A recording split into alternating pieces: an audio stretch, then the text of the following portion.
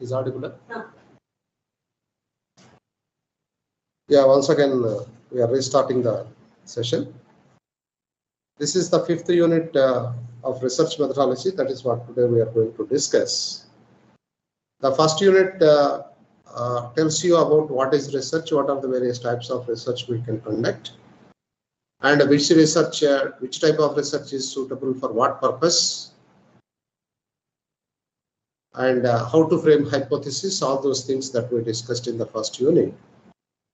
Whereas the second unit discussed about various data collecting instruments, different types of data like primary data, secondary data, and how to collect in different ways the primary data, like questionnaires, schedules, that what we discussed. So that helps us to collect the data. And once the data is collected, how to analyze the data with the help of statistical methods, both the descriptive statistics and inferential statistics that we have examined briefly in yesterday. Very briefly, the third and fourth unit. Those third and fourth units very briefly discusses about those things. And the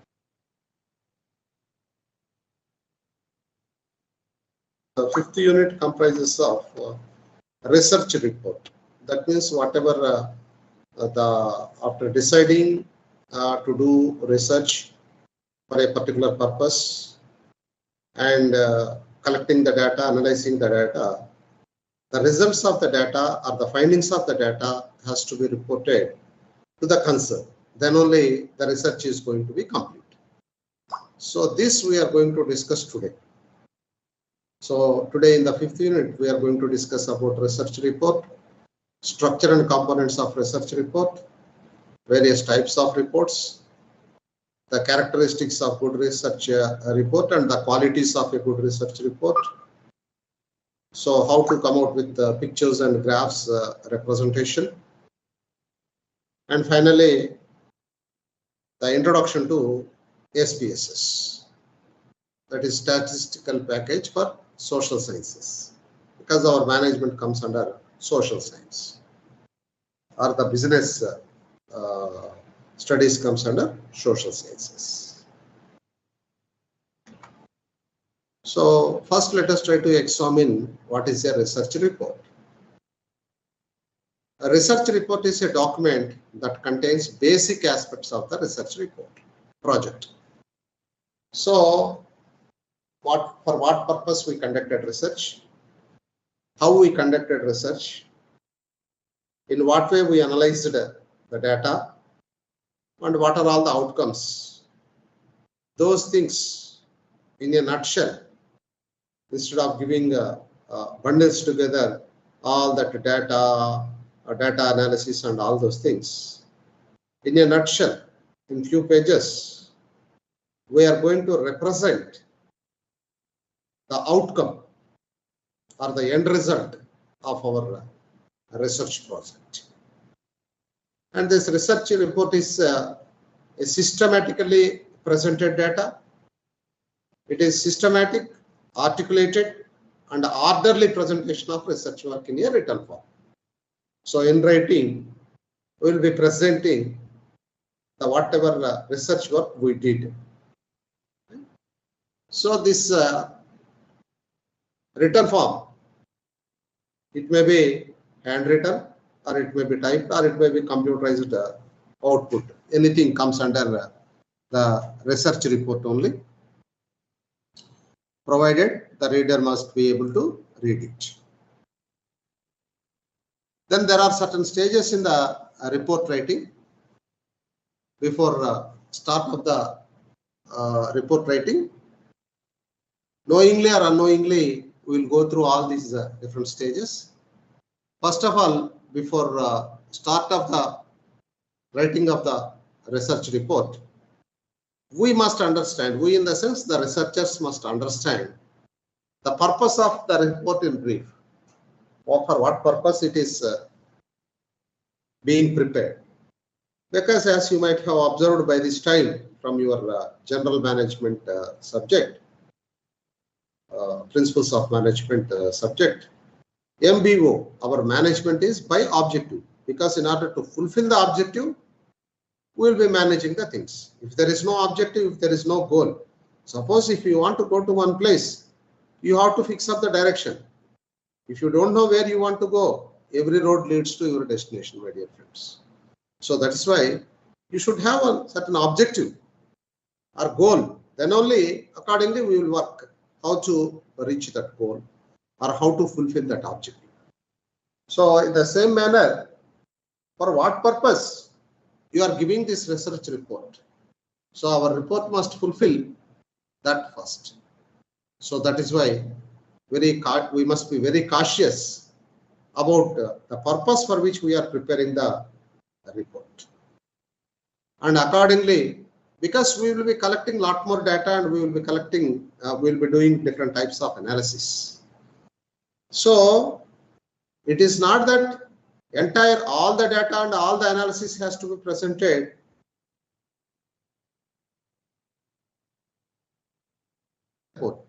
Say HR, if you are giving a report to the HR department, if it is to the overall management, it has to be included everything.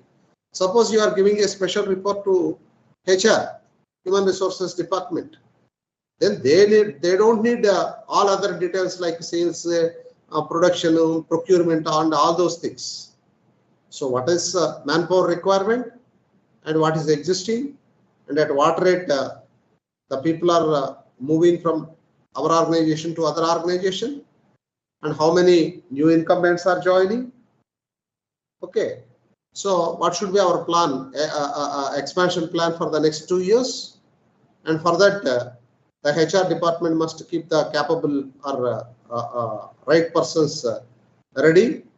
So in that way, the HR report should go. It is not that all other details has to be included in this report.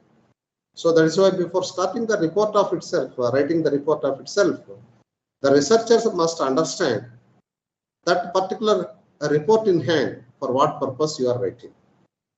And accordingly, you need to gather and select the information, because information is very, very wide will be there. So all the information we don't need for certain types of reports. So that is why from the gathered information, we need to select the information, and then we have to keep that selected information or that material in an organized form. And then you need to analyze your material, and then you will be writing the report. And once the rough draft is ready, you need to review and redraft wherever necessary. Then it will be presented, means that will be submitted to the appropriate persons.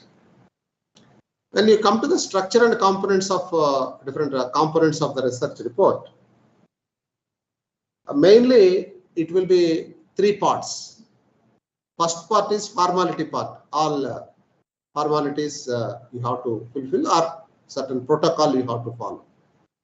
And second part is the main component, that is body of the report.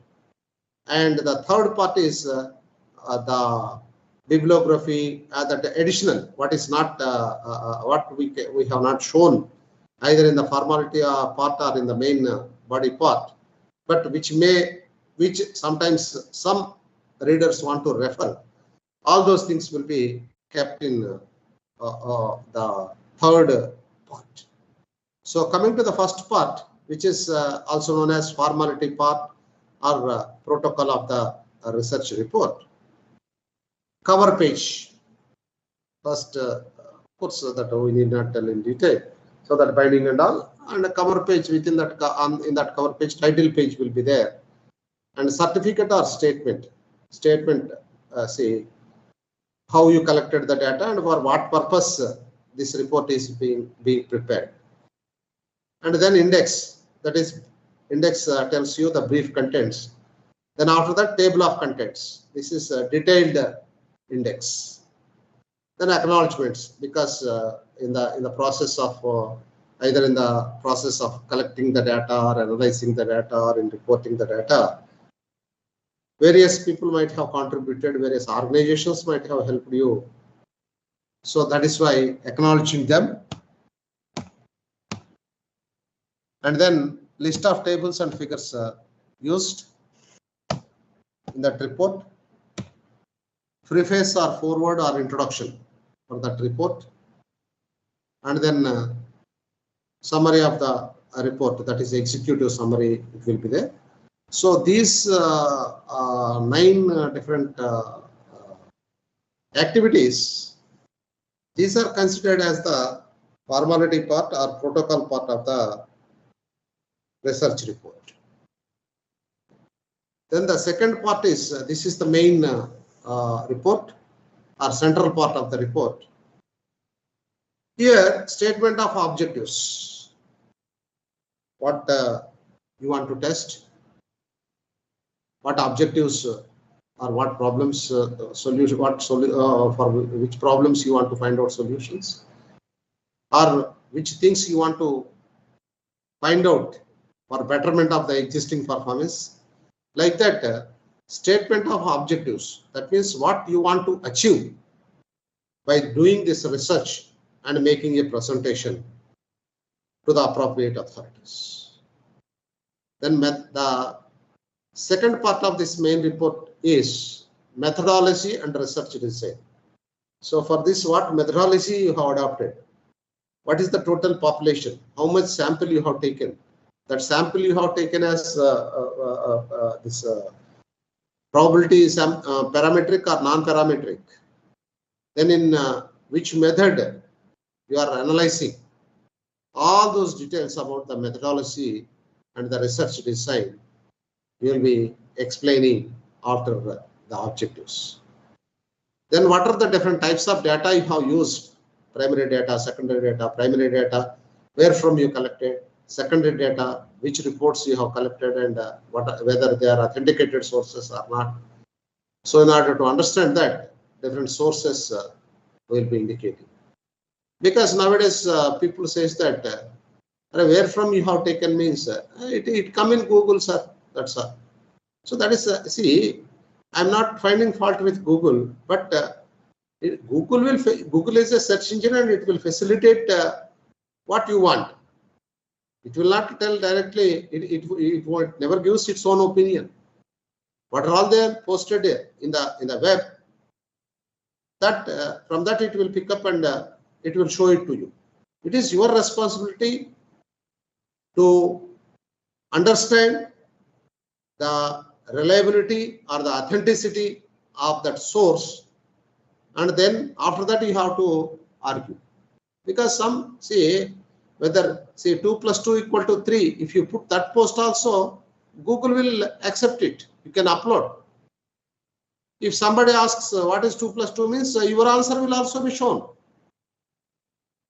But it is the responsibility of the data collector, whether it is authenticated source or not, we can rely upon that source or not. So that is an important thing. So that is why whether the report is a valid report or not, to find out that which type of data you have used and what are its sources, that you have to specify. Then the sampling decisions. Of course, we are aware about the sampling methods, sampling errors and others. Then data collection methods, that is under laboratory method, observation method, or by questioning or through interviews, like that. And what are the data collection tools? Questionnaires, interview schedules, like that. How many days and where you did the field work? Analysis and interpretation, that is tables, charts, figures, all descriptive statistics. And after that, inferential statistics, based on which you can draw the conclusions. And after analysis, what are all your findings? And what are the limitations of your study? Why? Because we will be collecting data in 6 months, over a period of 6 months. After that, for analysis and presentation, we may take another 1 month. Meanwhile, the data may be changed. Or because of the external factors, external environmental factors also, the data may be changing, because due to paucity of time, the preferences, the interests, all these things may also change. Right. Then the conclusions and recommendations, from your side, and any other relevant material. That means whatever government reports you have referred, and whatever specific methodologies, calculations you have taken, or the software used, all those details where from you have taken up those things, that can also be mentioned if it is not mentioned in the anywhere in the report. And coming to the third part, it is appendix or additional details. Here we will indicate or put the copies of different forms used for data collection. Certain tables which were not included in the findings, that master tables are, so that we will put in this appendix form. A copy of the questionnaire or schedule, and of course that is essential. Detail of sampling response, how you collected and how they responded. Statement of expenses. This is not applicable for academic reports. This is applicable for industry reports, because this data you are giving, for that how much expenditure you have incurred, because the business of business is business only. By spending 1,000 rupees decision, by spending 1,000 rupees for research, you cannot take a decision for 10 rupees or 100 rupees. Right. So, of course, always not only money. If it is a key performance indicator, then definitely we should not bother about the expenditure. So, for that purpose, how much expenditure you are incurring also you have to indicate. How much expenditure incurred, that also you should indicate in your appendix if it is industry report. For academic reports and all, that is not necessary. Bibliography, that is a list of books you have referred, magazines you referred, journals and other government reports also, other published reports and all, whatever you have referred. And any other relevant information which you want to bring it to the notice of the reader, so that should be there. So the central part is main, but the first part is formality part, and the third part is additional details part. So these two won't make the report. These two won't make the report, but these two will enhance the quality of the report. These two will enhance the quality of the report, and this will make a report in a structured form. Then what is an ideal report or what is a good report? Ideal report, good report, different nomenclatures the people will be using. How it should be? An ideal report should be clear, concise, accurate, and well organized with clear section headings. So sections, so subsections, so sub-subsections, it will be there. So unit 1 or part 1, in that part 1, again subheading 1, subheading 1.1a, again in that small one, like that. So clear section headings should be there, and easy for the, one second please.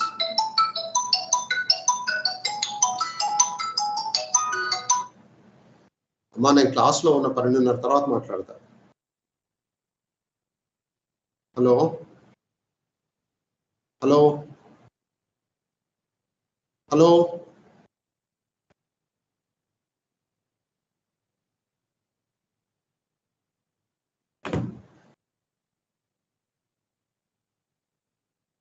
So an ideal report should be clear, concise, accurate, and well organized with clear section headings, easy for the audience to understand.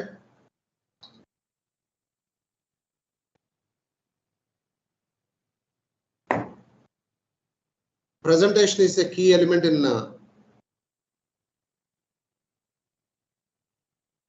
successful report writing.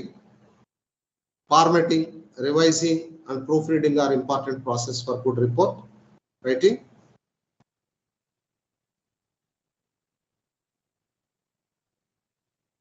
Amma.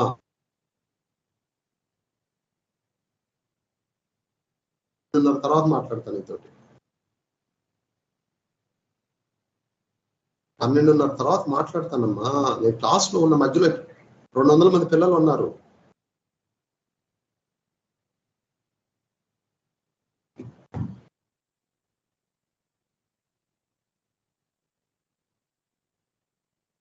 Presentation is a key element in successful report writing, and formatting, revising and proofreading are important process for good report writing. All reports should have executive summary. That means in brief, what is there in the detailed report that we have to tell in few words. A report should be visually appealing and easy to read. Diagrams, figures, charts, tables and graphs can all add interest to a report.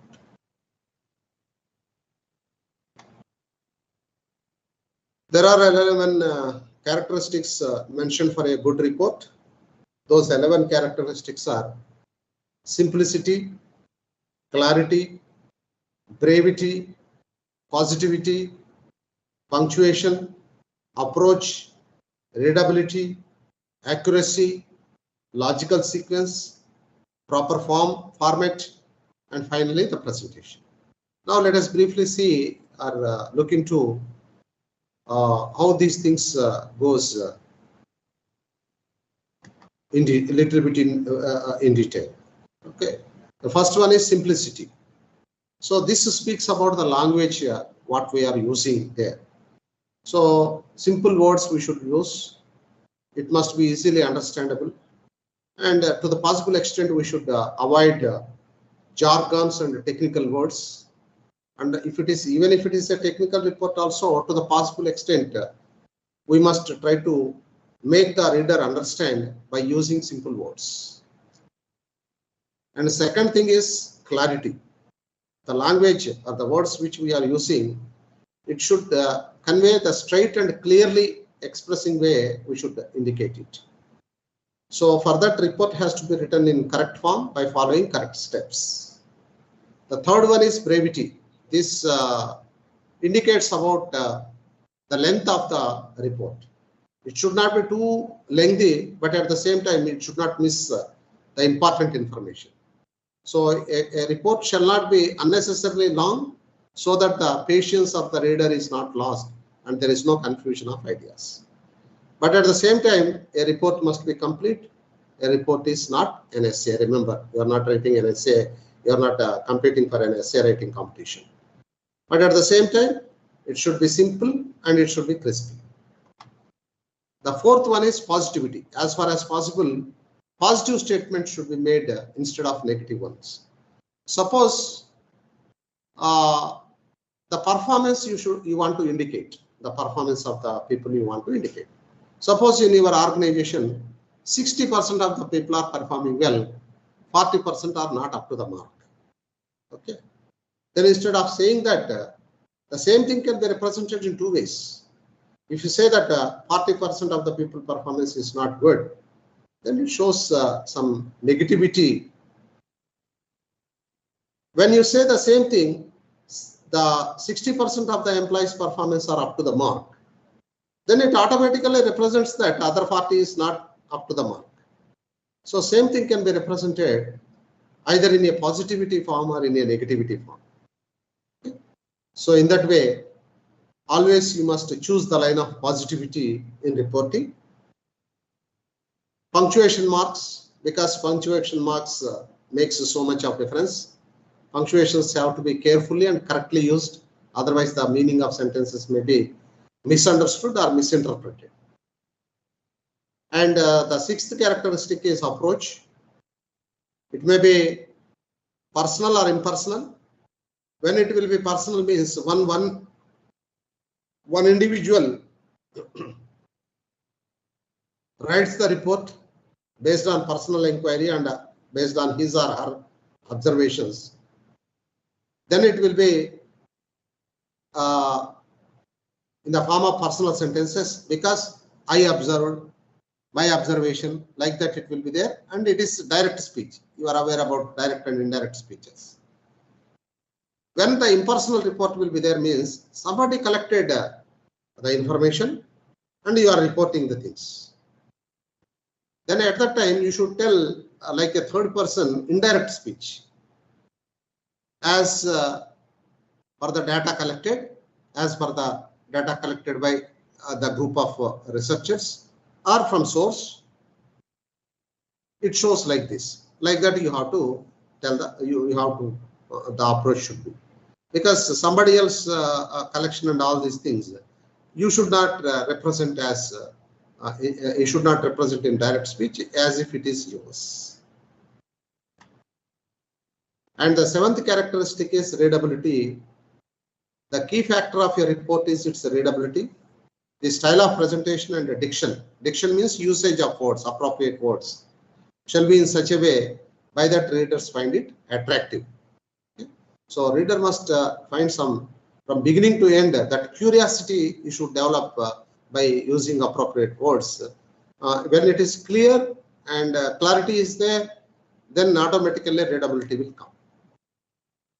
Accuracy. A report shall be accurate when facts are stated in it. So it shall not be biased with personal feelings of the writer. Then the ninth characteristic is logical sequence.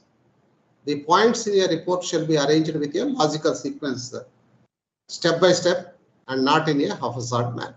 A planning is necessary before a report is prepared. So as we are aware, the purpose for which we are preparing the report. So that objective has to be fulfilled in a logical sequence. And then 10th characteristic is proper format. A report must be in proper format. Sometimes there are statutory formats to follow. In standard formats you have to follow. If it is a statutory report, say for example, a financial report to be submitted to the income tax authorities, or minutes of the company meeting to be submitted to the register of companies. For all these statutory formats are there, those things that we have to follow. Okay. And 11th one is presentation. A report needs an attractive presentation. That is, this presentation is it talks about the physical things, which font you are using, okay, and which style of lettering you are using, and the quality of paper, the colors used. So these things, that is why some good companies, big MNCs and all, they will make their annual reports so colorful. Okay. And because people are asking, along with characteristics, whenever we say in the examination, characteristics means that they are representing, and sometimes even they may ask qualities also. Qualities are characteristics, and qualities and characteristics are one and same.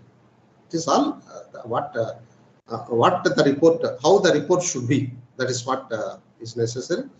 But however, for your clarification or for your convenience, I mentioned the qualities also in a different way.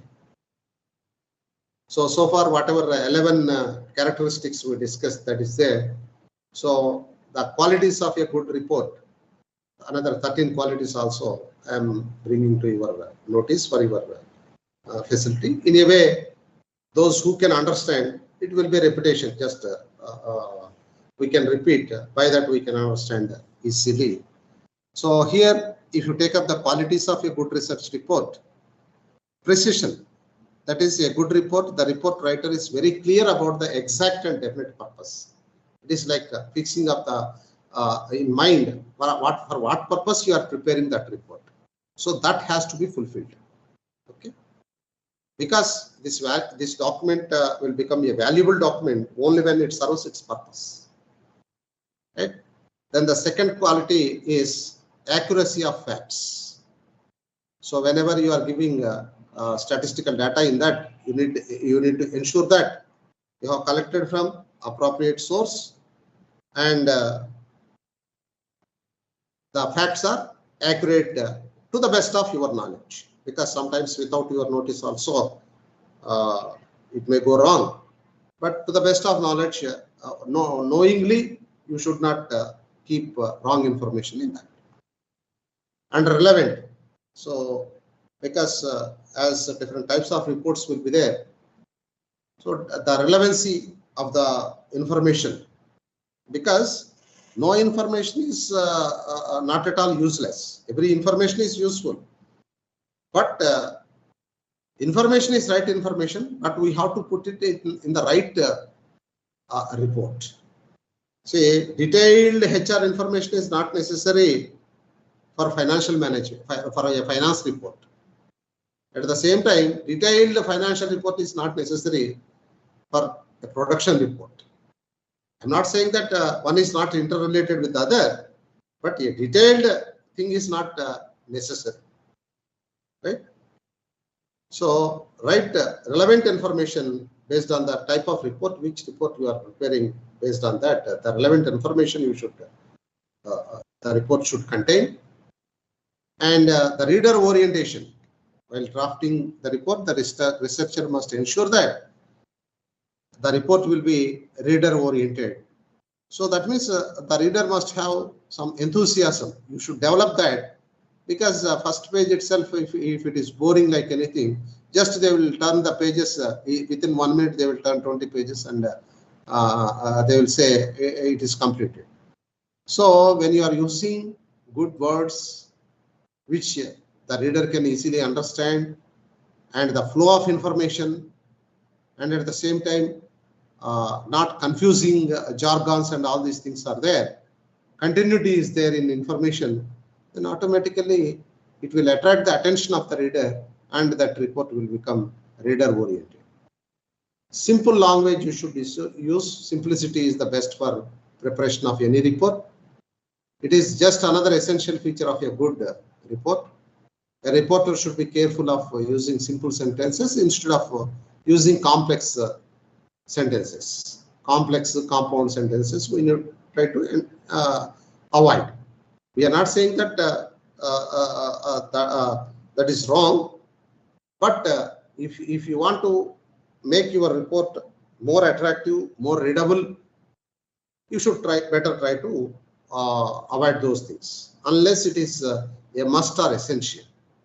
Then conciseness. So a good report should be concise, but it does not mean that a report can never be a long. So it should not be too long, it should not be too short, but at the same time it must give necessary information to the readers. Grammatical accuracy or punctuation marks, it includes. So a good report is free from errors. That means appropriate, grammatically it should fit. That doesn't mean you should become a grammar master, but some basic errors you must try to avoid. So that is why while writing a reporter should keep in mind about the grammatical accuracy of his or her writing. Unbiased recommendation. See, as an individual, you may be having an opinion, but as a researcher, you should not have any opinion. Whatever result, whatever comes in the data result, that only you should represent. Okay, that is why you should not have your own opinion. So whatever result it comes, then that result should be recommended. So in making the report, you should not be biased. Clarity. Clarity depends upon proper arrangement of facts. Okay, at appropriate place, you should represent the correct data. And to be an effective communication through the report, a report must be clear to understand for making communication success. Okay. Then attractive presentation. Of course, as we are all aware that we have to bring smart look with the diagrams, charts, and by using different fonts and styles of lettering. That is for differentiating different types of information, and that colorfulness to the report. Right. So those things has to be ensured. And your report should give complete information. Complete means what is essential to that particular purpose. It is not that complete information means that those don't misunderstand that all the information we collected should be there in that report. No, all the information you collected will be useful for different purposes. So for which purpose in hand you are preparing this report, In that way, that information, that relevant information, only complete information should be there. And as we are aware, positivity, a good report should have the positivity. That means same thing can be represented in a positivistic way and a negativity way. You should adopt, or you should follow the positivity way. And finally, there should be summary, because some people may not have find time. Like for that purpose, at the end we'll write it as summary, and at the beginning we will present it as executive summary. So, however, the summary, brief, important points, so that should be presented in the form of summary. So, a report is a document that presents a relevant business information in an organized and understandable format. Each report is aimed at a specific audience and business purpose, and it summarizes the performance of different activities based on goals and objectives. Okay, so if you take up the different types of reports based on the information we are using, like that. So various commonly used different types of reports are informational reports, analytical reports, operational reports, product reports, industry reports, department reports, progress reports, internal reports, external reports, vertical and lateral reports. These are there are endless list is there, but these 10 types of reports are very widely used reports. And remember, friends, after discussing these 10 reports, we will go through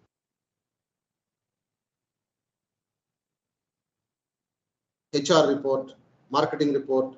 Okay, those reports also we will go through.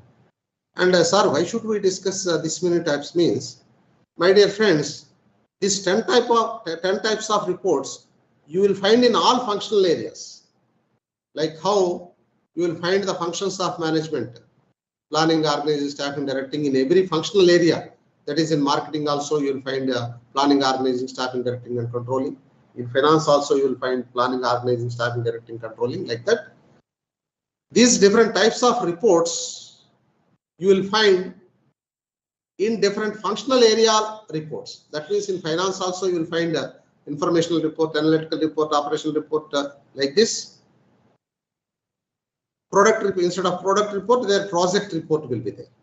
Okay, product means one particular thing you want to take up. So whether it is feasible and profitable or not, that you will be deciding in case of finance. Okay, so in that way, first we will discuss different types of reports, and then we will go with different areas of reports, like different branches of reports, like functional areas, marketing, finance, human resources management, production, materials management, that is for procurement and all. Okay, like that we will go through. We will examine those reports also. What should be there in those reports also, that we will go through. Then coming to the first part, this is informational report. The first in reporting types are informational reports. As their name suggests, this report type aims to give factual data.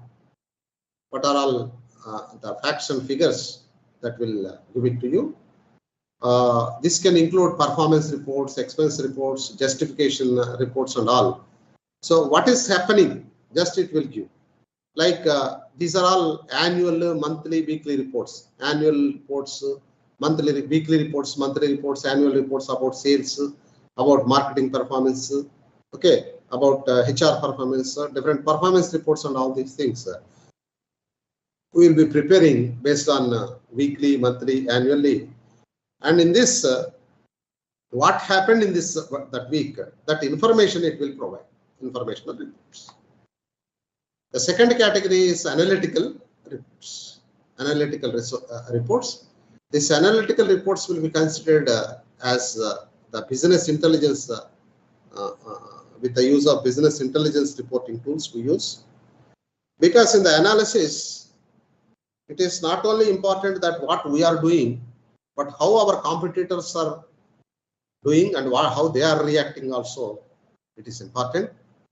So that is why this analytical reports comes into the second place, because there in the first reports, that is, it is just providing information, but in this that information you are analyzing and providing a solution to come out of a problem, a way to improve your performance, and an alternative way for doing a particular thing. Like that, this analytical report, it will consider your data and how your competitors, what is happening in the market also, and in an analytical manner. If you react in one way, how the competitor may react, and by that how again your strategy should be. In that way, this analytical report gives you the information. The third one is an operational report. This is for day-to-day functioning and about the optimization of operational efficiency, your production efficiency, optimization of optimum utilization of resources. Mainly for this optimization techniques, these operational reports will be there. And product reports. So as the name suggests, this report is type of used to monitor several aspects related to product performance and development. Because how each and every, if in your business, some products may be doing well and some might not be. So which has to be strengthened, which has to be further extra additional care has to be taken. All that information, when all that decisions you can take appropriately when detailed product reports are there. See, these product reports will be there in finance also. Why? Because in finance also different projects you might be for consideration. So that project, if you take up that project, what will be the consequences? How much will be your investment?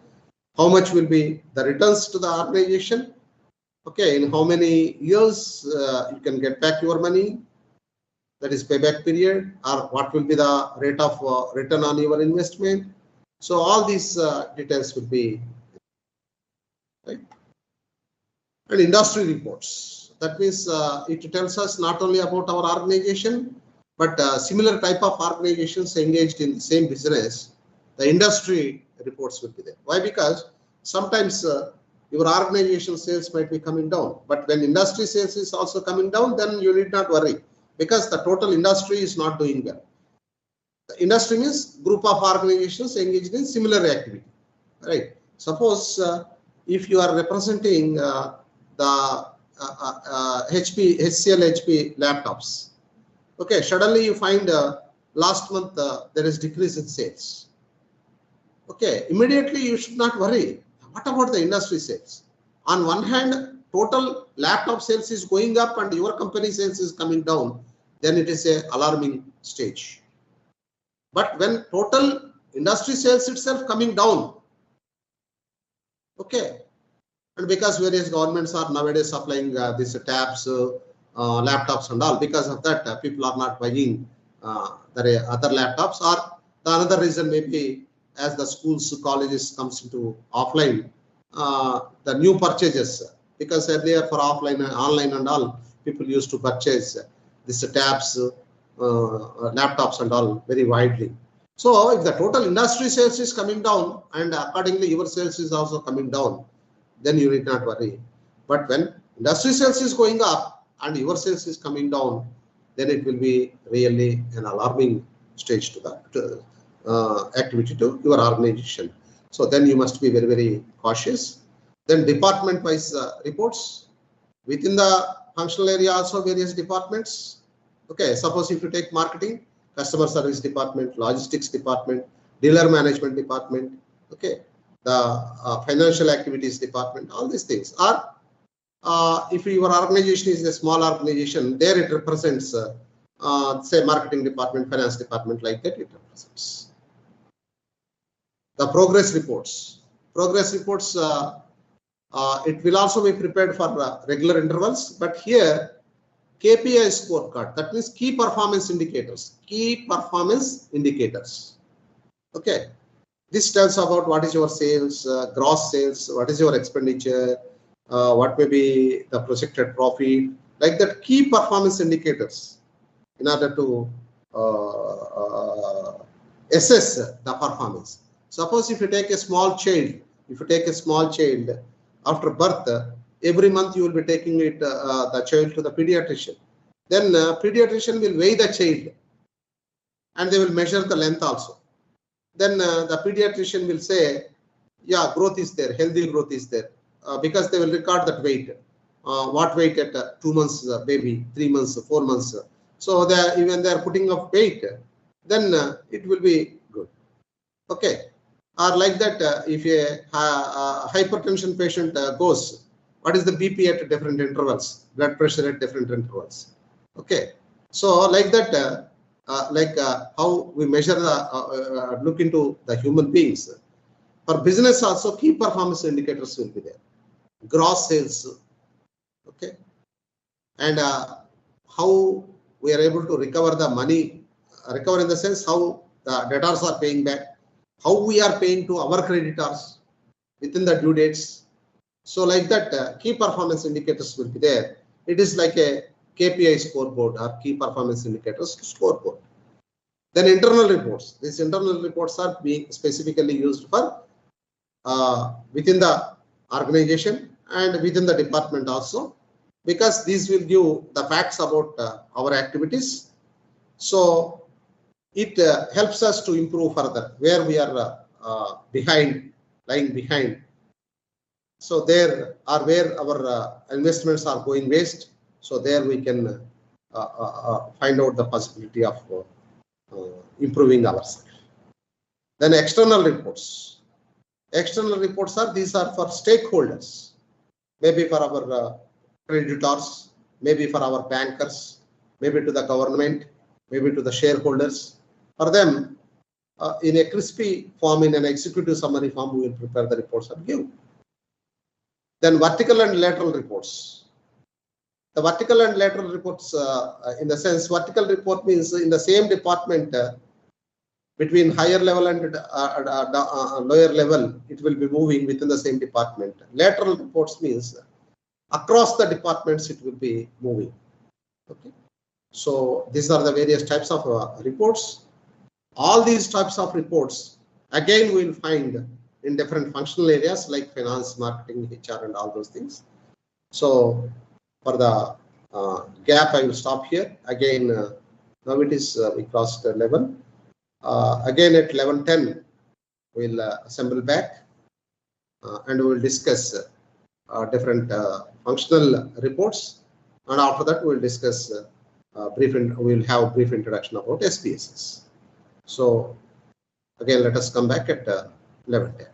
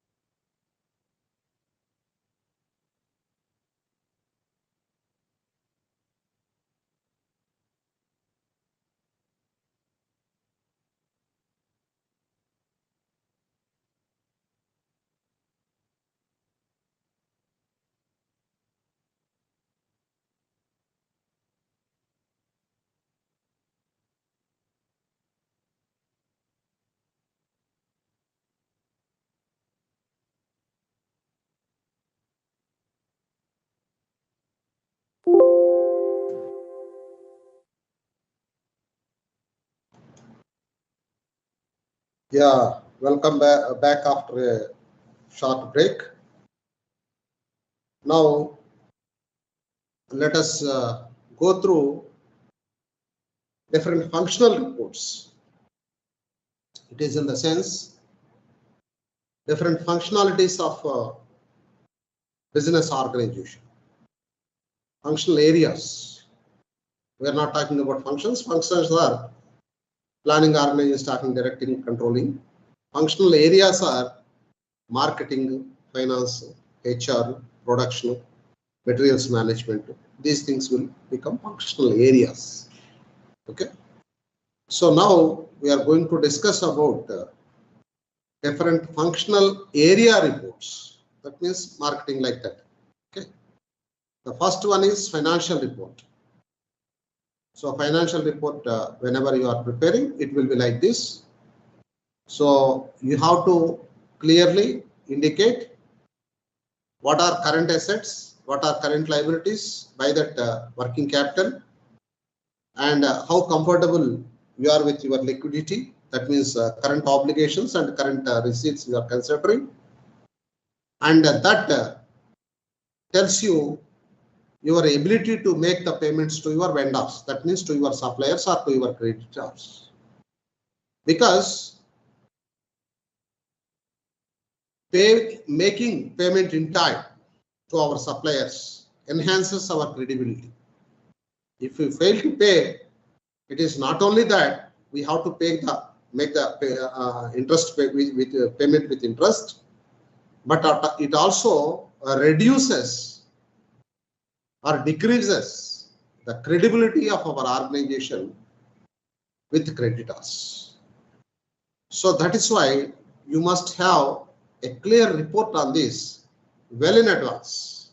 So how, sir, how we will be knowing what may be coming in and what may be going out means past data is there. Based on past data, we can project. It is not going to be exactly, but approximately we are able to project based on the past data. Approximately we can project what it may happen in future, and based on that we may take a decision on the inward and outward payments. Inward payment means our sales, our debtors making payment to us. Outward payment means our purchases, we are making payment to our creditors. So coming to the financial report, see, keeping finances in check, that means balancing payables and receivables is a critical for success, and for which this financial report is going to be a criteria or an important document, this financial report. Why we are studying all these things means because these are also a report like research reports like this, and this is that doesn't require very big research, but based on our sales forecast and all these things, this financial reports gives us the liquidity, invoicing, budgeting, the general financial stability of our organization. And by using this, managers can take appropriate decisions, which will help the organization to perform better. So, for instance, getting a detailed calculation of the business working capital can allow you to understand how liquid is your company. That means your ability to make the payments to your creditors. That is what the liquidity tells. Okay. See, that is why this short-term creditors and all, they will be looking into that only, right? And after finance, the next report comes is the marketing report. So the marketing report, how much mainly in this marketing report, if we want to have the performance, see, we will be spending huge amounts on these promotional campaigns like advertisement campaigns and all these things. So nowadays, different alternative medias we are choosing in order to market our product. So here, how much we are paying on spending on campaign 1, campaign 2, campaign 3 like this, and what are all the total impressions? That means how many people have gone through this advertisement, total clicks, that is internet advertisement and all, total acquisitions, that means because of this promotional activities, how many customers we are able to add, that is total acquisitions. And when you know the total spending and total acquisition, here total spending is 67.619 euros and total acquisitions are 106 customers. So each customer, for acquiring each customer to our organization, to the organization it costed 631 euros. But when you compare the LTV, lifetime value of that customer, that means repeatedly they may be buying from us, this cost per acquisition will be recovered over a period of time. So a marketing report that ensures a healthy return on investment from your marketing efforts. This type of reports are offered a detailed overview of campaign performance over last 12 weeks or 12 months, like that. And when you have access to this information, then only you can continue those campaigns which are giving better results, and you can discontinue those campaigns which are not yielding better results. So for which click-through rate, CTR, click per click rate, cost per acquisition, all these things with the help of this marketing report, you will be knowing, and by that you can take appropriate decisions for improving the performance or for betterment of these campaigns and all, and by that the marketing performance. Then the sales report. So how many number of sales calls we transactions we did, what is the total revenue we generated, what is the profit, and what is the cost of that sales, other costs incurred. Same for the same period last year, how it was. So all these things you can have with the help of sales report. So these are the things that we need to indicate in a sales report. How many sales transactions we did, what is the total revenue generated, what is the cost of that sales, and how much profit, gross profit we are earning, and out of which, again, what are all the overhead expenditure. So then only the net profit will come. So how the revenue is varying when compared with the last year same period. Incremental sales, that is what extra additional sales you are generating by using different campaigns through marketing. Like see, earlier these options are not there, only advertising through radio, newspaper, television, so on and so forth. But now through Twitter, through all these things are available. This social media is also being used in a big way by the organizations also in order to improve their sales and all. Okay, or even to get a better feedback for our product. So the sales report, an intuitive sales dashboard like the one above in the perfect analytical tool, monitors and optimization of sales performance. What are all we are incurring, what expenditures we are incurring, and where we are doing well. And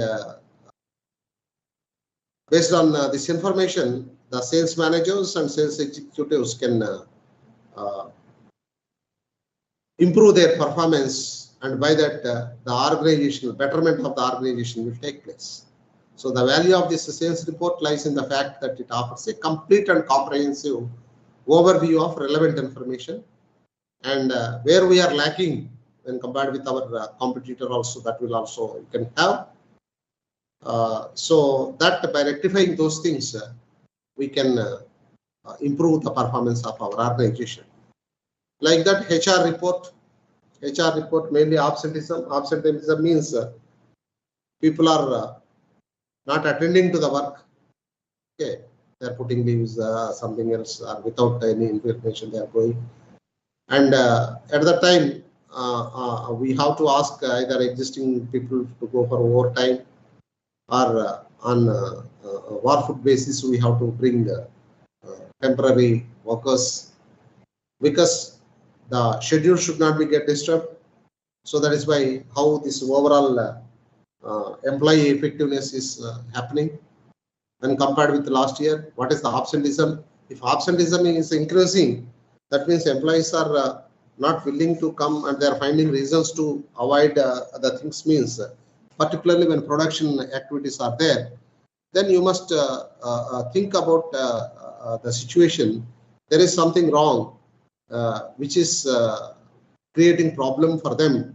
That means that peaceful work environment, that happy work environment is not there. Based on absenteeism, you can find out. So this human resource report, or this can also be known as human resource analytics.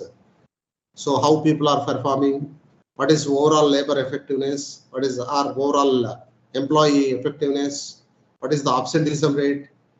Okay. So how employees are quitting the organization, all those things that we can have with the help of this HR report, and which is otherwise known as HR analytics, and with the help of which you can take appropriate decisions. Because without human resources, the resources will be just other resources will be just resources only. They never become a fruitful business activity. Because in order to convert the raw material into finished product, you need the help of production department, production people. Okay, so the HR, what type of people you are having with your organization, that also decides the growth and future of your organization. So this HR report serves that purpose. Then management report, that is total overall report. It includes the total organizational performance. So what is the return on assets? How much return on assets we are getting? What is the return on equity? Equity means the owner's investment. What is the debt equity ratio? What is our share price? And what is profit earning ratio? What is working capital ratio?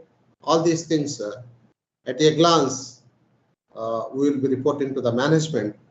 By that, the management can assess how the managers are performing, the professional managers are performing in the organization. So managers need to monitor big amounts of data to ensure that business is running smoothly. One of them being investors' relationship, because they should ensure proper return on their investment, organizational investment and all. So how effectively we are making use of assets, what is the return on equity, debt equity ratio, share price, all these metrics will be knowing with the help of this overall management. And nowadays, because organizations are becoming computerized and sophisticated organizations, earlier if we know the performance of marketing department, production department, all those things, that is enough. But nowadays we should understand, we should know the IT performance also, information technology performance also. It is not that we are talking about IT organization. No, because now, because of industry 3.1 and industry 4.0 adaptation, everything is computerized, and many of the things we are automatizing or smart way it is happening. So this information technology, the performance of information technology in our organization, or information technology support to our organizational employees, okay, that will help a lot. That will, see, gone are the days we are not placing orders to our suppliers automatically based on our sales and production schedules. Automatically the supplier is sending the stocks. At the same time, our dealers also not asking for stocks.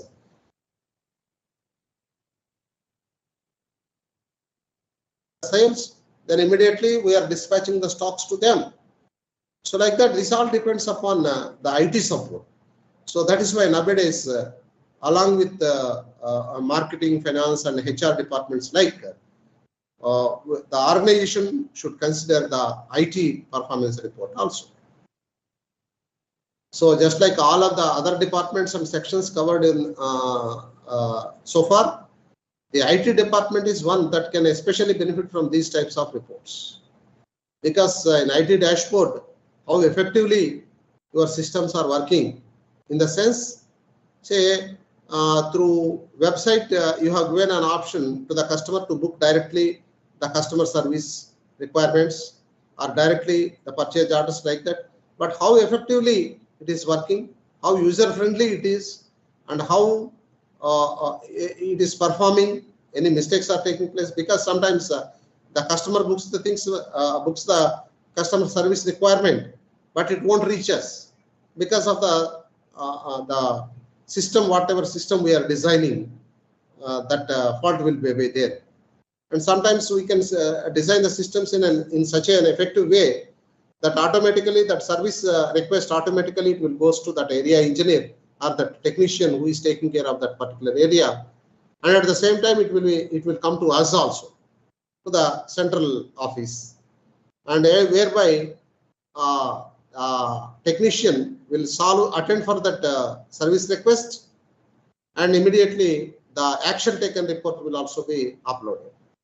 Otherwise, this already the customer booked the that service request, that will be showing unattended at the central office servers, whereby we will be alert. And once the technician say uploads that the thing is attended, we need not be in that way. We need not keep quiet.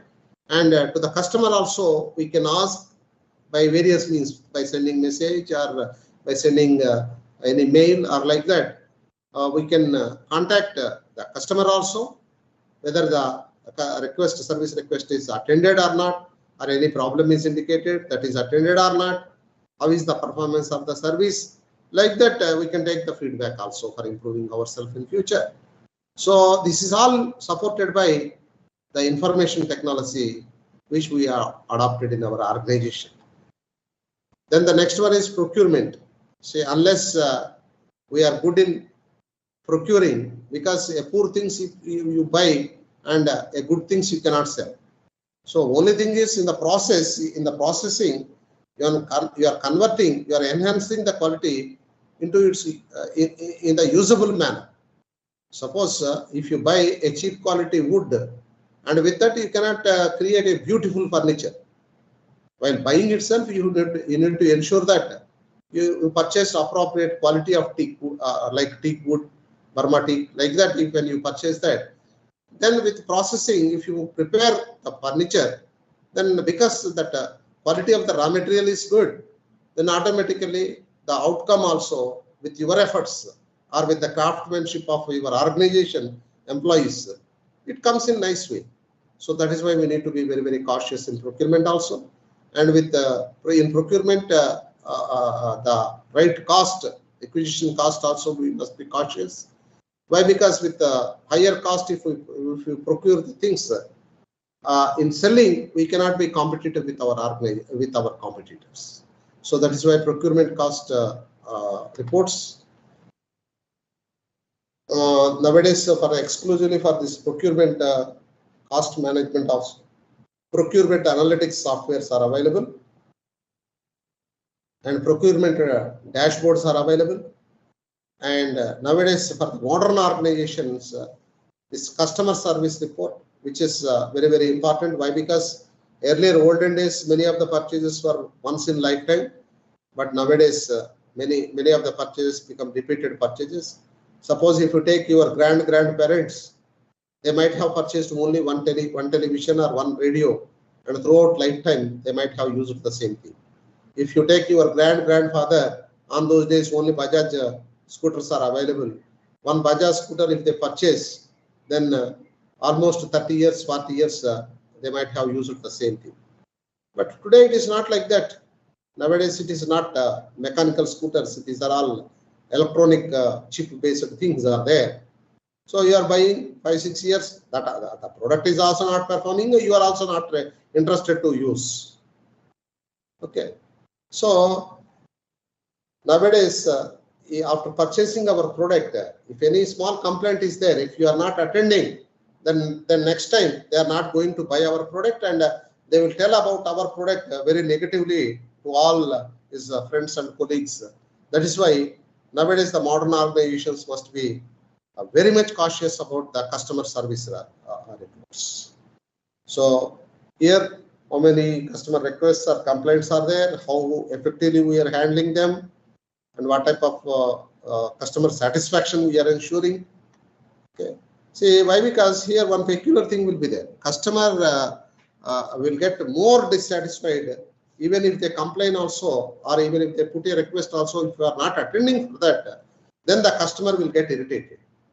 If you are attending for their queries or requests, then even if some mistake is there in your product, because you are attending timely, the customer feels happy. Okay, this even if it happens also, these people are attending for that and immediately making it bringing it into working condition.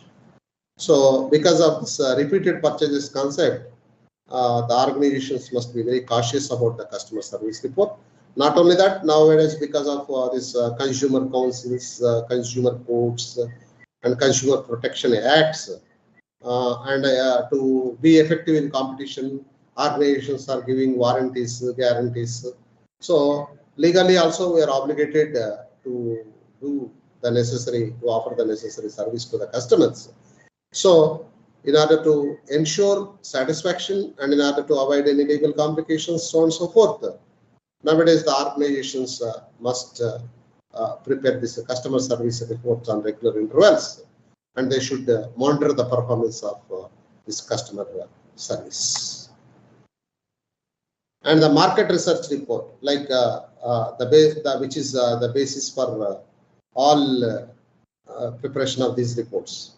Because basically nowadays organizations are going with the information system, the management information system, and in that management information system again marketing information system will be there.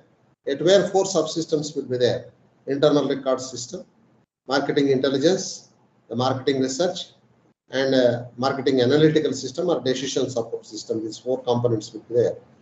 So readily available with our organization, available in the outside, and if it is not available inside our organization or outside also, secondary data also not available, then you should find out that data for which you will go for marketing research. As we are aware, research is already, the information is existing but not known to us. For that we will go for this research. So this marketing research is one among a part and parcel of marketing information system, which is again a part and parcel of management information system of the organization. So because this sales are the end result of marketing, that is sales, is bringing revenue to every organization, or perhaps that is the only source of revenue to every organization, we need to be very, very cautious about this market research reports, and at the same time this brand management, product management, all these things, brand awareness of our product brand awareness with in the market, what are all the top brands in our category. All this information, if we have this market research report, then it helps us to make or to improve the performance of our product and to improve the reach to the market. By that we can have beautiful sales and so on and so forth. Okay, nowadays if you take the present organizations, the most important one, particularly after this 2018 and particularly even after this COVID pandemic, this 2020 onwards, the most important one that the people are giving nowadays is it is the social media report. Because earlier to the traditional organizations, this social media activity is not there. But nowadays, every organization, they are maintaining their account in Facebook, Twitter, Instagram, YouTube. Everywhere their presence is there. And everywhere you have to take care of your organization.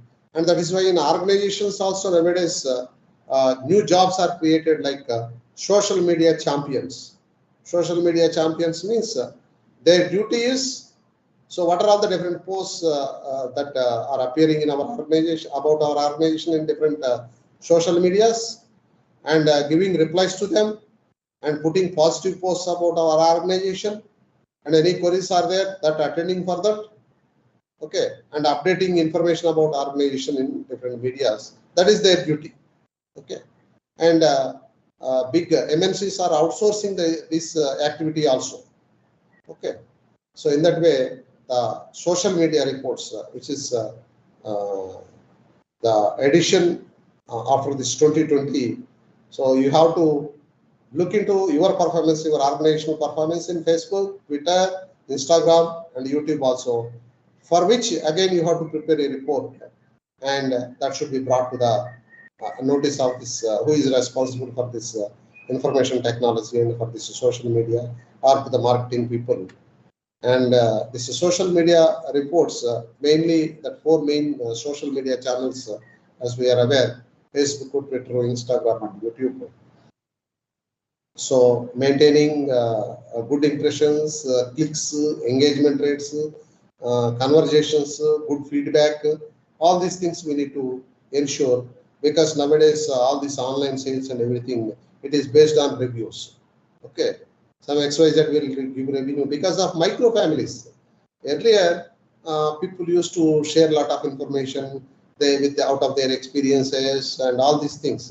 Nowadays, if you see, even if 5, 6 people are sitting at one place also, each one will be busy with their own phones. Okay. So earlier, if you are sitting in a hall, at least family members, so they might be watching the TV, and they might be say pros and cons. They might be discussing, or they might be discussing about other issues and all these things together. Okay. But nowadays, I observed in so many houses also, TV will be working, and this another 2, 3 people, whoever sitting there, they will be busy with their own phones. Okay, so because nowadays this social media is having more impact on the people who are also our consumers, so we need to take care of this social media performance report also. Okay, so these are all the various types of functional reports. That is what we discussed so far, and that informational report to operative reports, which we discussed at the beginning. All those things are applicable to this marketing, HR, finance, the procurement, the materials management department. So to information technology, to all these areas, those reports are very much applicable. Okay. So a research investigation can be presented in a number of ways. So that is a technical report or popular report. So a technical report is used whenever a full written report of the study is required, whether for record keeping or for public dissemination. The technical report, all the details will give. Popular report is used if the research results have policy implications. Because your research may have impact on policy implications to the management, or sometimes if it is a social research, then it may have impact on the societal policies. That means which will be made by the government. So a popular report is prepared for policy implications. Technical report is for the purpose of for public dissemination. That complete detailed report, that is known as technical report. So technical report, if you go through in the technical report, the main emphasis will be on methods employed, assumptions made for that study, and a detailed presentation of findings, and the summary results, the nature of the study, methods employed, what data you collected, all these details you will be giving in your technical report. And that analysis, conclusion, bibliography, index, all these things that you will be furnishing. Of course, what are all the good qualities, good characteristics, all those things already were discussed. Then coming to popular report, which will be given for policy implications like this. So the popular report is one which gives emphasis on simplicity and attractiveness. So here the findings and their implications we have to report. Recommendations for action with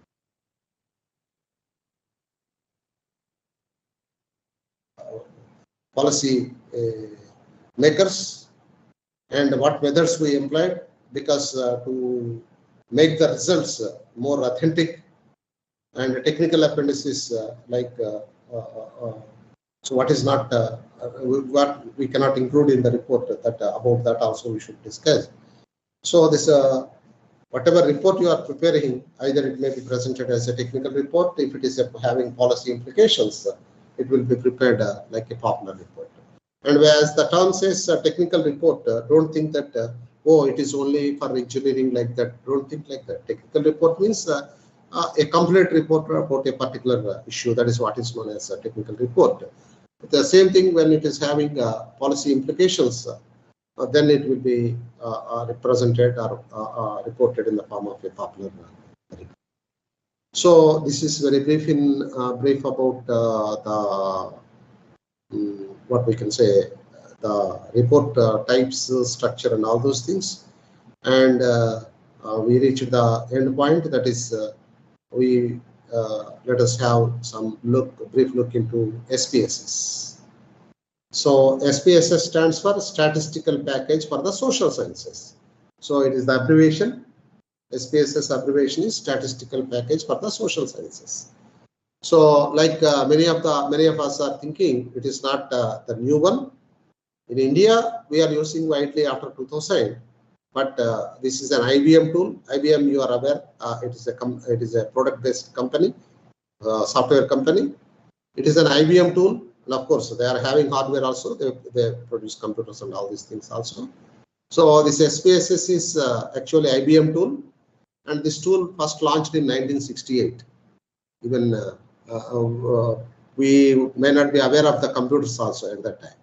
So with because this IBM, this SPSS is there, it used to work with the mainframes, Windows.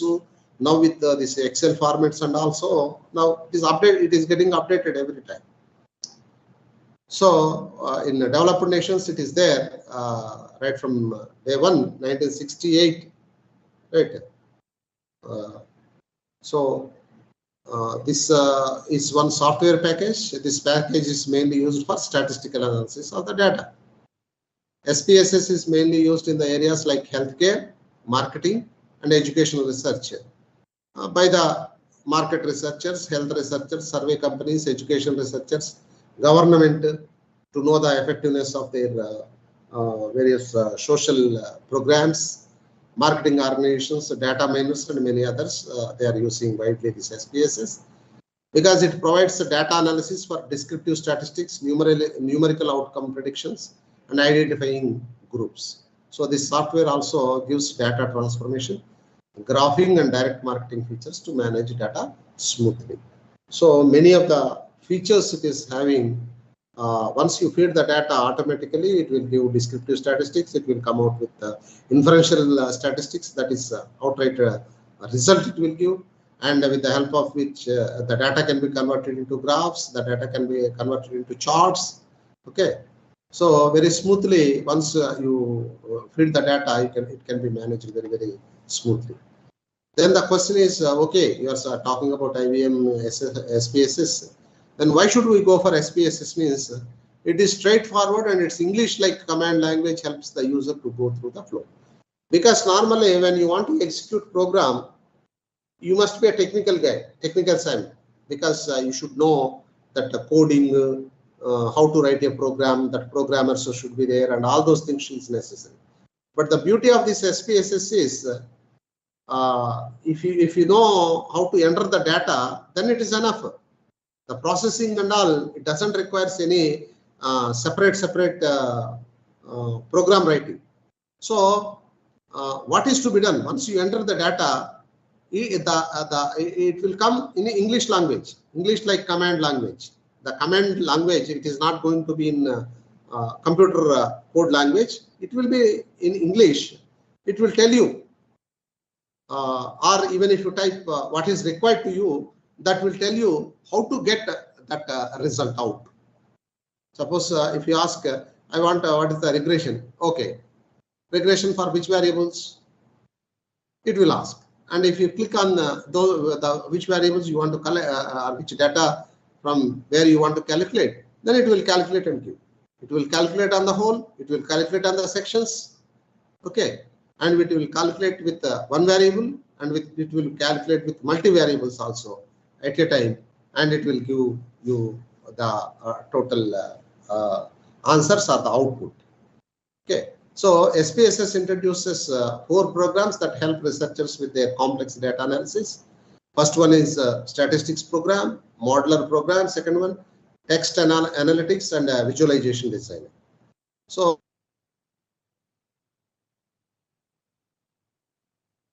gives you large amount of basic statistical functionality.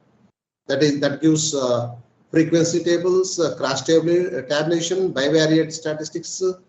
Okay, so all that outputs it will give. Modeler program. Researchers also able to build and validate predictive models. Based on this data, you can build your own models also, at where this statistical procedures will help you through this SPSS. Text analytics and survey programs. It gives robust feedback analysis, which in turn get a vision for the actual plan. So it gives like an action plan. What is the total gist of it, and for that what you have to do also, it will also suggest an action plan.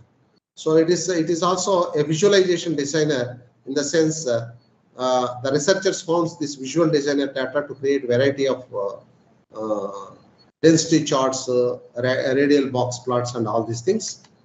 And if you go through the features of SPSS, the data from any survey collected via survey Zigmo gets easily exported to SPSS for detailed and good analysis. Because nowadays, earlier we used to collect the people used to collect in 2000 up to 2010-15, people used to collect the data manually, and they used to feed the data. But nowadays, what is happening because of this online activity and all, particularly after this pandemic, because of this pandemic and all, what is happening is the data collection itself you are collecting online. The data collection itself you are collecting online, and automatically that data is getting fed to the SPSS. So in SPSS, data gets stored in SAV format, and this data mostly come from surveys. This makes the process of manipulating, analyzing, and pulling data very simple. Okay, so SPSS have easy access to data with different variable types, and because even if you are doing the survey also with online, automatically it can be get uploaded to SPSS. Of course, not directly. First, that data, whatever online survey you are doing, that will come to that will be converted into Excel sheet, that will be posted to Excel sheet, and after that from Excel you can import the data to SPSS. Okay, so there is no end what we can do with this data. You can do anything with this data, and even data editing, data manipulation, everything you can do it. Okay, so SPSS has a unique way to get data from critical data also, and SPSS is easy for you to learn, and it is easy. The usage and application is also very easy, and it helps to get data management system and editing tools handy, because it will suggest what has to be done in order to get the required output. As we have already gone through, it is like English language command. Okay.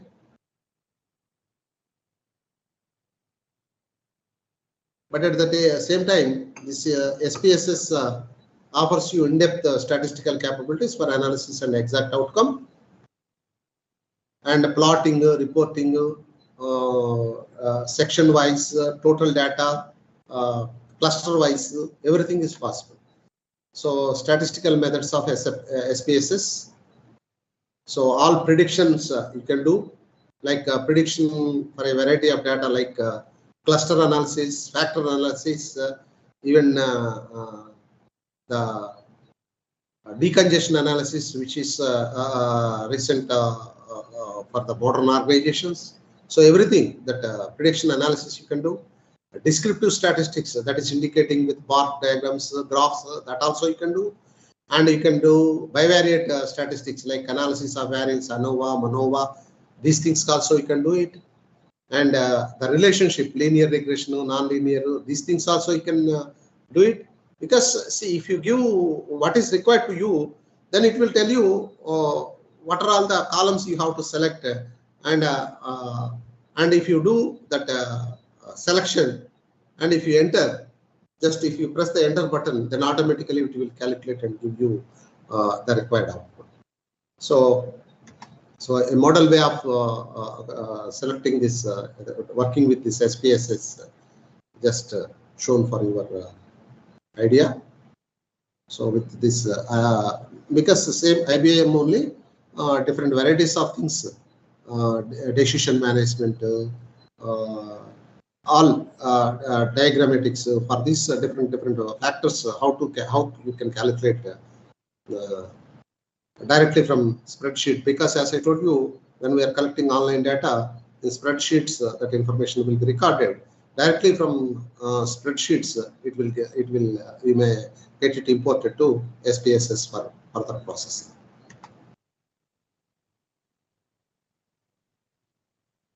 So this SPSS have two types of views, that is variable view and data view.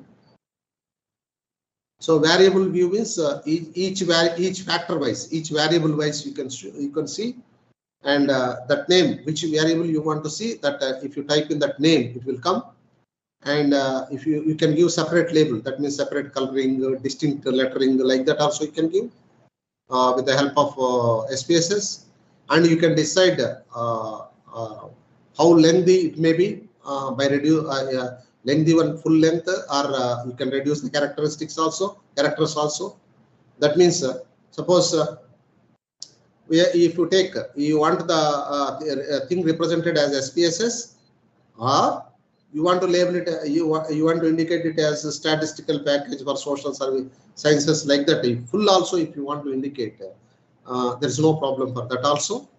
And the decimal in calculations and all, after decimal point, to how many digits you want to consider also, that command also you can give. So after decimal also, even if you want to calculate 8 digits, 9 digits also, it will calculate and give it to you. And value, it helps to enter for the further processing. So any missing data is there, then it will alert you immediately what is the missing for calculation of that particular thing. Alignment, you can align left to right to in any way, all easiness is there. And this measurement scales also, ordinal, cardinal, nominal, all these measurement skills also you can use. And data view, the data view is structured rows and columns. This is data view, which you can find while you are working with SPSS.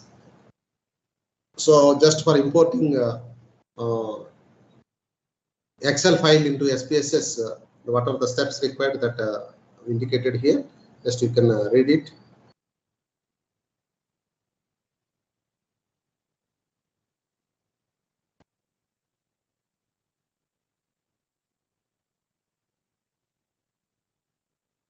Just you can open that Excel file, whatever you want to import, the data you want to take for SPSS calculations, and you can follow these steps, whatever I have shown.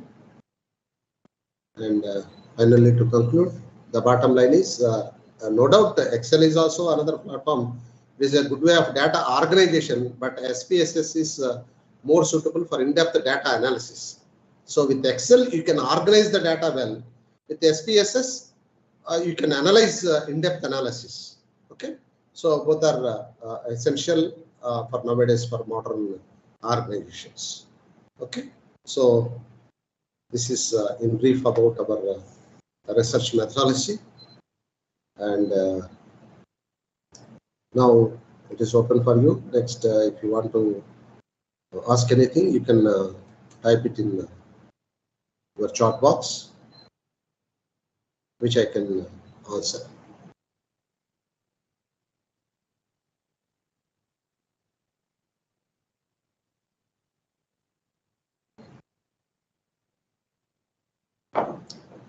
So someone is asking to post the PPTs. No doubt about it. All the 5 units, whichever we have gone through, all the 5 units will be posted in the website. Maybe next week, because we completed, this is 3rd week only. We completed the things, but all the PPTs at a glance, they will post it. So maybe I will hand over now itself, because my part is over. So because they will be having their own protocol, it will be posted in the website for research methodology. And already very good PPTs are available in the website by another professor. Actually, is a very good professor, and who is having many years of experience teaching research methodology. That also you can go through, and these PPTs will also be posted. Okay, so whatever you feel comfortable, you can go through those PPTs and study well, and we wish you all the best for your endeavors. Okay, so thank you. Have nice proceedings.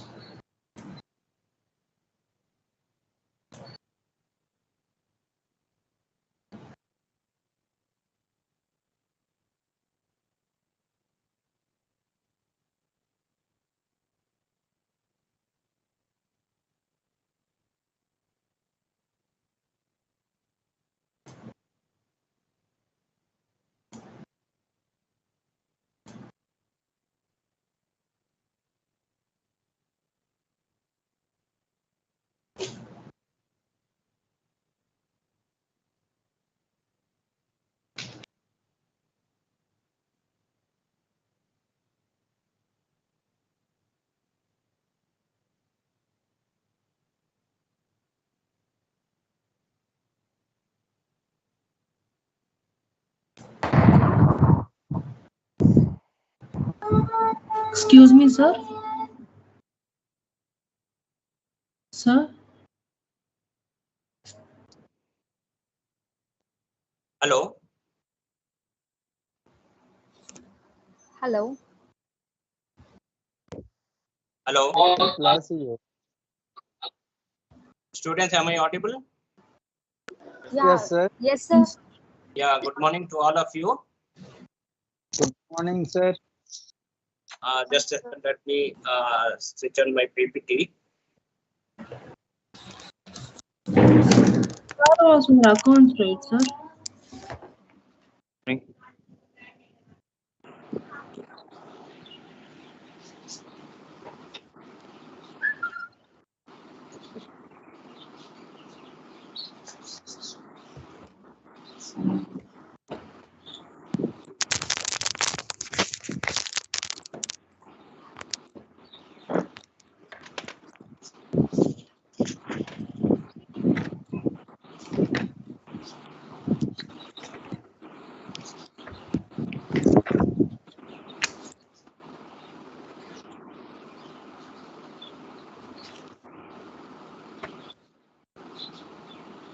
Hello. Hello, sir.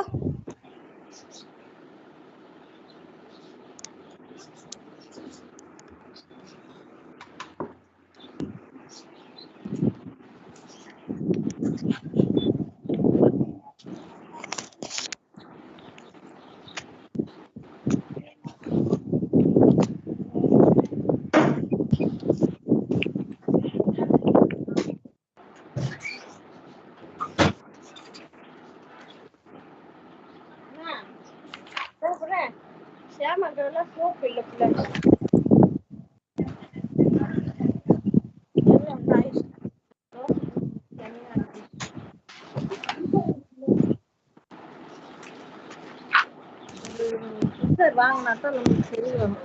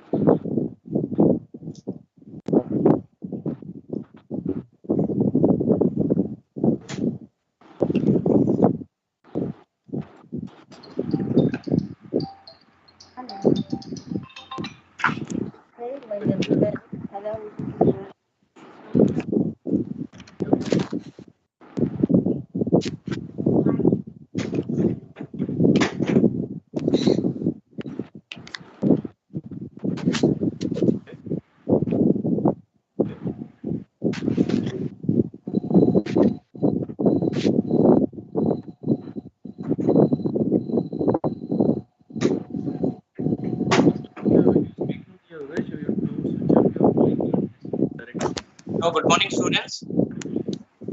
Good morning, sir. Am I audible? Yes, sir, you are audible. Sir, may Yeah, I have a question for you? One thing, like Yeah. while starting the section. Sir, 2 days back I studied business environment. Hello. Okay. Environment. The recorded section and my book. I both are combined and referred. But of the PPTs or in book, some of the topics are skipped in PPT, sir. Yeah, because it is too vast. It is within 1 or 2 period. It will not be possible to complete. Sir, can you please speak loudly, sir? I can't able to hear. Yeah, the problem is that you cannot explain all the complete book in PPT. So Okay. there are some theoretical part, but law parts are more. So we have seen Yeah. that most of the students, they are not able to write the law part properly. So we are taking this like contract act, company law. These are more in these classes. So theoretically, of course, you can go through the book. If any difficulties are there, you can come back to us. Okay. Okay, sir. Because And then one more, sir. For in PPT, there is the topics are different from the book. I'm right. no, that some may be different for your understanding. It might have been given. Otherwise, it is within the syllabus only. Okay, okay, sir. In exam point of view, what we need to refer, sir, book or your PPT? Yeah, both are same only. In book also, you have to refer the book. The PPT only some of the points which is necessary to explain you. That might have been extra. Otherwise, it is the same. Okay. Which PPT In is out exam of point of syllabus? view, Can you tell me? Can you tell me which PPT is out of the book? no, sir. Out of book, I didn't say, but some few topics are skipped in PPT. So only I'm asking. In book, there is lot of Yeah, a paragraph lot of in things books. are there Yeah, because lot of 8 things, classes, it is lot of very difficult. subdivisions and so lot of topics are there. So only I asked, sir. Yes, yes. Those are initially I told you there are a lot of theoretical topics which you can go through, but law part it is very difficult to understand student themselves. So we need to explain them. That's why I have taken little bit more classes in law, contract, and company law also. So after that, if time is there, then whatever you can ask, we can discuss it. Okay. Okay, okay, sir. Okay, sir. Okay. Okay. In exam point Sir? of view, we need to refer book also. I'm right, Yes, sir? yes, yes, yes, sure. Yes. Okay, sir. Sir, Okay, sir. Thank you, 25th sir. June recording is not available in YouTube, sir.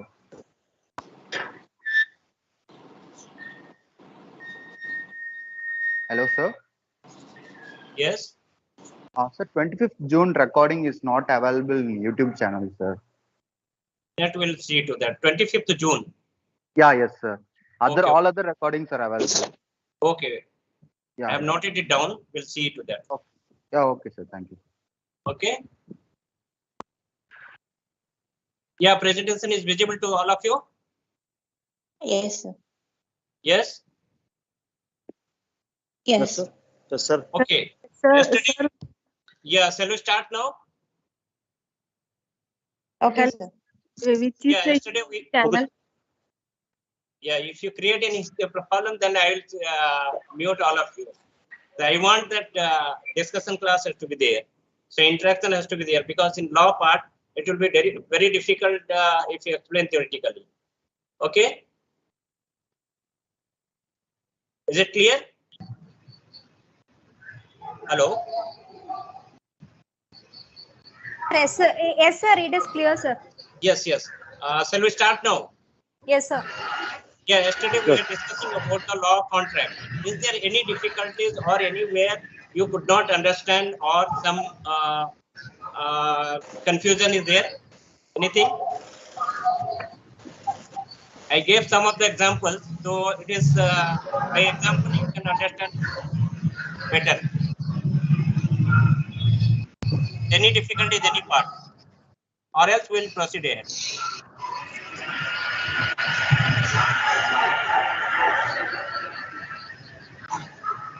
No, sir. Can you please proceed, sir? Okay, fine. Now today we are going to discuss about the company law. Okay, the company law is recently amended in 2013. Actually, the law is made in 1956, but recently there was been amendment in 2013. So the basic salient features I will give you. The laws governing company in India have been compiled and contained in the Companies Act 2013. Books, it may be 1956 because it's an old act. Now it is revised as Companies Act 2013. The new act consists of 470 sections spread over 29 chapters and 7 schedules. In this new act, Company Act 2013, there are 470 sections, 29 chapters and 7 schedules. And 188 sections of the preceding legislation that Company Act 1956 have been scrapped in the new act. In this new act, 188 sections have been scrapped out. The new company law adopts forward-looking approach which empowers central government to frame rules for governing companies. This is a landmark legislation that introduces a high standard of corporate governance and makes spending on CSR mandatory. Corporate governance we have already discussed.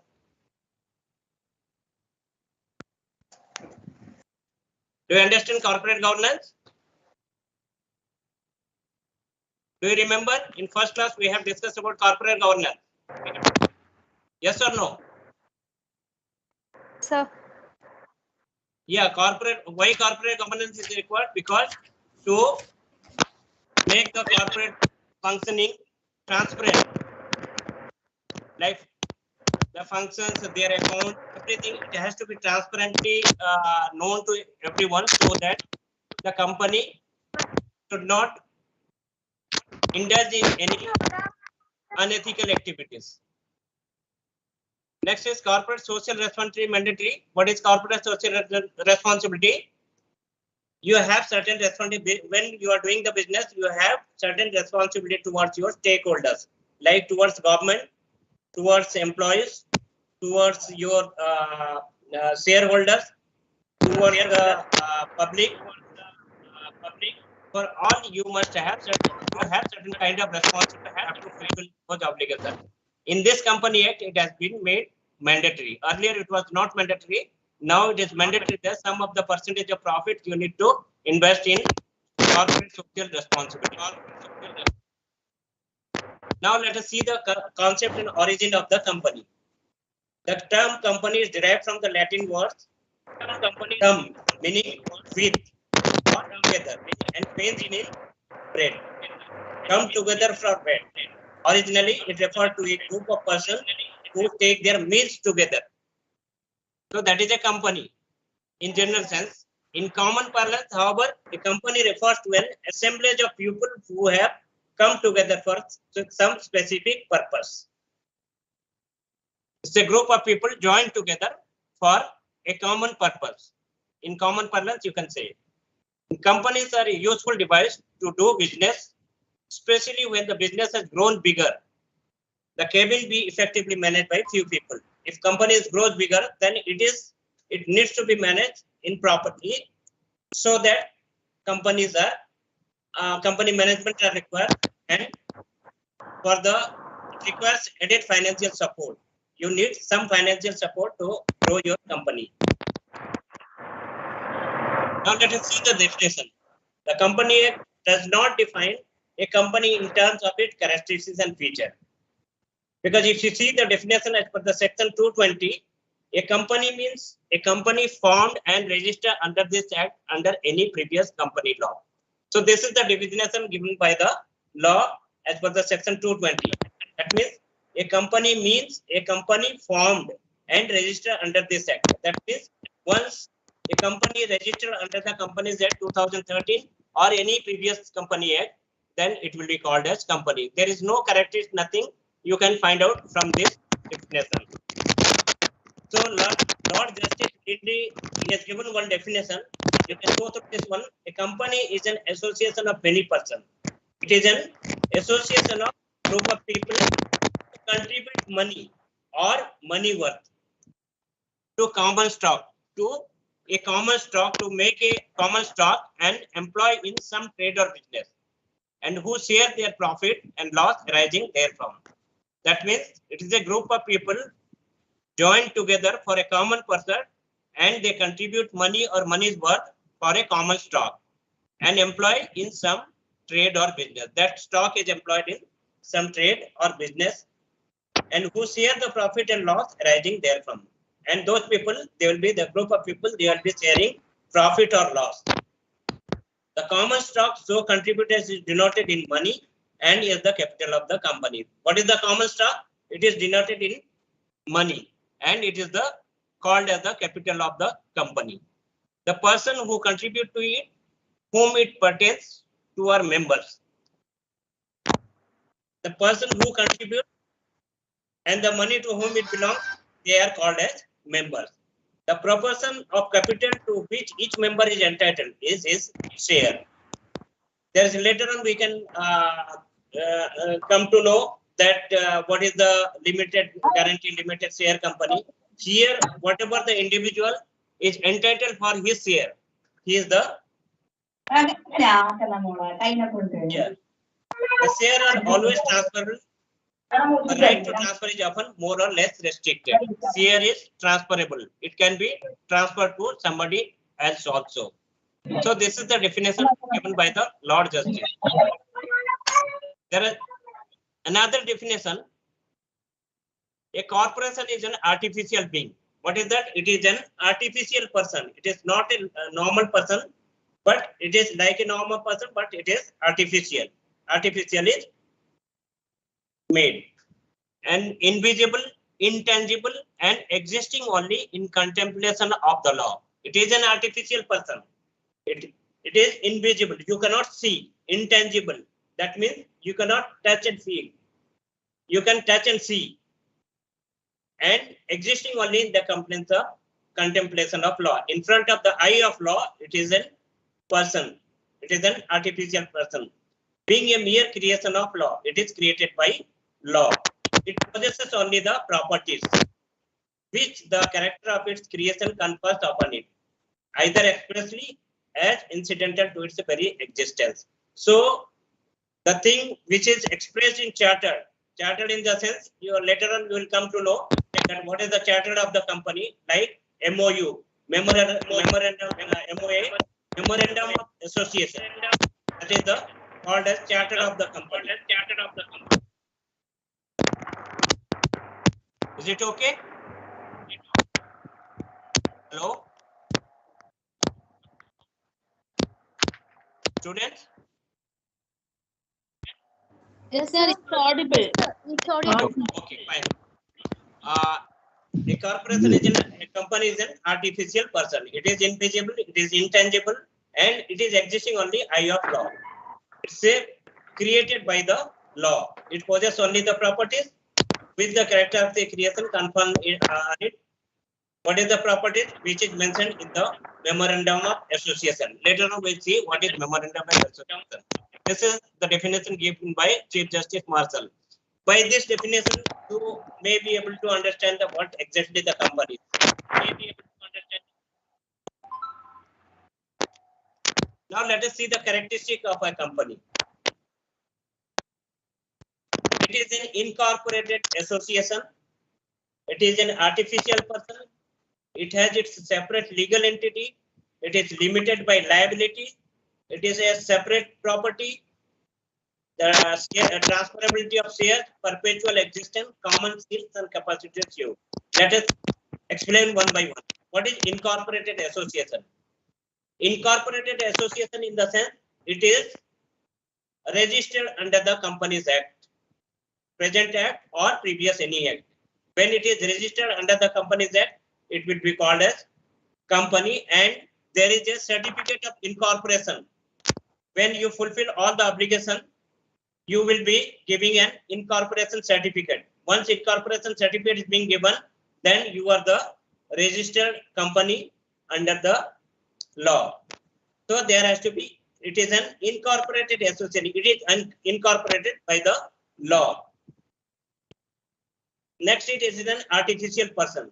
A company is an artificial person. It is not a person like normal human being.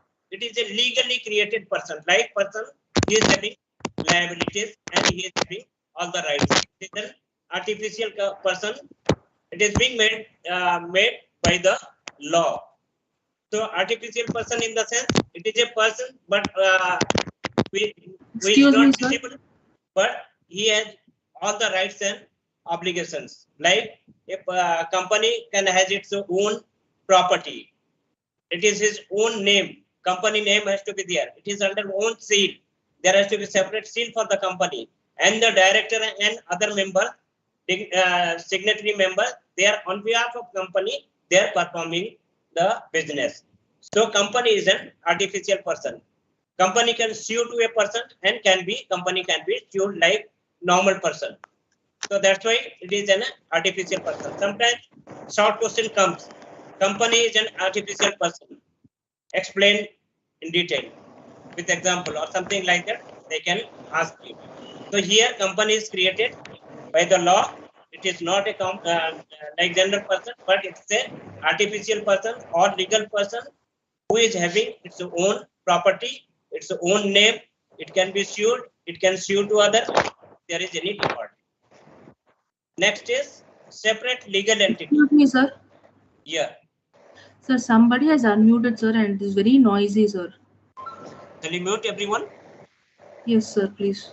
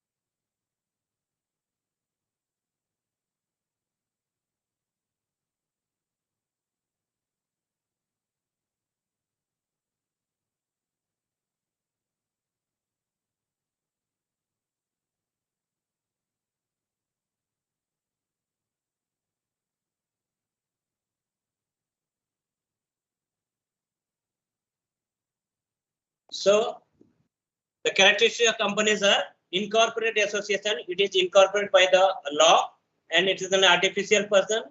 It has separate legal entity. The company has its a legal entity, like an individual having legal entity. Similarly, company has its separate legal entity.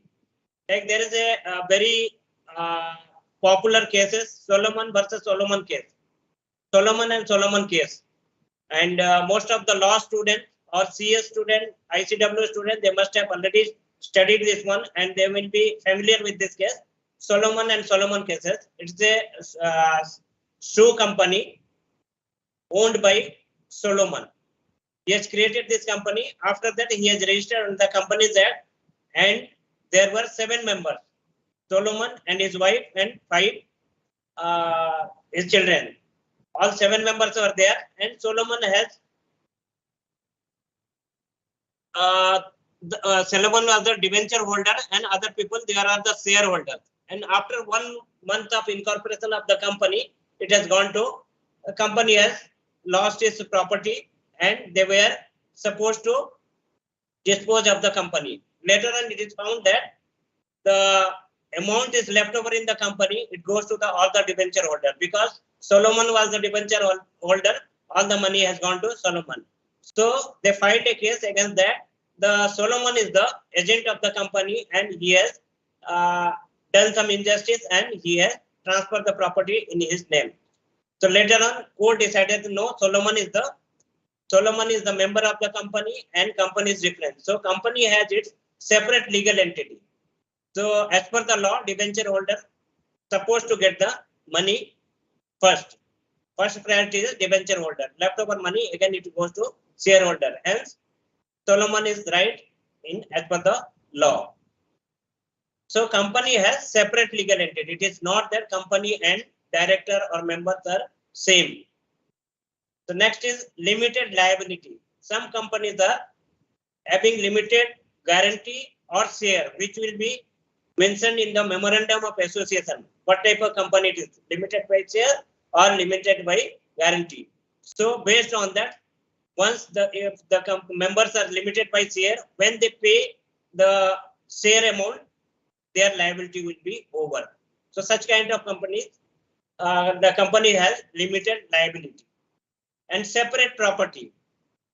Company has its separate property. You cannot say the members are having the owner of the property. Property of the company is different and the owners and members of the company are different. So company has its own name, own seal and own property. The transferability of share. Share can be, company share can be transferable, easily transferable. There is no restriction on it.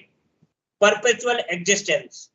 Perpetual existence in the sense, the company will remain. Its existence will remain. Company members may come and go. Company members may die, but company will not die. Company will remain there. So members and company, they are totally different. Members come and go, and new members may be, new directors may come, but the company will remain as it is. So this is called as perpetual existence or perpetual successor. The common seal. The company is having its common seal. So you must have seen that under the company's any document, there has to be seal. Without a seal, company will not be, that document will not be valid. So common seal has to be there for the company, and the signatory, authorized signatory will sign the document, which will be a legal document. So there has to be a common seal. This is the one of the characteristics of the company. Capacity to sue. The company has the capacity to sue, and company can be sued. If company is in fault, members or shareholder, they can sue the company. Similarly, the company can sue to the any individual. These are the characteristics of company.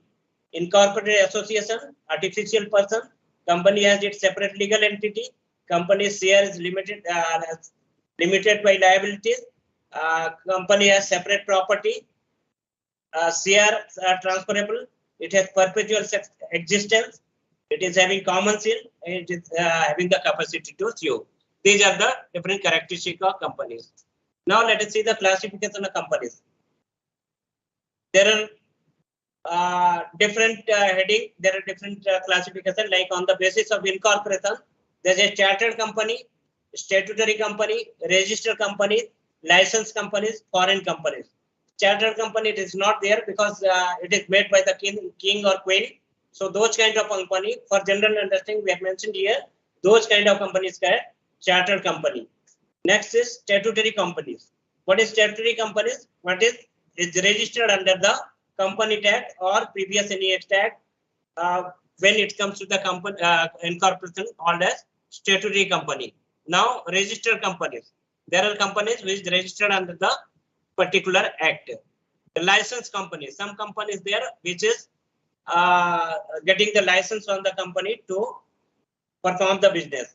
Foreign companies. It is the foreign companies who come in the business in particular country by seeking the permission of the country with proper rules and regulation procedure, following proper procedure, they can form the company. On the basis of liability, as we discussed in the public company, there's a company with limited liability, company with limited by guarantee, and unlimited company. When the company is limited liability, with that liability, suppose a company members are liable for certain amount of share or the amount of money they have to pay. Once they pay that much amount of money or capital, their liability is over. Those are called as companies with limited liability, which will be mentioned in the memorandum of association. Companies limited by guarantee. When there is a guarantee, company gives the member, they give the guarantee for any kind of losses or damages or anything to performance of the company, they will be having the guarantee. So individual members will be responsible for that one. They will be giving guarantees. Such kind of companies are called as companies limited by guarantee. Unlimited companies, there is no registration under the company's law, but they are permitted under the provision of the particular act or under the Companies Act. Next is on the basis of number of members, private company and public company. Private companies where there is more than 7 members would be there, and now recently it has been changed. Maximum it has 200 members can be joined together to form a company. So private company and public company. There are two basic companies under which all this different heading comes. The mainly it is divided into private and public, but on the basis of other things, so there are the various forms of company. On the basis of control, holding companies and subsidiary companies. Holding companies means the company which is having the capacity, holding capacity. The subsidiary companies managed by the holding companies. So companies, main companies are having, under main company, there may be 1 or 2 subsidiary companies which will be governed by the main companies. On the basis of ownership, like government company, foreign companies, deemed public company, one-man company, non-trading company, investment companies, FERA companies, finance companies, and public financial institutions. These are the different classification of the company. Next, formation of a company, which is most important. Many of the time, question comes, what is the procedure of a formation of a company? So for formation of a company, this is the first step of the company. There has to be some promoter. The first thing is promoter has to be there, which can promote the company for the formation. So promotion refers to the entire backing process by which a company brought into life. Promotion refers to the entire backing. It is a complete backing which brings the company into life. So the promoter has to start the company backing first. It begins with the conceptualization of the company. It begins with the conceptualization. You need to conceptualize how the company will be, what it will do, what will be its objective, what will be the name, where will be the registered office, all the conceptualization done by the promoter. It begins with the conceptualization of the company.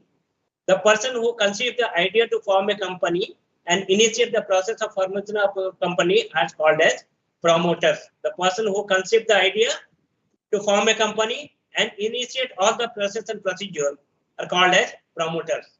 Because first and foremost thing, without promoters, the company cannot be formed. So there has to be some promoters. The promoters enter into preliminary contract with the vendors. What promoters does? They enter into the contract with the third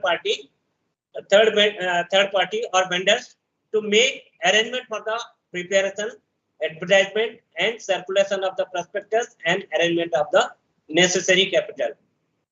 So what is the role of the promoter? He will enter with the contract with third party or vendors to make necessary arrangement for the preparation of the company, such as like advertising of the company and the circulation of prospectus and arrangement of necessary capital. When circulation of the prospectus is there, when the company asks for share from the public, by the time the company they will release the prospectus, where it will be mentioned what is the objective of the company, what is the purpose of the company, what is the capital, how much they need from the public. So all this will be mentioned in the prospectus. So it is the duty of the promoter to make contract with the vendors and make necessary arrangement for the all this existence of the or starting of the formation of the company. The promoter should not make any profit secretly at the expense of the company they promote. The promoter should not have any personal profit. They should not make any personal profit secretly at the expense of the company they promote. It is unethical to earn any profit secretly from the company's capital. The promoters to make full disclosure of all material facts relating to the formation of the company. The promoter has to disclose all material facts, whatever the facts are there, they need to disclose. How it will be disclosed? It will be discussed in the article or memorandum of association. All this it will be disclosed in the memorandum of association, as well as when they are asking for the share from the public in prospectus, they need to mention all the facts. Now, incorporation or registration is the farmer's obligation to fulfill to form any type of company under the Corporate Act. Incorporation or registration, you need to register under the Company Act 2013 to fulfill all the obligation, and then only incorporation certificate will be given to you. That will be the document for the creation of a company. So incorporation or registration is the farmer's obligation to make a company. Next is, no company can come into existence without being formally registered under this act. Until unless the company is registered under the Company Act 2013 or any previous act, so it cannot be called as company. Incorporation of a company is a procedure full of documentary compliance formalities. What is the incorporation? It is a procedure full of documentary compliance. All the documents you need to submit to the register of the company, register of the company to fulfill all the obligation to get an incorporation certificate of incorporation. You need to provide all the details, your capital, your members, your shareholders, your objective, all this. It has to be, all the documents has to be provided to the registrar of the company. A company is to be incorporated by registering certain documents with the register of a company and paying certain fee and stamp duties. What is that? As I told you, you need to submit all the documents for the registration to the register of the company, and you need to pay certain fee, stamp duties to the government. Unless until and these formalities are duly complied with, a company does not have legal recognition existence of its own. Company cannot exist of its own without registering under the Company Act. So it is a mandatory procedure to register under the Companies Act to have the legal recognition of a company. Next is formation of a company. Commencement of business. A company not having the share capital can commence its business immediately after obtaining the certificate of incorporation. Once you submitted all the legal document, valid documents to the register of the company, and you have paid the fee, then the certificate of incorporation will be given. The company which is not having the share capital can commence its business immediately after obtaining the certificate of incorporation. Immediately, if you are not going for share capital from the public, immediately you can start the company. A company limited by the share capital can commence its operation or exercise borrowing powers unless it has complied with the capital subscription requirement. You have the capital subscription requirement. You need to give the share public needs public share. Until unless you fulfill all the borrowing powers, you cannot start your business. If any default is made in company with the requirement of this section, the company shall be liable to a penalty which may extend up to 5,000 rupees. If any formality is not fulfilled, then the company will be liable to pay, which may extend up to 5,000. And every officer who is in default shall be punishable with fine which may extend to 1,000 rupees for every day during which the default continues. Till the default is continued, every day all the officers who are responsible are liable to pay 1,000 rupees per day. This is how the company formed. Then next is Memorandum of Association. As I told you, Memorandum of Association is the important document while registering for the company. So this is the fundamental document, and sometimes it is called as the constitution of the company. The Memorandum of Association of a company, it's a charter which contains the fundamental condition upon which then the company can be incorporated. These are the fundamental conditions which will be mentioned in the Memorandum of Association, so based on which the company can be incorporated. Fundamental conditions in the sense, what is the objective of the company, who are the members, who are the shareholders, what is the, whether it is limited by guarantee or limited by share, all the things, it need to be considered in this one, and upon which the company can be incorporated. It is a document of great importance in relation to the proposed company. This is the very important document for the formation of a company. Without that, company cannot be formed. This is the primary document of the company and sometimes called the charter or constitution of the company. This is the primary document without which it is not possible to form the company, and it is also called as constitution of the company. Like we are governed by the constitution of our country, similar way, the company is governed by the memorandum of association, what we have registered while formation of a company. It contains information about name, address, capital, objects of the company and objectives of the company and liability of its member. This document contains everything. What is the name of the company? What is the registered office of the company? What is the address of the company? What is the capital?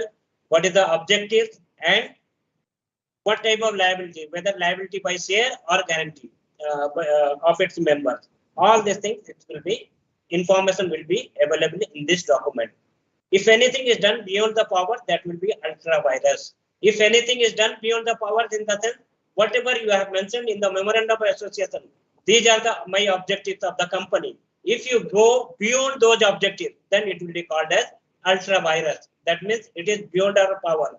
So if you do anything under that beyond this objective and you make contract with vendors or any third party, then everything will be void. Your contract will be void because your company is not coming under the object is not coming under the your fundamental documents or objective of your company. So it will be called as ultra virus. Sometimes short question comes, what do you understand by meaning ultra virus? Ultra virus means beyond power.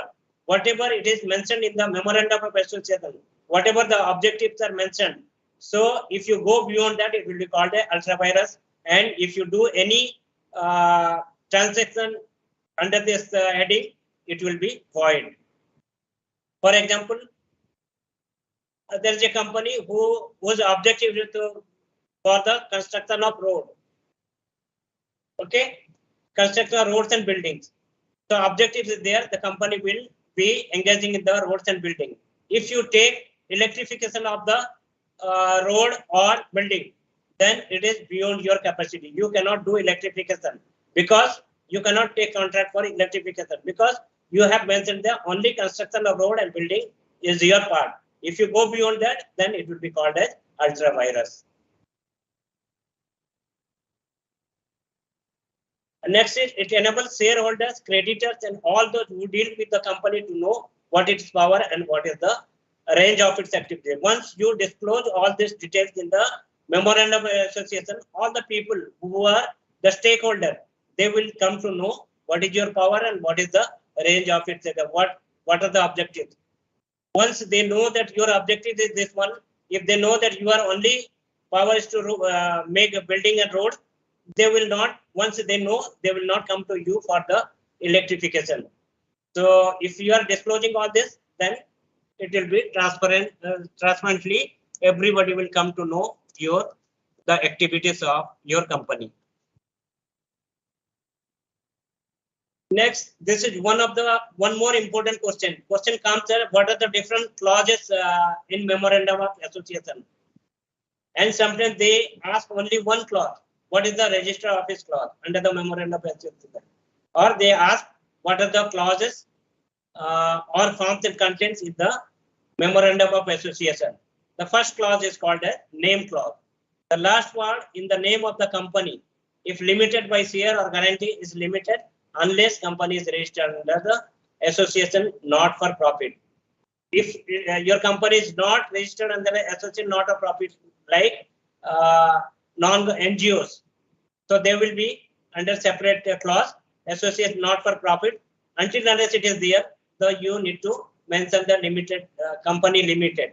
So which is limited by guarantee or share, which will be mentioned in the again in this memorandum of association. Next clause is registered office clause. This clause states that name of the state in which the registered office of the company will be situated. By seeing this registered clause, you can see that what is the registered office of the company.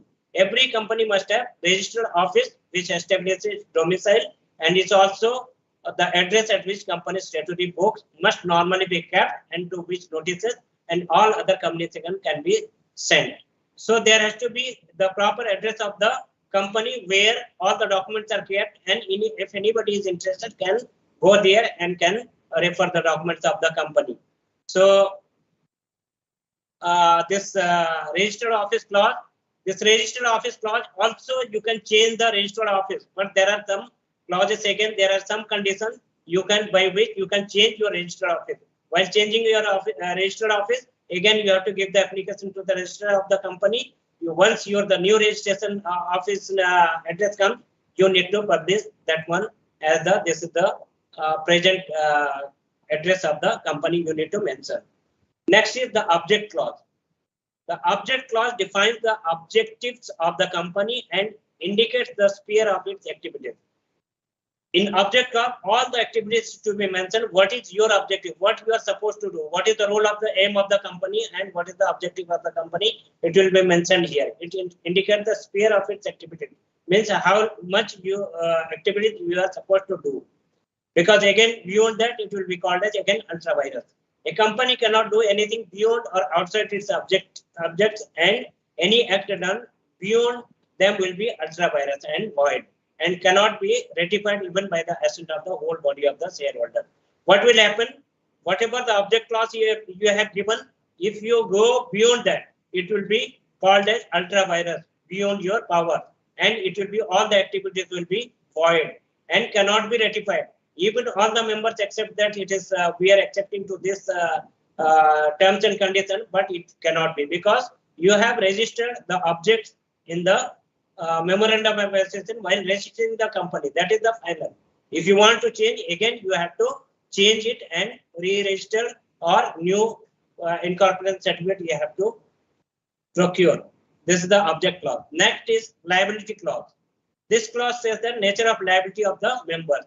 In case of company limited by liability, it must state that liability of members is limited, whether it's made by share or guarantee. If the company is limited by liability, what kind of liability, whether it is for share or it is liability by guarantee, it has to be mentioned in the liabilities clause. These are the 4 important clauses in memorandum of association, and most of the times in the examination point of view, it is repeated question.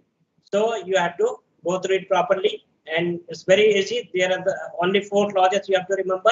The name clause, which contains the name of the company. The registered office clause, which contains the registered office and its address. The object clause, it mentions all the objectives of the company. And liability clause, whether the company is liability by share or guarantee. These are the 4 contents in the memorandum of association, and these are the 4 important clauses. Now let us see the doctrine of ultra virus. The company's active. Sometimes question comes. What do you understand by doctrine of ultra virus? Short question comes. The company's activities are confined strictly to the objects mentioned in the memorandum. Whatever you have objectives you have mentioned in the memorandum, you have to confine to those. And if they go beyond these objects, then such acts will be ultra virus. If you go beyond that, it will be called as ultra virus. That means it is beyond your power. You are not supposed to do. And if you are doing, it will be all will be void. The object of declaring such acts as ultra virus is to protect the interest of the shareholders and all others who deal with the company. It is to protect the interest of the shareholders. Shareholders must know that what is your objective. And if you go beyond that, automatically shareholder will not be responsible for this one. The company will be held responsible. So ultra virus, the directors, it is not void beyond the power of the director. Suppose director can change. Ultra virus, the article of association, not void, because article of association also you can change, and again you can register. Ultra virus, the memorandum of association company is void. You cannot go the objective clause. This is the memorandum of association. If you are changing anything, it will go void. If you are changing, then again you have to re-register as a new company or change the company. Effects of ultra virus: injunction against the company. You can file the injunction suit against the company for the damage. Personal liability of the directors to the company. It is the personal liability of the directors of the company because they have gone beyond their objectives. Personal liability of the director to third party. Director will be liable to the third party because their void agreement or void contract they have done with the third party to procure the capital or procure the product for your company. So it is a void agreement or contract. So personal liability of the director will be there. Ultra virus contracts are void. Whatever the contracts you do under this, it will be void. These are the, this is called as the doctrine of ultra virus. These are the very important, in case of examination point of view also, these are the important questions. So please go through it properly. Next one is Article of Association. These are the two fundamental documents of the company while registering. Memorandum of Association and Article of Association. Memorandum of Association is external document which is concerned with the external people like shareholders, the contractors or third party to whom you are dealing.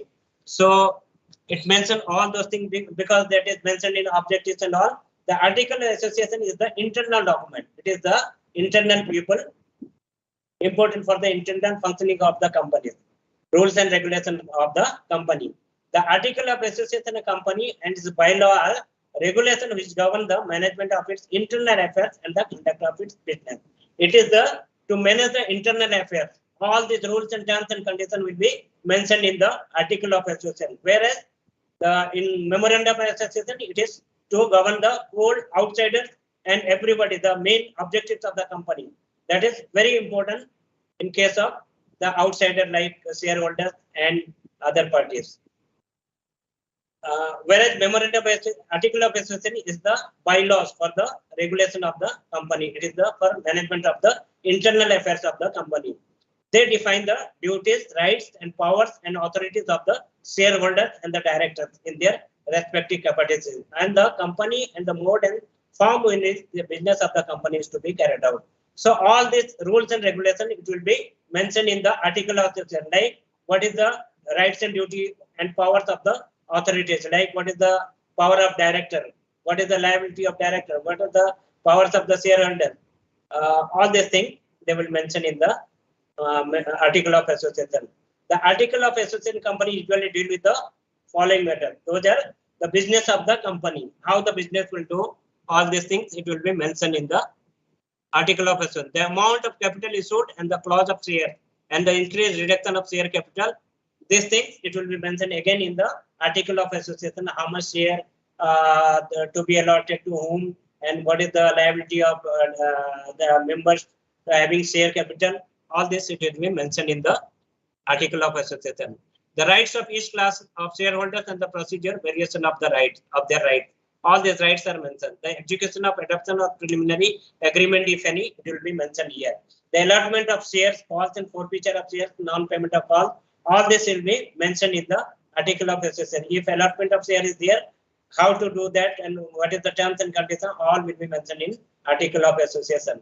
Company's land or shares, what is its lien or what is the share, company's share, it will be mentioned.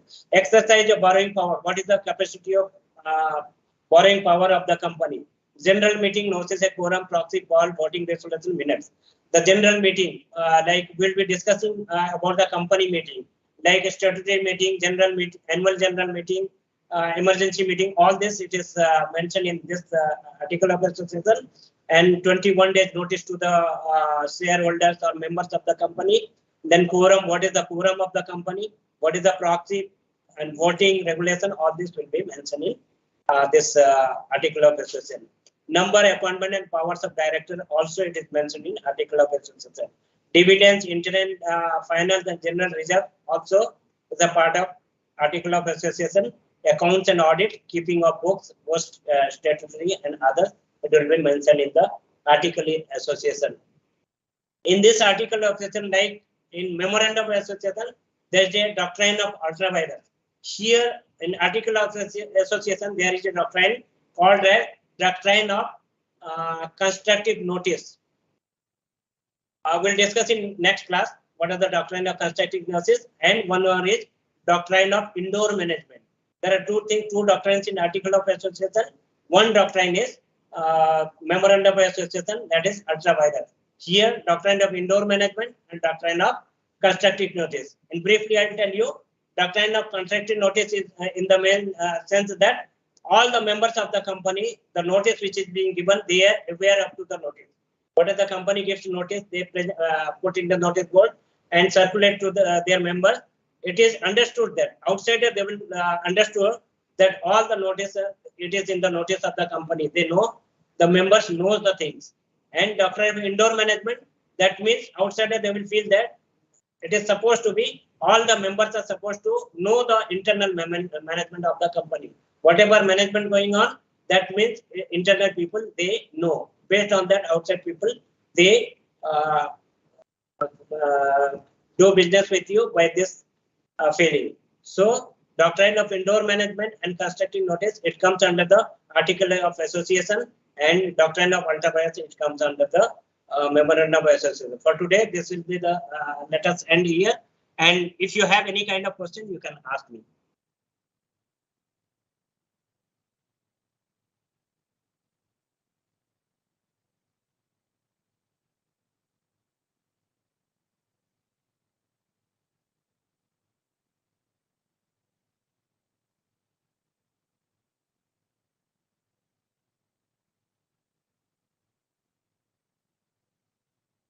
If you have any kind of questions or anything, you can ask me now.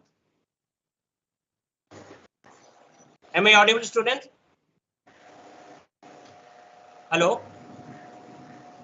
Yes, sir, you are audible. Yes, sir. Yes, sir. Yeah, if you have any questions, you can ask me right now.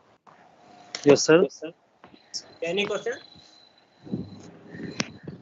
No question, Anywhere sir. you didn't understand or something you need I am clarification? understanding, sir. Sorry? So, what does mean exercise of borrowing powers, including issue of debentures? Borrowing power means what is the how much you can call for share. The public company they go for share. You must have seen that they are declaring share. For example, LIC, recently there was the advertisement for the share, allotting share. So how much you can borrow from the public? That is that will be mentioned in the article of association. So that is called borrowing power. Okay, is it applicable only for private and limited company or all kind of a company, sir? No, all kind of company they cannot go for this public share. Okay. Yeah. So this will exist into private companies, is it? Yeah. Yes. Hello. Hello. Yes, tell me. Hello, sir. Sir, private and limited company. What is the difference of private and limited company? Yeah, private and company, private and public company. What is that? Private and limited. What difference? Hello. Difference of the private and limited company. Difference. Yeah, difference in private and company means there is a members. There are minimum 2 members in private company, and in public company 7 members. And it is maximum up to recently in companies new company law that has been 52. It has been extended to 200 members. True. And public company. Sir, means the two private. Sorry. Yes. So private joined the 2 members and or limited company joined the 7 members. Yes. No. Are you right? No. Public company 2 members and private company 7 members. Right. So there is a changes in this one. I'll give you the detail. Next class we'll be discussing about the total member capacity also. There's a 1 member company also. In private limited company, it has been extended to 50 to 200. Earlier it was 50 members. Now it has been extended to 200 members. Right, sir.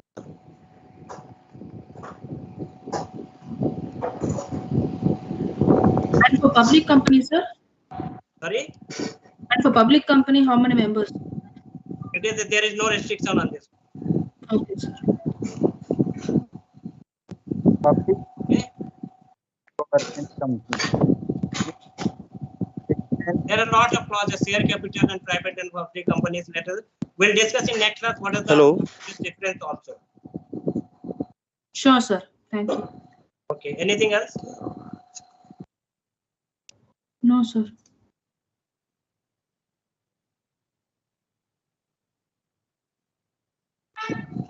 So next class we'll be discussing about that.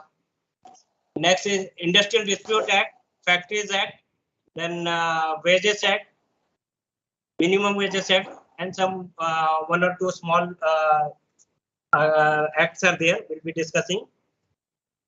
Okay. Yes, sir. Okay, sir.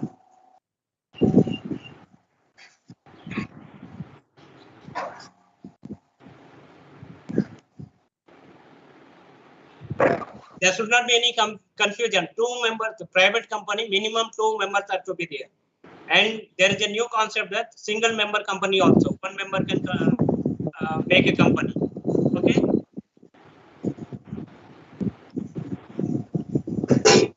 Is it clear?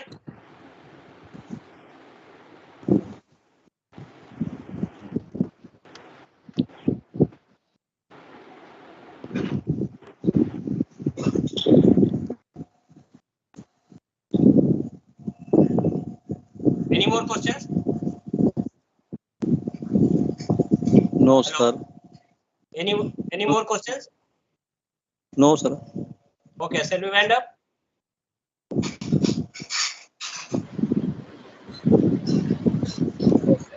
Yeah, thank you very much. Next class we'll see. Kindly go to the. Thank you. Thank you, sir. Thank you, sir. Thank you, sir.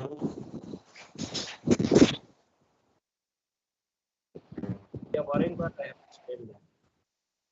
Yeah.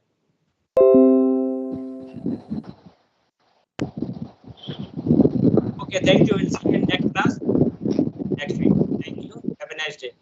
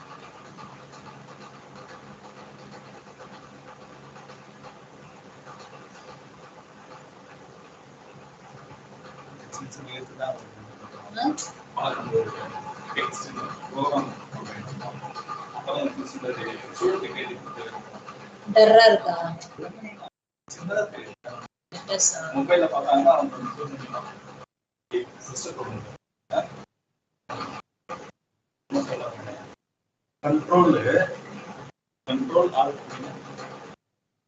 plus அந்த side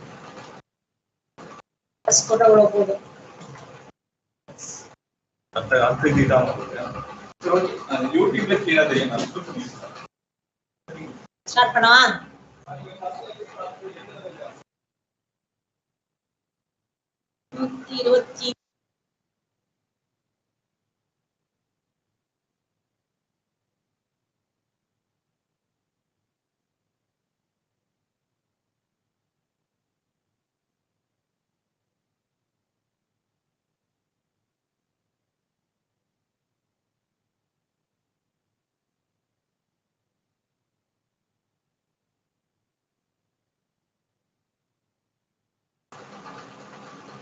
Good afternoon, all of you.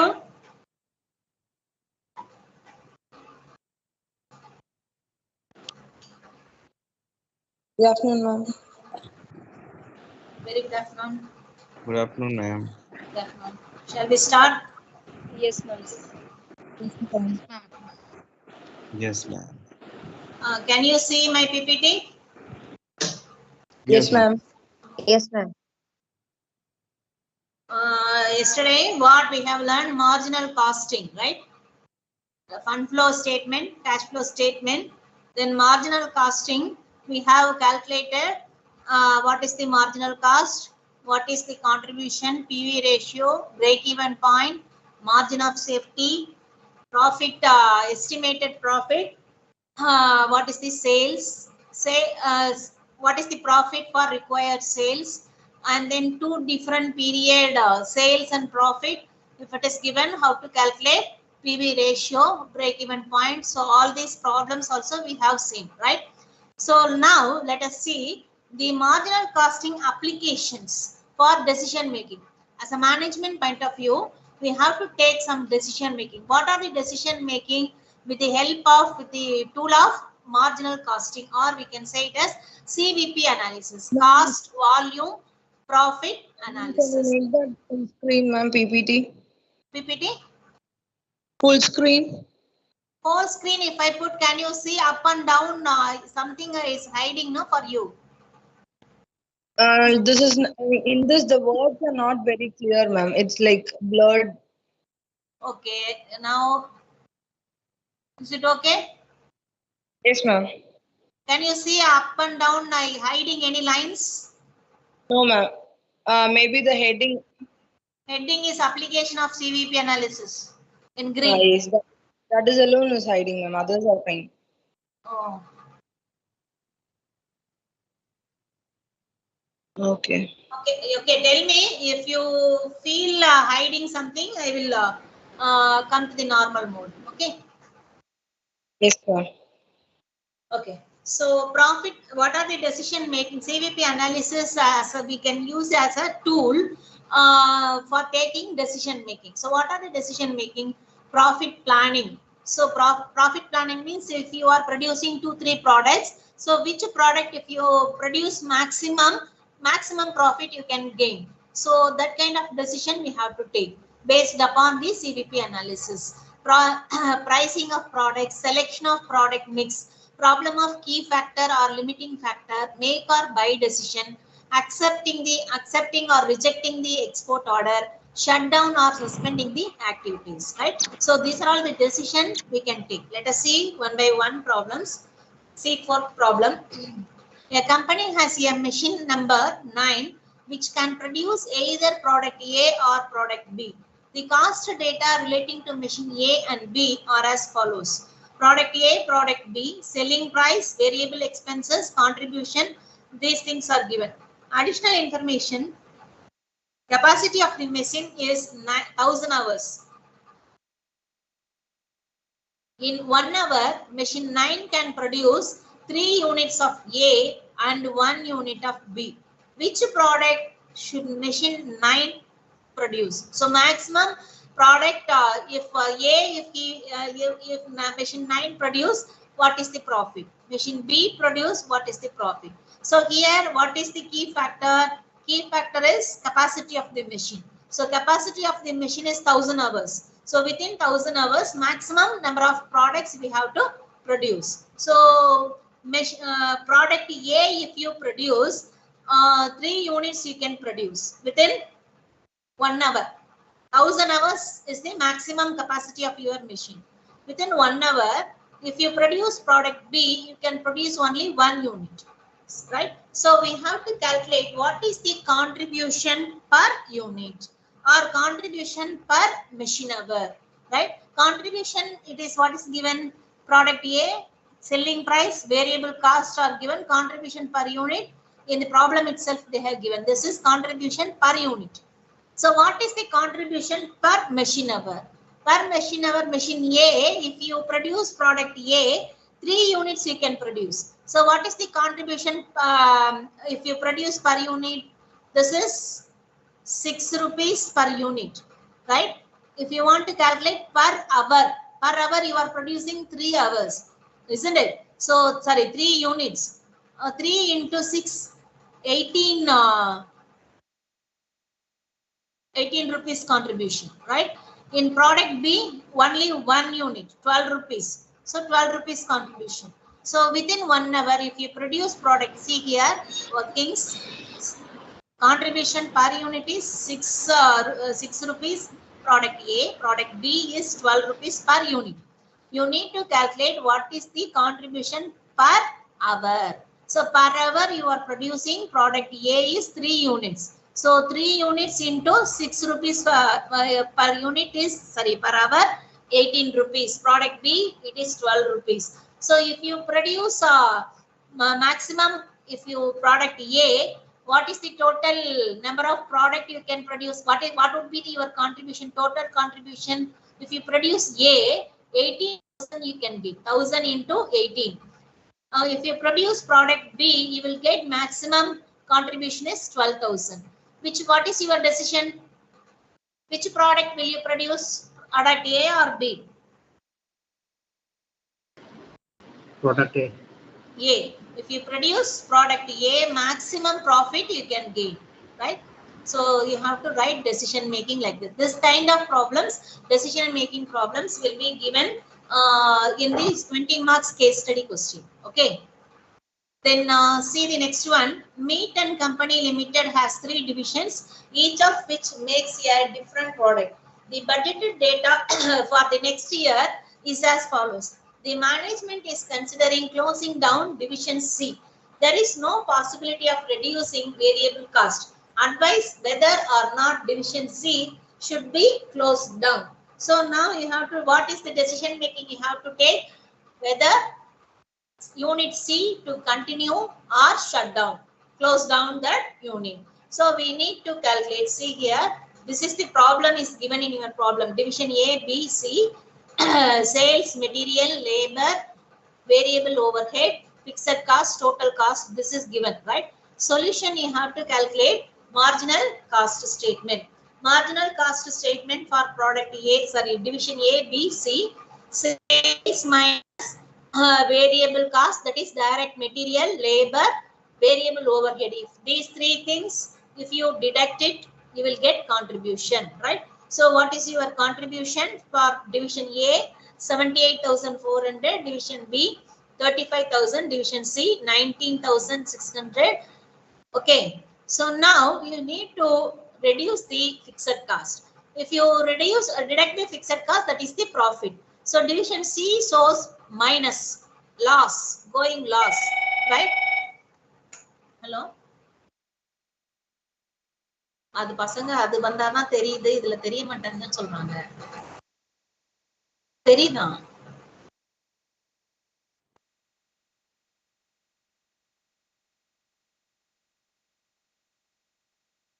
Hello, dear students, can you see division C in my PPT?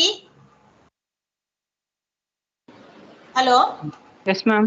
Yes, division C in the solution slide, can you see? Yes, ma'am. Okay. If you can Yes, see, ma'am. Somebody is telling your division C is hiding. Advice is not visible, ma'am. Huh? Advice alone is advice first line alone. The last line, ma'am. Hello?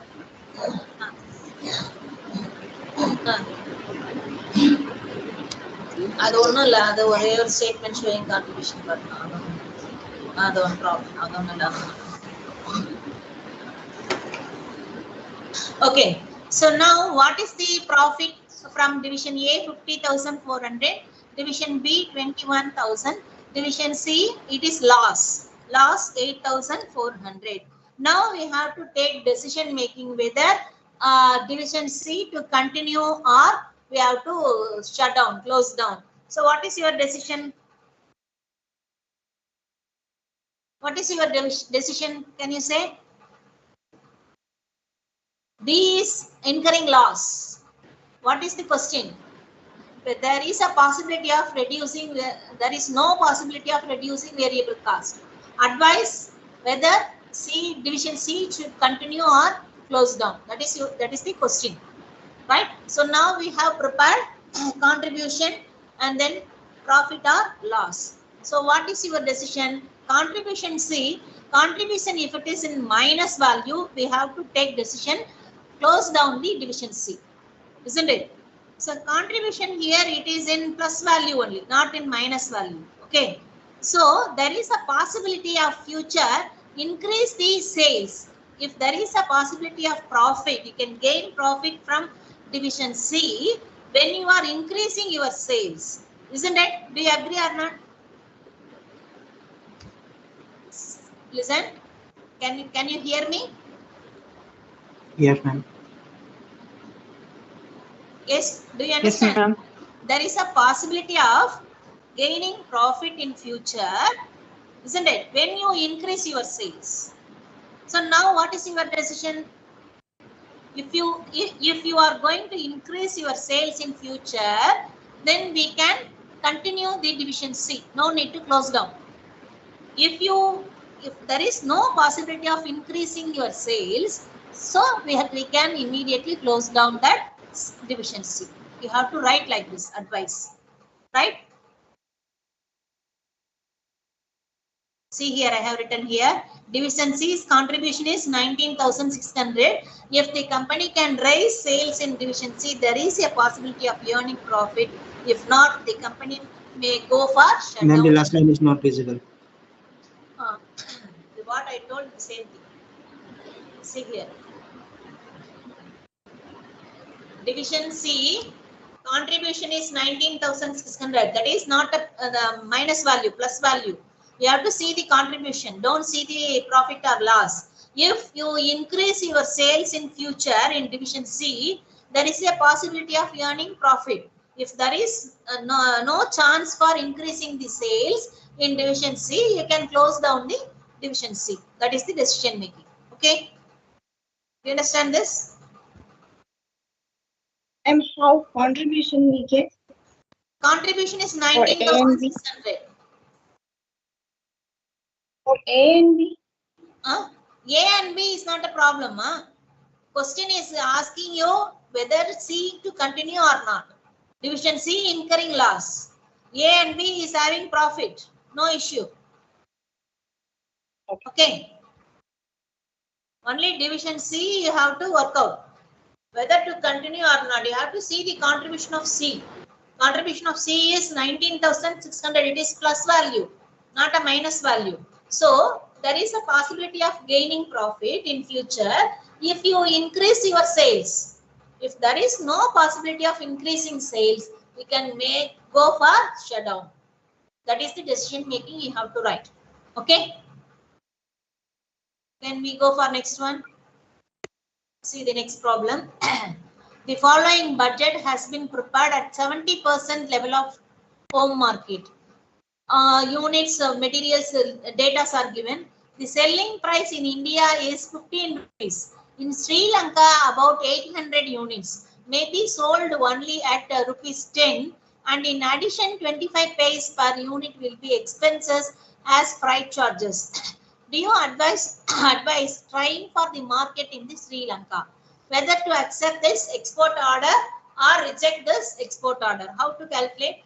First, you have to prepare home market, India market and Sri Lankan order. Home market, 4,200 units, 70% level of capacity. At present, you are producing and selling. Okay.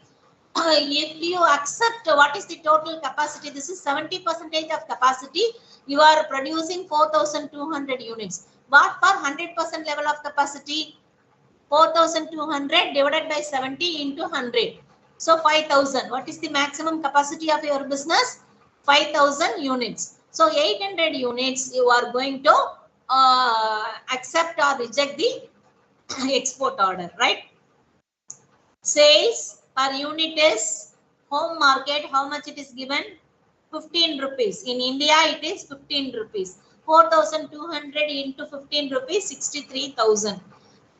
Then material 21,000 with variable cost 2,100, right? So what is per unit charges? Also you calculate. So what is the marginal variable? Total variable cost is material, wages and variable expenditure. What is your contribution? 27,300 is your contribution. Okay. So if you accept export order, what is your cost selling price per unit? That is 10 rupees. Selling price per unit is 10 rupees. So 10 into 800, 8,000. Okay, sales is 8,000 rupees. Material cost 800 into that is 5 rupees. Here 21,000 is given. 21,000 is for 4,200 units. What for per unit? That is 21,000 divided by 4,200 per unit is 5 rupees. So 4,800 units into 5 rupees. 4,000 rupees materials. Similarly, you calculate wages and variables. Then freight charges, additional expenditure, you have to incur if you accept the 800 units order, right? So how much it is given? 25 pice it is given in your problem. So 25 pice into 800 units, that is 200 rupees, right? So what is the contribution if you accept your export order? 1,000 rupees. Fixed cost will come. Fixed cost for export order will not come. Fixed cost already you have incurred, right? Only 7,000. So if you accept your export order, what is your total contribution? Total contribution is 28,300. This is total contribution. Okay. 28,300 is total if you accept your export order contribution plus fixed cost. This is the profit. If you accept the export order, your profit will be 21,300. If you don't accept, 20,300. So what is your answer? Will you suggest to accept this export order or not? What is your suggestion? Yes. Will you accept or not? What is your decision? Tell me. We should accept. Accept. Why? Because 1,000 rupees additional gain you are getting. In addition to that, if you accept the export order, you will get so many other benefits also. Your country will get foreign currency, and then your balance of payments position will be good, and then your company compete in the international market. So many advantage, and then export subsidy, the taxation subsidy you can get, and then when you are importing your any other product, you will get so many subsidies and then incentives. So these are the benefits are available, right? So we can accept this export order. Okay, there is no loss. If you accept this export order, there is no loss. Okay. You understand this one, this decision making? Okay, let us see next one.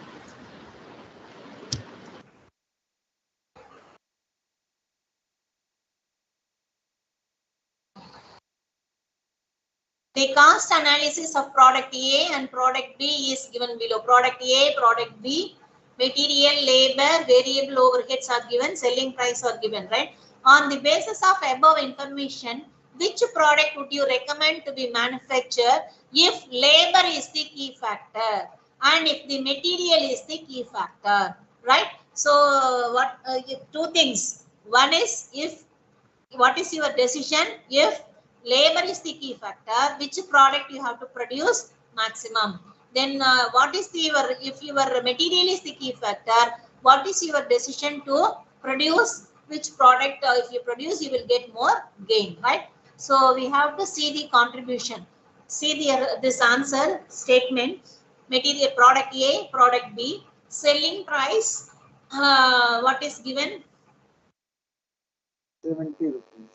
70 rupees, 80 rupees. Product A, product B, 70 rupees, 80 rupees. Material cost per unit is 25 rupees, 45 rupees. Labor 12 rupees, 15 rupees. Overheads 2 rupees, 5 rupees. So total variable cost or marginal cost is 39 rupees, 65 rupees. So what is your contribution? Contribution in product A 31 rupees, product B 15 rupees, right? So now we have to take the decision making in case of material is the key factor. So material is the key factor. Now you have to calculate what is the contribution per material, right? Contribution per material, per unit of material. So material, how many units you are utilizing for producing product A? Product A is 25 rupees is given material cost. Our unit cost is 2 rupees 50 paise. How many units you are producing? Using raw material 10 units. Very good. 10 units you are utilizing to produce product A. For product B, 45 divided by 2.50. So how many units? 80 minutes. How many units you are using? 45 divided by 2 rupees 50 paise. 18 units. Very good. 18 units. So now what is the contribution per raw material? Because raw material is the key factor, right? So here what is your contribution per unit? 31 rupees divided by 10 units. So what is your contribution per raw material, per unit of raw material? 3 rupees 10 paise. Okay. Okay, do you understand this? In product B, 15 rupees contribution per unit divided by what is your raw material? How many raw material? 18 units, isn't it? So per contribution per unit of raw material is 0.83. That is 83 paise. Here 3 rupees 10 paise. Okay. So which is if raw material is the key factor, so which product you can produce, which contribution per unit gives you maximum contribution, that you can write the decision making, right? So here product A per unit of raw material 3 rupees 10 paise you are gaining. So that is the key factor. Okay. So if you produce product A, your profitability will be more. Okay. Now next, labor is the key factor. Labor is, see here, what is the how many hours you have used here per unit producing product A? Per hour labor hour is 1 rupee, right? Isn't it? Product A 12 rupees is given. So how many hours? 12 hours. Producing product A 12 hours. For product B 15 rupees labor charges are given. Per unit cost is 1 rupee 50 paise per hour is given. So how many hours you are using for product B? 10 hours. 10 hours. Very good. 10 hours. So now you have to calculate what is the contribution per labor hour. Right? Contribution per unit we have calculated already 31 rupees divided by 12 hours. So per labor hour, contribution per labor hour 25 paise, 0.258 in product A. In product B, 15 rupees contribution divided by 10 hours. So 1 rupee 50 paise. If labor is the key factor, what is your decision? Which product you can produce more? Product A. Labor. Labor is the key factor. Which product gives you maximum contribution per key factor? B. B. So B. When your raw material is the key factor, you can produce product A because which gives you maximum contribution per unit, that is 3 rupees 10 paise. When the labor is the key factor, product B, if you produce more, your profitability will be more. Okay. This is your decision making. This kind of problem they may ask you in 20 marks question. It is very simple. Simple question, simple decision, 20 marks. Okay. Many of your question paper, see, you download your question paper from website. We have uploaded website. You download that, download and take print and prepare, calculate it. Right? You practice that problems, you will understand. Right? Can we go next one? Yes, ma'am. Okay, that's all with this marginal costing. Okay, let us go for next chapter. 1 second.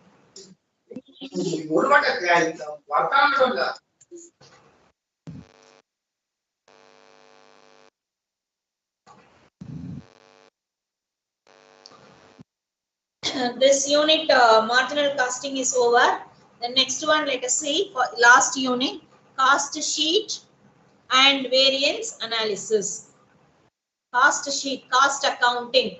So previously these 4 units what we have studied. First unit is financial accounting, basic accounting principles and practices, journal, ledger, trading, profit and loss account and balance sheet, that is final statements.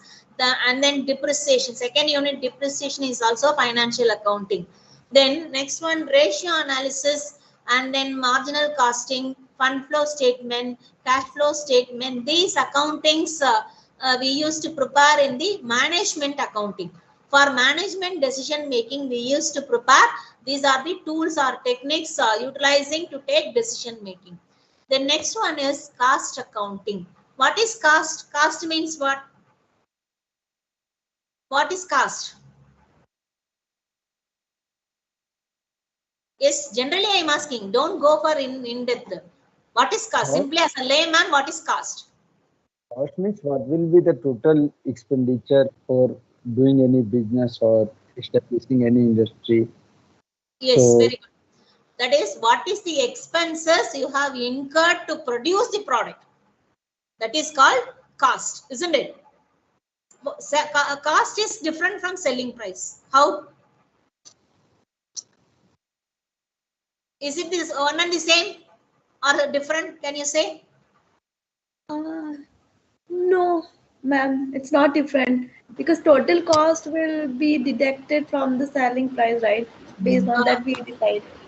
Okay, that is cost plus add some profit, that is called selling price, right? Cost means what is the actual expenditure incurred to produce the product, that is the cost, isn't it? So what is sales? If you add some percentage of profit, that is selling price, sales. Okay. So now cost accounting, it is the application of accounting and costing principles, methods and techniques in the ascertainment of cost. What is ascertainment of cost? You are in your factory, you are producing, keep on incurring expenditure without any accounting. How will you ascertain the cost? What is the per unit cost? How will you find out per unit cost? That is called ascertainment. Ascertainment means you have to find out what is per unit cost. So you have to record how much material you have incurred. How much, say for an example, 100 units you are producing. For 100 units, how much material you have, expenditure you have incurred.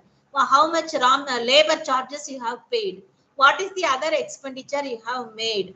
Then what is the fixed expenditure per day or per month? What is the rent for factory or plant and machinery? If you have taken leasehold, that rent, repair charges. So all this expenditure you have to take into account and find out what is the cost per unit. If you ascertain the cost per unit, then only you can fix the selling price, right? Cost plus some percentage of profit, then only we can determine the selling price, right? So elements of cost, see here this chart I have given, various classification, cost can be classified under various heads of expenditures. So what are the classification, that is elements of cost, that is material, key main three aspects is material, labor and expenditure. That material, raw material, it may be a direct expenditure and indirect expenditure. Say for an example, direct material, indirect material. That means what are the raw material you are using directly for producing product, that is direct material. Say for an example, you are having textile business, right? You are producing clothes. So what is the raw material for your cloth? Yarn, isn't it? Yarn is the raw material. That is the direct material, right? What is indirect material for clothing? That printing, designing, something you are doing, no? That is indirect material. Embroidery, something you are doing, so that is indirect. So direct material is yarn, what you are producing, right? So that is the direct material. Likewise, labor. Labor also you can say direct labor and indirect labor. What is direct labor? What is the number of units you producing in the factory? For completing 1 meter cloth, how much wages you are paying? That is 100 rupees or 200 rupees per meter. Like that you are calculating and giving. That is direct labor. Indirect labor means indirect labor, not producing the direct involvement. Somebody you are giving repair charges to your mechanic, that machinery, like supervision expenditure. So these are all indirect labor expenditure, right? And then overheads. Overheads that also we can say direct overhead, indirect overhead. That is some expenditure you have to incur directly for producing the product, indirectly producing the product, right? These expenditure we can classify under various heads, that is production overhead, administrative overhead, sales overhead, distribution overhead, right? The explanations I have given here. Classification of cost. This is the cost sheet. We have to prepare cost sheet to ascertain the cost per unit, right? Ascertainment of cost per unit. How to ascertain, and what are the process? What are the various stages of production, right? See, this is the format. Open a cost sheet statement. You can prepare even every day or weekend or month end or 1 year, 6 months, 3 months, anytime you can prepare cost sheet. Not any rules for like final statement. Final statement we used to prepare at the end of the year, isn't it? But cost sheet you can prepare even per single day or per week or per month, whatever it is. Okay. First one, what are the items to be appeared? Here, opening stock of raw material plus purchases plus any carriage inwards. Carriage inwards means you are bringing raw material to your factory. For that carrying person, you are giving wages to carrying person, right? That is carriage inwards. Then less closing stock of raw material. So that is called direct material or used for your production. Material consumed for your production. Material consumed for your production, how to calculate? Opening stock of raw material plus purchases of raw material during this year or during this month or during this week, whatever it is. Plus carriage inwards minus closing stock. That is cost of material consumed or direct material used for production. Okay, that you have to write it here. Total amount and then per unit also. Then add labor expenditure, direct labor, how much you have paid for production. So that is you have to write. Direct material, direct labor and direct expenditure. If you add a direct expenditure, these three costs called prime cost. What is prime cost? Direct material, direct labor, direct expenditure. If we add these three costs are called prime cost. Prime cost plus factory overheads. Factory overheads means other indirect expenditure what you have done in your factory. That is if you add with this, that is called works cost. Prime cost plus indirect overheads done in your factory, that is called works cost. Works cost plus office or administrative overheads, that is indirect expenditure. What are the expenditure you are incurring in the office or administrative? Say for an example, salary given for manager, and then a telephone expenditure, stationery expenditure, and then what we can say, these are the expenditures are office expenditure, right? If you add works cost plus office or administrative overheads, that is called cost of production.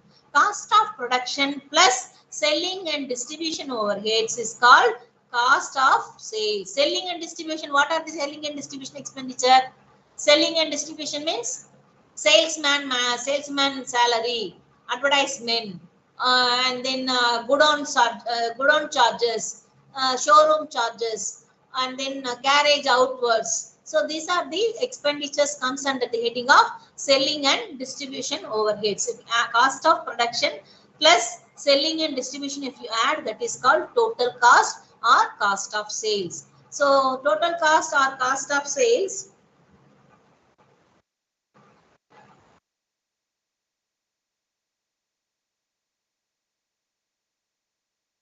So this total cost sales minus total cost or cost of sales is equal to profit, right? When we do the problem, you will understand. So what are the expenditures will not be entered in the cost sheet? I have given here right side the financial expenditure. Some financial expenditures will not appear in the cost sheet. What are the financial expenditure? That is non-cash and non-trading expenditures. Non-cash and non-trading expenditures. And see here, what are the things I have given? Cash discount, interest paid, preliminary expenses written off, goodwill written off, provision for taxation, provision for bad debts, transfer to general reserve, donations, income tax paid, and then dividend paid, profit or loss on sale of fixed assets, any damages payable for your as per law. So these are the expenditures are called financial in nature that will not appear in the cost sheet. But depreciation, we used to call it as non-cash expenditure. Even though if it is a non-cash expenditure, that will appear in the cost sheet. Why? Because in factory we are producing the product, right? So plant and machinery will depreciate. So depreciation on plant and machinery, we have to take it into your cost sheet, right? See this problem, you will understand. Okay, see here. This is the problems are given. Number of jeans manufactured during the month 1000 jeans are given. Direct material consumed, direct labor, indirect, all these items are given. At the end footnote, what is given? A profit margin of 20% on the total cost of goods is expected on the sale of jean is given. So now we have to prepare cost sheet. This is the solution. Can you see this cost sheet? Can you see this? Excuse me, ma'am. See here, cost sheet of the Bangalore Limited for the month of September 2013. Opening stock of material, it is given 75,000 plus purchases during this year. How much is given? Purchases of raw material 66,000 plus expenses on purchases. Expenses on purchases, you have to add it here. And then carriage inwards, if it is given, you have to add it here. Carriage outwards, if it is given, you have to write it under the selling and distribution overheads. Okay. So if you add all these things, less closing stock of raw material. 30th September 91,500. Closing stock of raw material, if you deduct, that is the direct material or materials consumed during this month for producing 1000 jeans. That is 51,000. Okay. Direct wages. Sorry. Oh, next problem. Sorry. This is problem 2. This is problem 1. Sorry. Direct material. What is given? Material consumed is 20,000. Direct material labor is 8,000. So what is your prime cost? In this problem, there is no opening raw material, closing raw material, purchases not given. Directly direct material consumed, if it is given, you can take it directly into the problem. Okay, so direct material, direct labor, if you add, that is called prime cost. Per unit, you 1000 jeans, put it, that is per unit, let us calculate. To 28,000 divided by 1000 units, per unit is 28 rupees. Prime cost is 28 rupees. Factory expenditure. What are the factory expenditure are given here? Indirect labor in factory 2,500. Supervision cost in factory 1000 rupees. Factory premises rent 1,600. Factory lighting, oil for machine, and then depreciation. I already told you depreciation will be taken as an expenditure. Depreciation of machinery you have to take. So these are all comes under works cost or factory expenditure. Factory expenditure, if you add with the prime cost, that is called works cost. Works cost means then works cost plus office and administrative overheads. Office and administrative overheads, what are the things are given here? Office overheads 8,000, office salaries 2,000, miscellaneous office expenditure 1,000. So these three items are office or administrative expenditure. If you total it with the works cost plus office or administrative expenditure, that is called cost of production. Cost of production is 45,300. Simultaneously, you calculate per unit also. This expenditure divided by 1000 units, that is per unit cost. Then cost of production plus selling and distribution overheads. Selling and distribution overheads, how much is given? Selling and distribution 6,000 rupees. So what is your total cost? 51,300, right? So profit margin 20% on the total cost of goods. Total cost of goods is 51,300 into 20%. You calculate and add it, that is called sales. Okay, this is very simple problem. Suppose this 20% profit margin directly it is given in on total cost, no problem. If it is given on total sales, well, how will you calculate sales? We do not know. How will you calculate in that case? Suppose here a profit margin 25% on sales. Instead of cost of goods, it is given on sales. How will you calculate?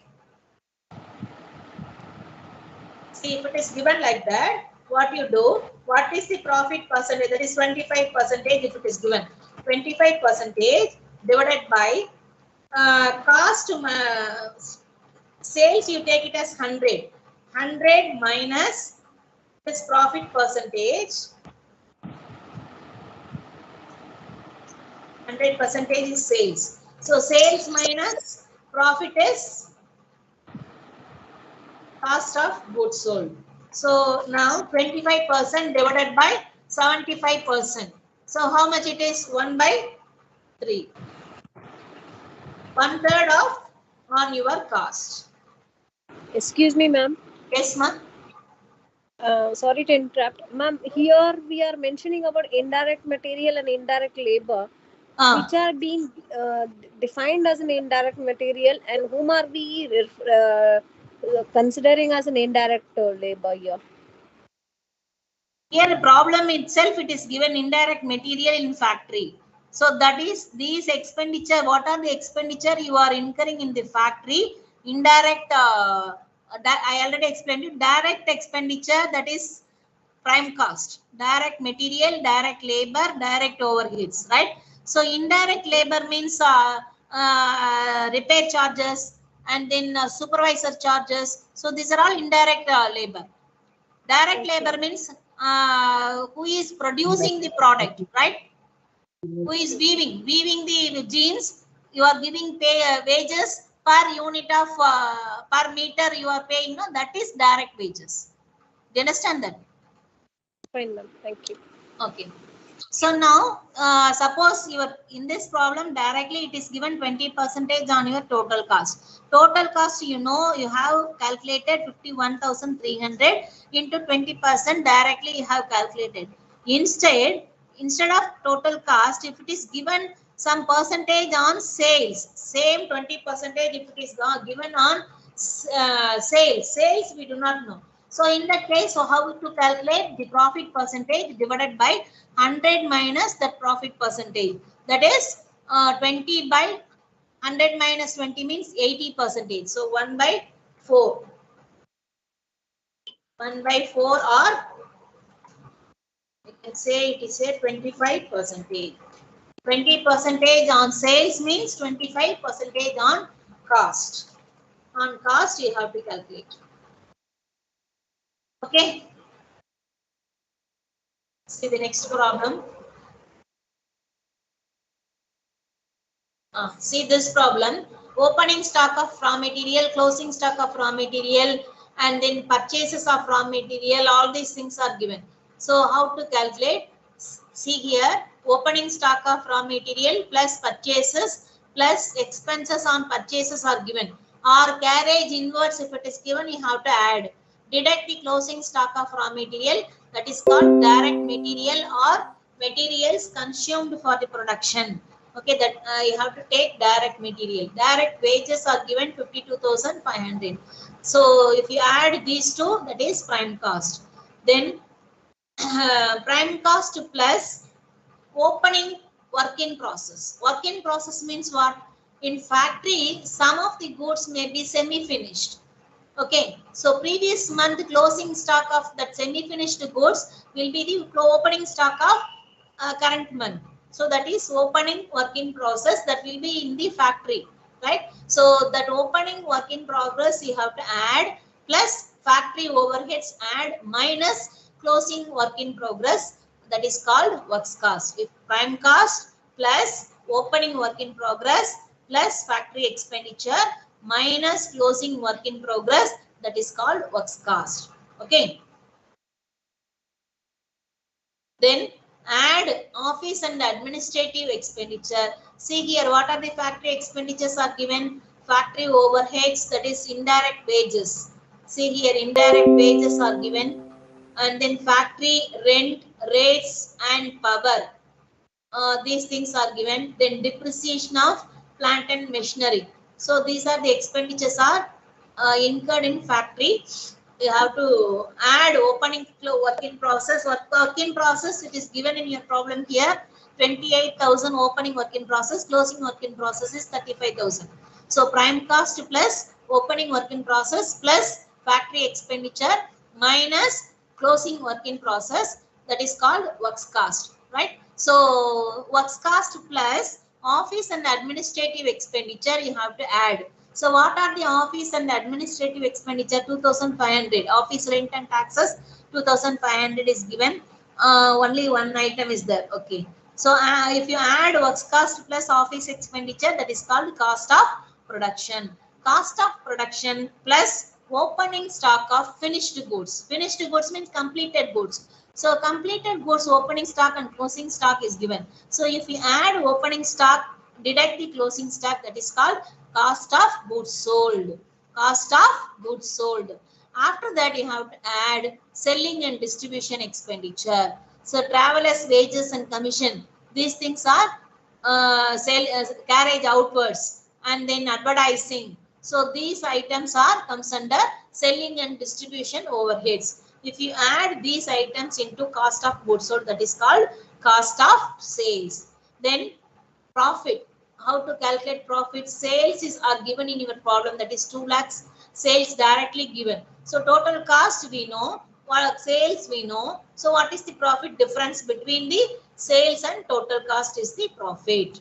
Okay. Do you understand? Cost sheet. Do you have any doubt? No, ma'am. Very simple. Cost sheet is very simple. Easily you can prepare. But you should know under which heads what are the expenditures will come. That if you practice some problems, then only you will identify the items, what are the expenditures comes under factory, what are the expenditures comes under office or administrative expenditure, what are the expenditure comes under sales. So you should identify, you have to practice some problems. Okay. Then we go for next one. 20 mark problems. 20 marks cost sheet, most probably they won't ask in 20 marks. They may ask you in 10 marks or 6 marks. 20 marks also they can ask. But previous problems, question papers, if you practice it, most probably final accounts will be given for 20 marks. Final accounts are marginal costing, decision making problems, and fund flow, cash flow. These things, there are the ratio analysis. Ratio analysis also, some ratios will be given. You need to prepare balance sheet. So such kind of problems usually give in 20 marks question, right? This cost sheet also can give, but they are not asking. It is very simple one. You can, if they ask in 10 marks, whatever it is, you can prepare easily. You can get score marks. Okay. Can we go for next one? Standard costing. Yes. Yes or no? Yes, ma'am. Okay. Next one, standard costing and variance analysis. Standard costing. What is standard costing? Standard costing means what? Do you have any idea? What is standard cost? What is actual cost? What is actual cost? Anybody? Just tell me. The production cost is the actual cost. Production cost. Actually, what we have incurred for producing the product, that is called actual cost, right? What is standard cost is nothing but budgeted one. We may budget, we may calculate. If you want to produce product A, or if you want to produce 1 meter cloth, so what would be the raw material? What would be the wages? What would be these things? So we are estimating. No, we can say it is a predetermined cost. Predetermined cost or budgeted cost, that is called standard cost. So if you want to produce 1 unit of output, how much should be the raw material to be utilized? How much wages to be paid? So how much expenditure, overheads to be incurred? So that is our estimation. That is called standard cost, right? You understand? The standard costing is very, very essential. It is we are using as a tools for analyzing what is the variances between the actual and budgeted one. Why we need to find out what is the variance between the actual and budgeted one? What is the performance? So we need to find out what is the actual performance. You have to compare the budgeted expenditure, compare with the actual expenditure. So then only you will have cost control. Without cost controlling technique, it is a cost control technique. If there is no control mechanism, what will happen? What will happen? Production not under our control. Production may be under your control, but cost will not be under your control. Yes. Expenditure what you are incurring, that will be maybe higher. How will you fix the price? You have to compete with your competitor, right? How you are ascertaining your cost, how you are fixing the selling price. You have to fix the selling price based upon what is the cost incurred by you, isn't it? And at the same time, you have to compete with your competitor. If one product, same product, some company is giving 5 rupees. Some company, same product, same quality, they are giving 8 rupees. Which one will you buy? 5 rupees product will you buy, or 8 rupees product will you buy? 5 right? rupees. Depends on cost. Depends on quality. Quality, same quality. I'm saying same quality. Five. We will buy 5. Same quality. The company A is having cost control mechanism. Company B is not following any mechanism. So they have incurred more cost for producing, wastage cost, idle cost, so many things they have incurred. So they have fixed the selling price per unit is 8 rupees. Same quality, same quantity, everything. Okay. So per unit cost, which one consumer will prefer to buy? 5 rupees, isn't it? So cost controlling is very, very, very essential. That is why we need to compare what is the estimated predetermined cost with the actual cost incurred. So where we have done, if there is any variation, suppose raw material, you are estimating raw material for producing per unit is 5 units, but actually if you are incurring 7 units, so where you have done mistake, 2 units, why it is excessively incurred, that you have to analyze, right? Some depends upon, sometimes that 2 units are incurred because of some inefficient labor.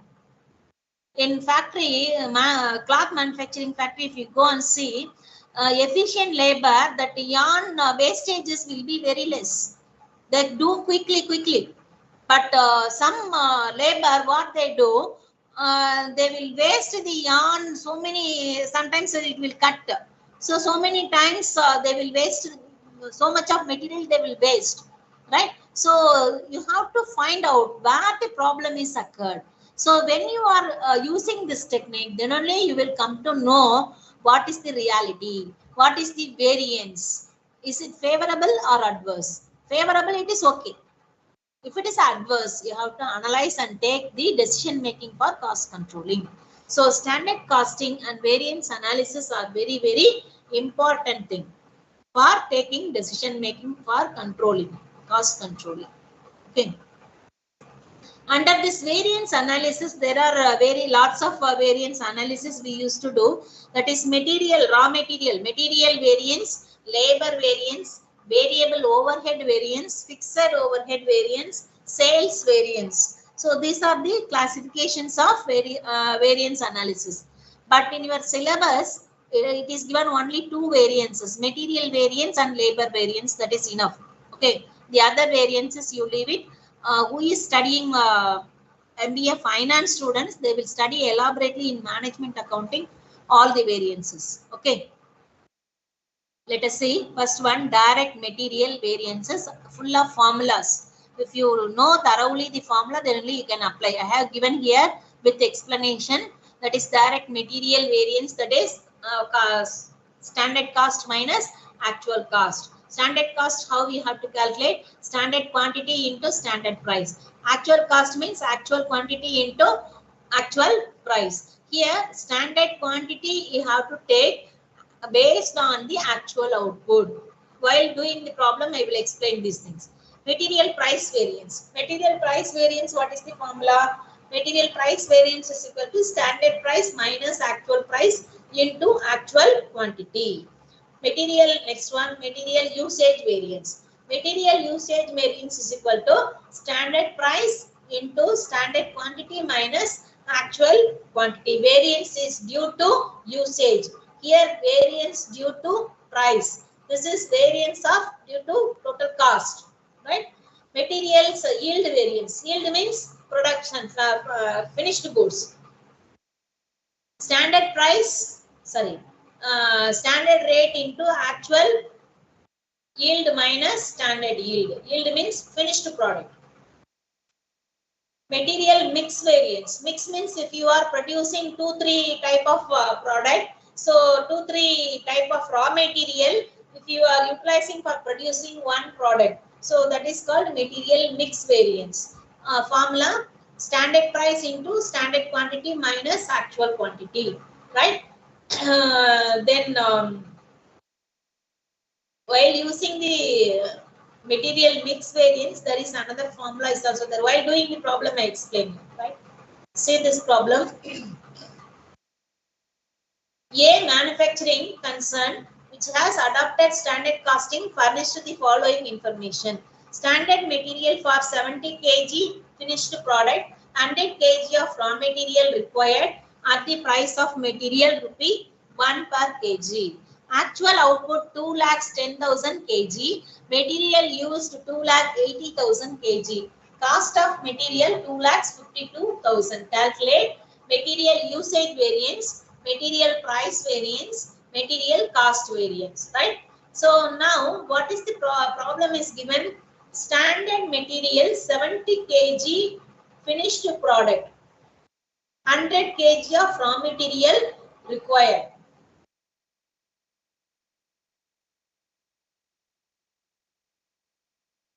So if you produce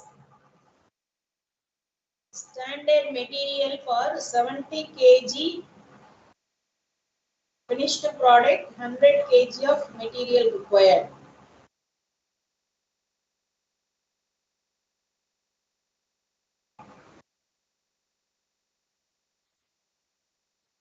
Here 70 kg is standard output, right? If you want to produce 70 kg of raw material, 100 kg of, 70 kg of finished product, if you want to produce, 100 kg of raw material is required. That is the standard one. Okay. Actual output is given 2,10,000 kg. Actual output. Actual raw material utilized is 2,80,000 kg. So now standard material you have to calculate what is the standard material consumed, estimated, predetermined material. So here for 70 kg of, if you want to produce 70 kg of finished product, you need 100 kg. Okay. So you have to calculate standard quantity based on your actual output. Actual output is 2,10,000 kg. Right. So 2,10,000 kg divided by here 70.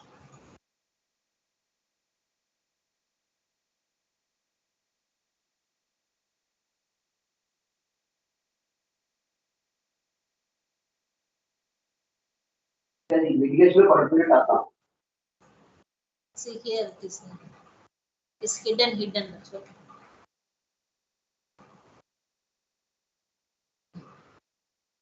Can you see 70? 70, if you want to produce 70 kg of output, you need 100 kg of raw material. So 70 kg of raw material, 2,10,000, actual output is 2,10,000. So 2,10,000 divided by 70 into 100. So if you want to produce 2,10,000 unit finished product, how much raw material is required? Standard quantity is 3,00,000 kg. This one is workings. You have to calculate. Okay. Then actual price per kg. Actual price, how will you calculate? Actual output is given 2,10,000. Actual quantity material used is 2,80,000. Actual cost of material is given. So cost of material 2,52,000 divided by material used is 2,80,000. So 90 paise per unit per kg. Standard material price is given in the problem 1 rupee per kg. Right. So now we have to, this is workings. We need to calculate what is the formula. First one, material usage variance. First one, let us take material cost variance. C. Material cost variance. Material cost variance, what is the formula? Standard quantity into standard rate. That is standard quantity. That means based on actual output. Standard quantity based on actual output into standard rate. What is the standard quantity based on actual output? That is 3,00,000. We have calculated here. 3,00,000 kg into standard price is 1 rupee per kg. So 3,00,000 into 1 rupee, 3,00,000. Actual quantity is 2,80,000 into 90 paise. So if you have calculated 3,00,000 minus, if you calculate this one, 2,80,000 into, or directly you can take this one. Cost is given 2,52,000 actual cost. So what is your material cost variance? 3 lakhs minus 2 lakhs 52,000. So what is your cost variance? What is your cost variance? 48,000. Can you see this one or not? Yes, madam. Hello? Yes, madam, we can see. Yes. Is it favorable or adverse? Your predetermined cost is 3 lakhs. But actually you have incurred 2 lakhs 52,000. Is it favorable or adverse? Favorable. Favorable, right? So this is material cost variance. Then material price variance. Material price variance, what is the formula? Actual quantity into standard price minus actual price. Okay. So actual quantity is how much? 2,80,000 kg. Raw material you have to take. 2,80,000 actual quantity into standard price is 1 rupee per kg minus 90 paisa is the actual price. So actual price is lower. So 2,80,000 into 10 pies, 28,000. Is it favorable or adverse? Favorable again. Favorable. Then material usage variance. Usage variance formula is standard rate into standard quantity for actual output minus actual output. Standard rate we have calculated given in the problem 1 rupee into standard quantity based on actual output, that is 3 lakhs. 3 lakhs kg. Okay. So 3 lakhs minus actual output is 2,80,000. So 20,000, it is favorable. So you can verify with your answers. What is the verification equation? Material cost variance is equal to material price variance plus material usage variance. Material cost variance is how much? 48,000. Here we have calculated here 48,000 favorable is equal to material price variance we have calculated here 28,000 favorable plus usage variance is 20,000 favorable. So totally 48,000 favorable. This is verification. Material cost variance, price variance and usage variance. Okay. Do you understand this? Yes, madam. Yes, ma'am. Okay. See this problem. Yes, ma'am. Okay, okay. Next one here, mixed problem is also there, right?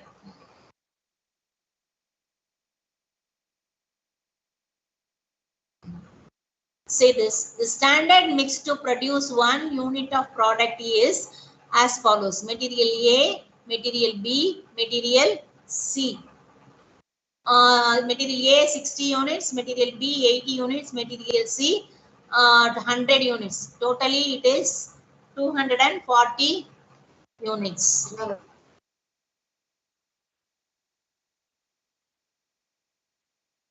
Price per units are given, so totally 5,000. During the month of April, 10 units were actually produced. So unit output, 10 units is output. Okay. So now we have to calculate material variances. Right? Problems here. Actual cost is given. Material A, B, C. This is actual material incurred per unit cost. So actual cost is given in the problem. This is problem. Till this table is problem, right? Answer you have to prepare. You need to calculate material cost variance, price variance, usage variance, and then material mix variance. How to calculate? I tell you. First one, we need to first workings. We need to calculate what is the standard material usage, the standard material based on actual output you have to calculate, right? So what is the actual output? Actual output 10 units. For 10 units, this is the actual combination. This is the standard combination. Standard combination, this 240 units for producing 1 unit of output. You understand? For 1 unit of output, you need the combination of product A, material A 60, B 80, C 100 units. If you want to produce 10 units output, so what will be your material A required? What will be material B required? What will be C required? See this table, standard quantity based on actual output. Standard quantity or actual output is 10 units. Actual output 10 units. Okay.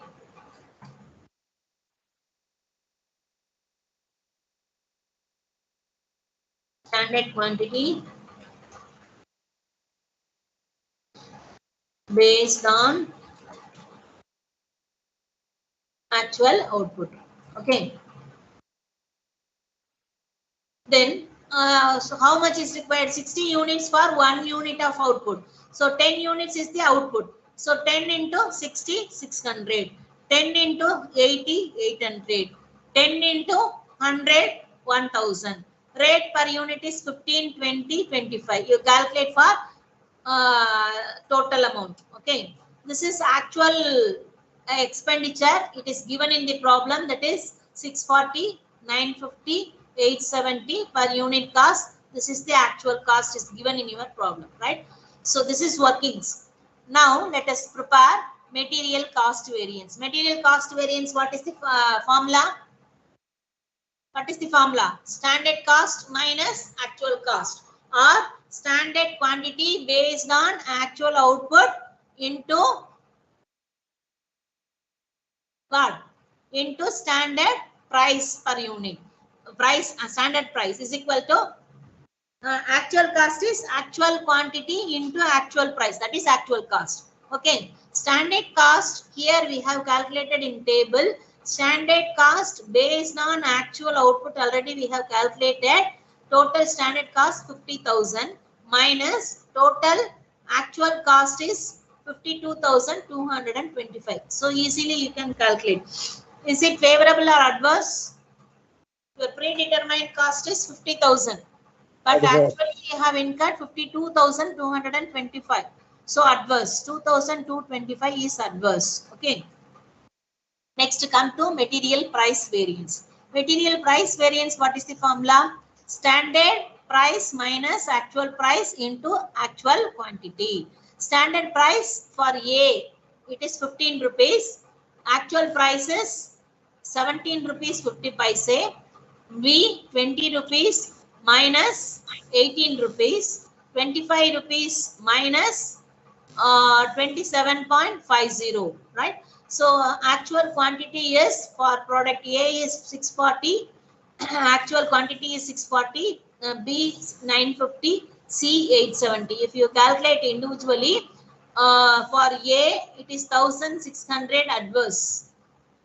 Why? Because see here, standard price 15, actual price 1750. It is higher. Actual price is higher. 2 rupees 50 paise is higher into 640. So A product material A price variance is adverse. Material B actual cost is 18 rupees, 2 rupees lower, so favorable. Material C 25 rupees, 2 rupees 50 paise is lower than the actual. Right, so material C is also adverse. So net effect, if you want 2 adverse, 1 favorable. If you add 2 adverse minus favorable, net effect 1875 is adverse. Material price variance. Material usage variance. Usage variance, what is the formula? Standard quantity minus actual quantity into standard price. Actual standard quantity, here we have calculated material A 600, B 800, C 1000. Actual is 640, 950 and 870 into standard price per unit. Standard price 15, 20, 25. If you calculate what is the material usage variance, 600 adverse, 3000 adverse, 3250 favorable. So these two things you add, deduct this favorable, so you will get that is 350 adverse. Material usage variance. Now you can see the verification. Material cost variance is equal to material price variance plus material usage variance. Cost variance is how much? 2225 adverse variable. Adverse is equal to price variance is 1875 adverse plus 350 adverse. So both the things are adverse. If you add these two, price and usage, That is cost variance. Do you understand this? Material cost variance, price variance, and usage variance. Material cost variance is due to price and usage variance. That's all. Okay. Ma'am, Do you understand? Yes. What is decision making, madam, based on this? No, decision making is it is adverse. Adverse means actual cost is more than your standard cost. So you have to take care of your material price is also adverse. Usage is also adverse. So material price is 1,875 is higher. Okay. So you have to take care of that price and usage. Right. Then see next one, material mix variance. Why? Because we are three types of material using for production. That combination may be different from your standard cost into actual cost, right? So due to this mix variance, what is the favorable or adverse, that we have to see. Material mix variance formula is revised standard quantity minus actual quantity into standard price. That is the material mix variance formula. What is the revised standard quantity? Revised standard quantity, we have to calculate what is the total weight of actual mix into standard material divided by total weight of standard mix. Total weight of actual mix into standard material divided by total weight of standard mix. See here, material A, total weight of actual mix. See here, problem, actual mix is how much? 2,460 is the total actual mix, right? Standard mix is 2,400. This is the standard mix, total standard mix. You have to calculate individually, right? 2,400 is standard mix. 2,460 is the actual weight of actual mix. So 2,400 total standard mix. Material A, standard material, how much you are using? 600. What for actual mix? 2,460, right? That is mix variance. That is this is called revised standard quantity. Revised standard quantity based on your actual mix. Okay, that is 615 units. This is 820 units. This is 1025. Material A, this is 600. Only this thing will vary. 600, 800, 1000. Here, actual total weight of actual mix. This one, total weight of actual mix. Total weight of actual mix. This is total weight of standard mix, right? So you will get revised standard quantity. So now you use this formula. Revised standard quantity minus actual quantity into standard price. Revised standard quantity is how much it is here? We have calculated 615 minus actual quantity. It is given in your problem. See here, 640. Actual quantity 640, 950, 870. See here, 640, 950, 870. So into standard price. So you calculate due to mixing of material. Your mix variance is material A is adverse, B is adverse, C is favorable. So net effect material mix variance is 900 favorable. Okay. The next one is material yield variance. Material yield variance formula, actual yield minus standard yield into standard output price. Actual yield minus standard yield into standard output price. So actual yield means what? Output. Output, actual output, it is given 10 units. Okay. So 10 units is the actual output. What is the standard yield? Standard yield, how you have, how it is not given. How you can calculate the standard yield?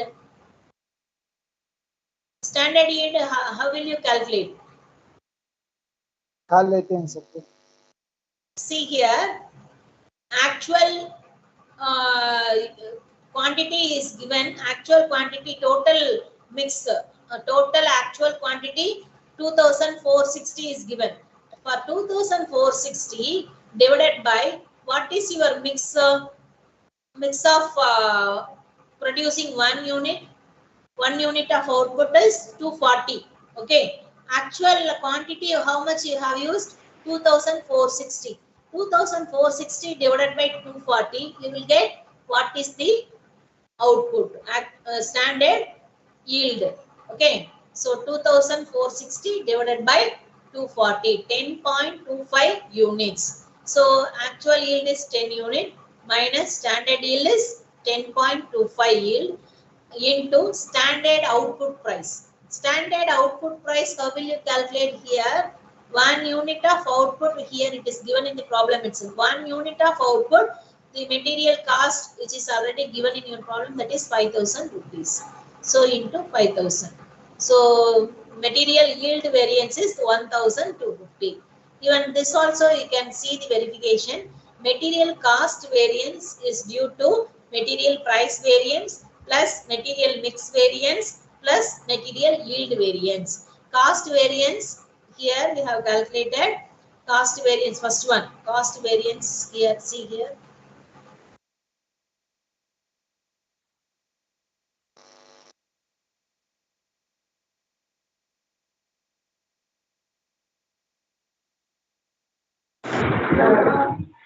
Can you see this one? Material cost variance is 2,225 adverse. So material cost variance 2,225 adverse is due to material price variance is 1,875 adverse plus material mix variance is 900 favorable plus material yield variance 1,250 adverse. If you add these two adverse minus favorable, how much it comes? Can you get 2,225 adverse?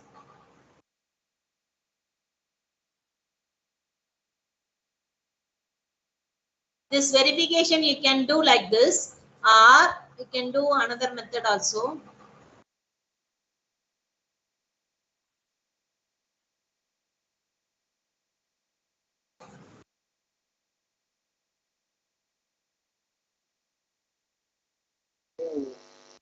See here, otherwise we can do material usage variance is due to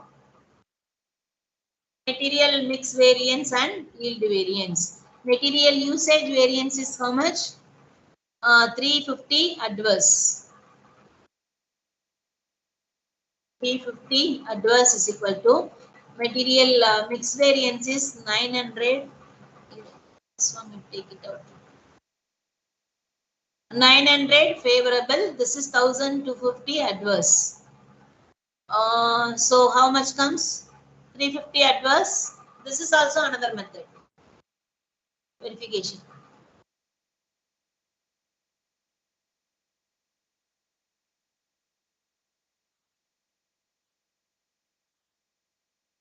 Do you understand this? Either you can do as a whole, material mix and usage is due to usage. Mix and yield variance is due to usage. Do you understand this? Right? Can we go for next one? Any doubt? Do you understand this, all of you? Material mix variance and then yield variance. Do you have any doubt? Anybody can speak? Huh? No, ma'am. He understood, ma'am. But do you have any doubt in this? Doubt is not there, ma'am. But so many things are there, na. So many things means that formula, if you know thoroughly, and then problems you have to, what is given, you have to understand what is given, what you have to find out. So if you practice many problems, then only you will understand, right? Yeah. Yes, ma'am.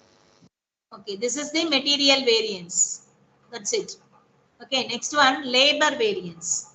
Labor variance is also similar to the material variance. That is their price variance, here it is cost variance. Instead of price, here cost variance. Their material price variance, here you have to say rate variance. their usage variance, here efficiency variance. Efficiency variance as well as idle time variance. Usage is due to efficiency and idle time variance. Labor variances, and then similarly here also mix variance. Labor mix variance. Mix is efficient labor will be there, semi-efficient, inefficient labor will be there. So that is the mix of labor. Okay. Then yield variance. Similar to the material, only the terms slightly differ. Only idle time variance will be added. Okay. Let us see one problem from this labor variance. See this one. India Limited manufactures a particular product. The standard direct labor cost 120 per unit, whose manufacture involves the following material type of workers: A, B, hours. Number of hours is 30 hours. A, B 20 hours.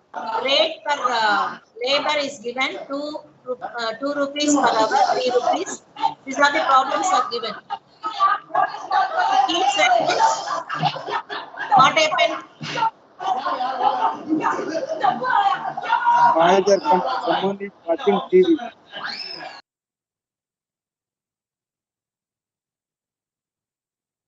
See here. So type of workers, that is standard labor cost of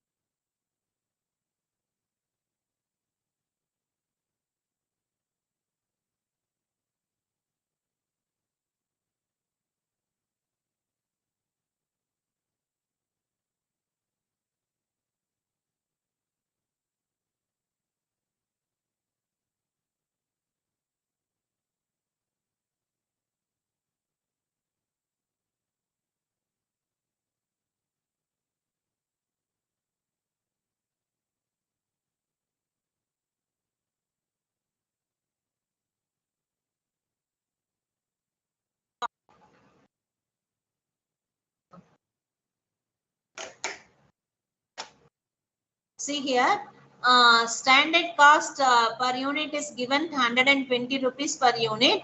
That is the combination of worker A and B for producing 1 unit of output. Actual output, it is given 100 units of output.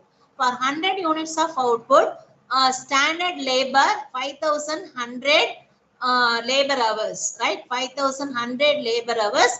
Cost is 12,400. You need to calculate labor cost variance, labor rate variance, labor efficiency variance, and labor mix variance. These are the variances you have to calculate, right? For 1 unit of standard output, standard cost, you are incurring this much. So standard quantity you have to calculate based on actual output. What is your actual output? 100 units. So 1 unit you are required 30 hours of A. What for? 100 units. So 100 into 30, 3,000 hours are required. Similarly, B you have to calculate 20 into 100 units. So 2,000 hours are required. So cost is 2 rupees, 3 rupees, calculate total cost. So standard cost per 100 units is 12,000. Actual cost, it is given in your problem itself. You can take it, right? So now calculate labor cost variance. Labor cost variance, what is the formula? Standard cost minus actual cost. Standard cost is, here you have 12,000. You can calculate indirectly or individually or totally. Here individually I have calculated. Totally also you can calculate.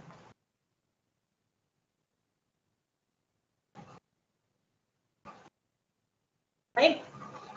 Directly that is 12,000 minus 12,400 is labor cost variance, 400 adverse. Material labor rate variance. Labor rate variance is equal to standard rate minus actual rate into actual hours. Right? Standard rate is 2 rupees A, 3 rupees B. Actual rate is 150 A, 4 rupees B.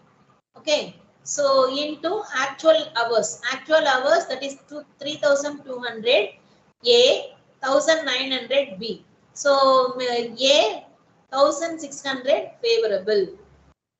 B 1,900 adverse. Why? Because this is actual rate is greater than your standard rate, so it is adverse.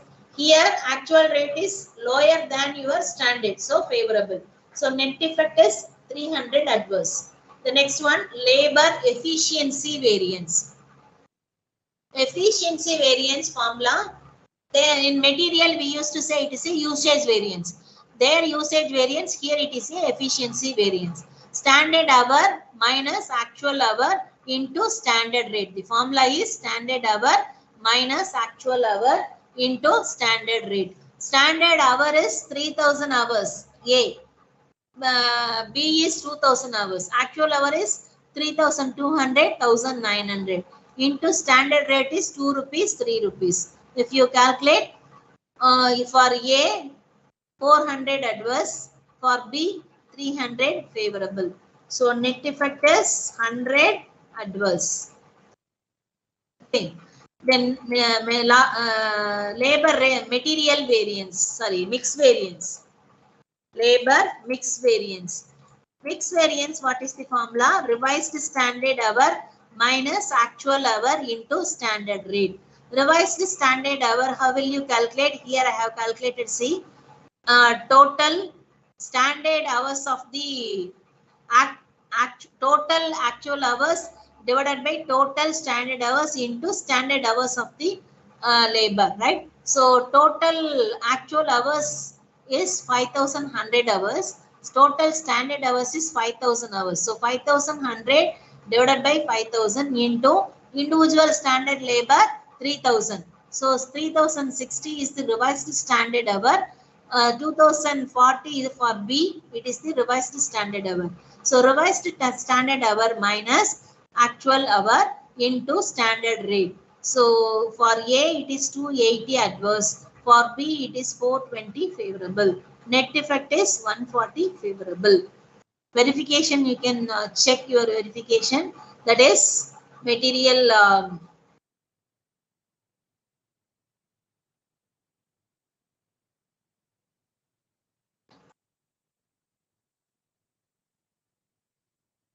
space for verification. Material labor cost variance is equal to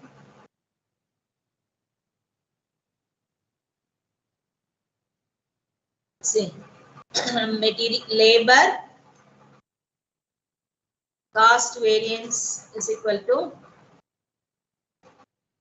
labor rate variance plus material labor efficiency variance. Cost variance is 400 adverse is equal to rate variance is 300 adverse, 300 adverse plus efficiency variance is 100 adverse. So totally, have you got it now?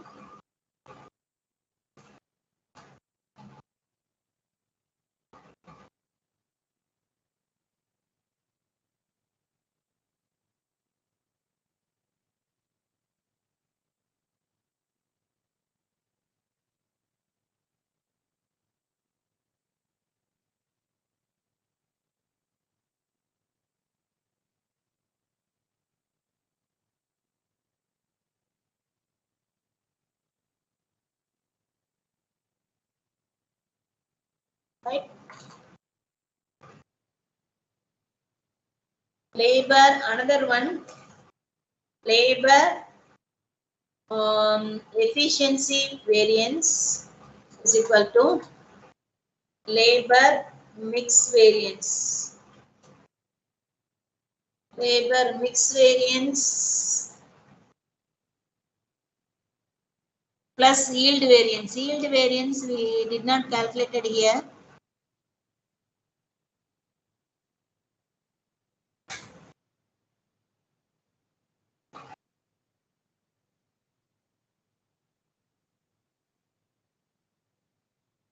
5,100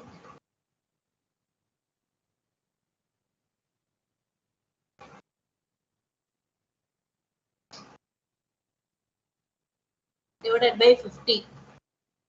Do you want to calculate material yield variance? It is not asked in the problem. They ask, you can calculate like this. In material yield, how we have calculated? Actual yield minus standard yield into standard output price. Here, actual yield is 100 units.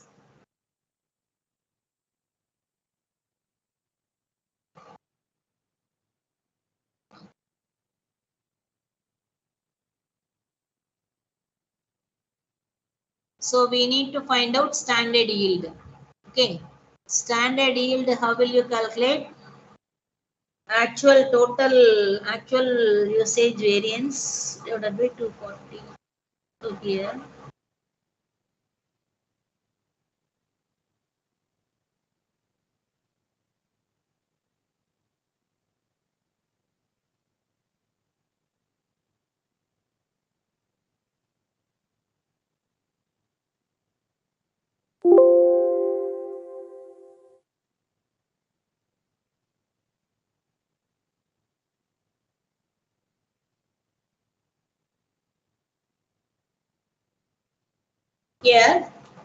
labor yield variance is equal to, what is the formula?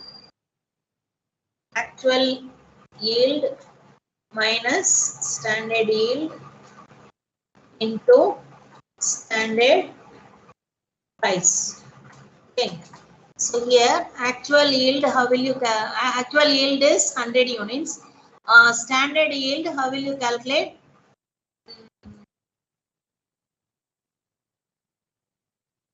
So here actual yield 100 minus standard yield is 100, 5,100. 5,100 divided by per your labor how much it is? 50. So what is the standard yield? 5,100 divided by 50. Calculate and tell me.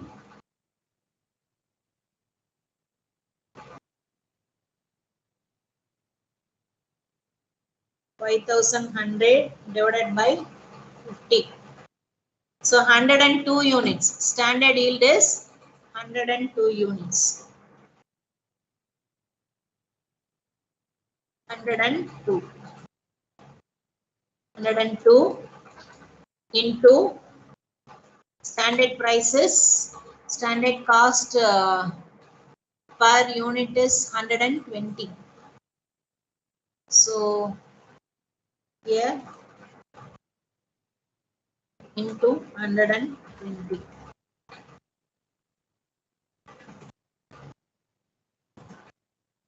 One or two, or this is 1 or 2.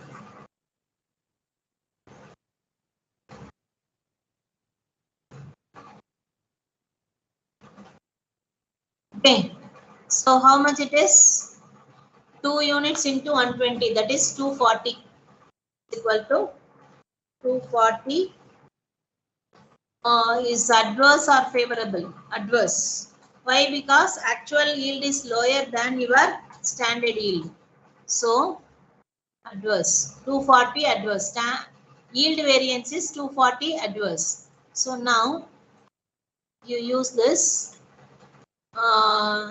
labor efficiency variance is equal to labor mix variance plus labor yield variance, right? So labor efficiency variance is 400 adverse is equal to mix variances. Here you have calculated 140 favorable plus yield variance. Here you have calculated 240 adverse.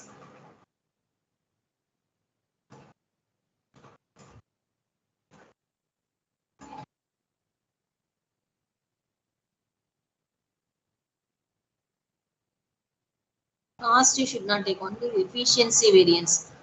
Efficiency variance is only 100. See here, labor efficiency variance is 100 adverse.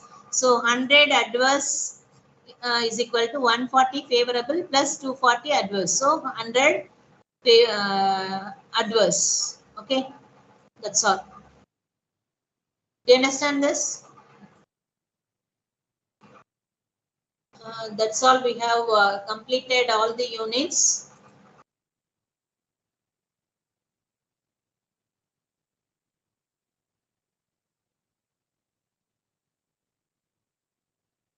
Yes. If you have any doubt, you can ask me. We have further 15 minutes. Now, doubt clearing session. We have completed everything. Whatever doubts you can ask me right now. Dear students. Yes, ma'am. Yes. Ma'am, in books there is lot of problems. We will, in exam point of view, we will refer book problem also, or if PPT it's enough to solve examination. PPT is not enough, ma. Only example I have given 2-3 problems. You practice many problems. You do one thing. First you download all question papers. Previous year question papers, it is uploaded on our website. Okay. So that you download and practice it. Textbook.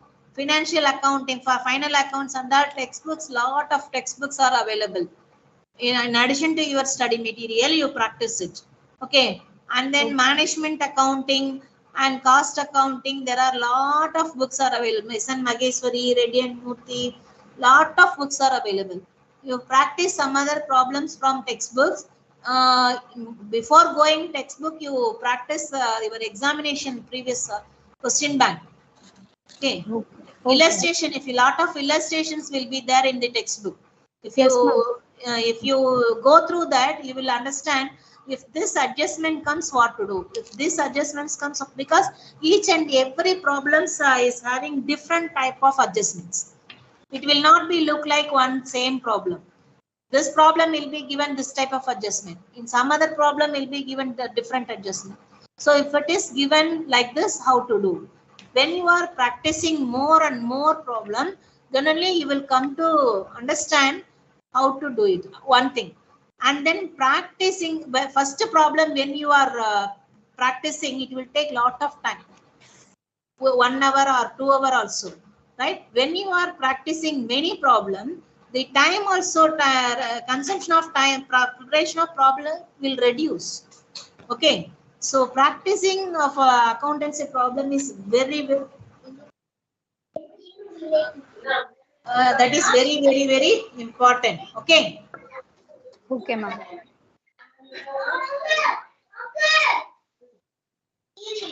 Hello. Yes, ma'am.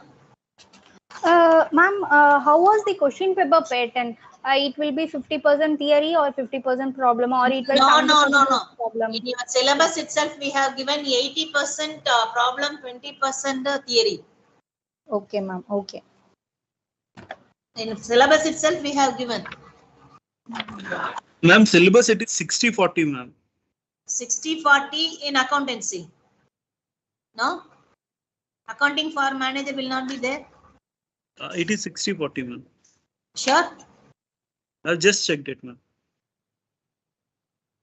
See your previous question papers.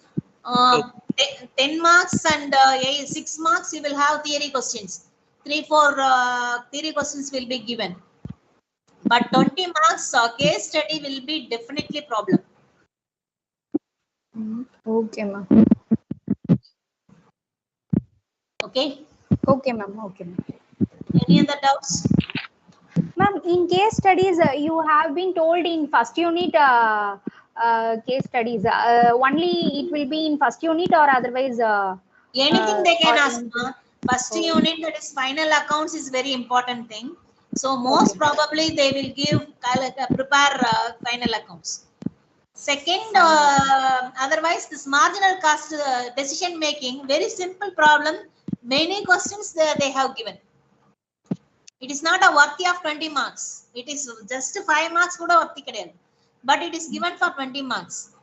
If it is given, it is lucky. So that is why you practice it all the types. Even fund flow, cash flow, if it is given, you prepare according to that. Ratio analysis, cash, even cost sheet also sometimes may be given. And then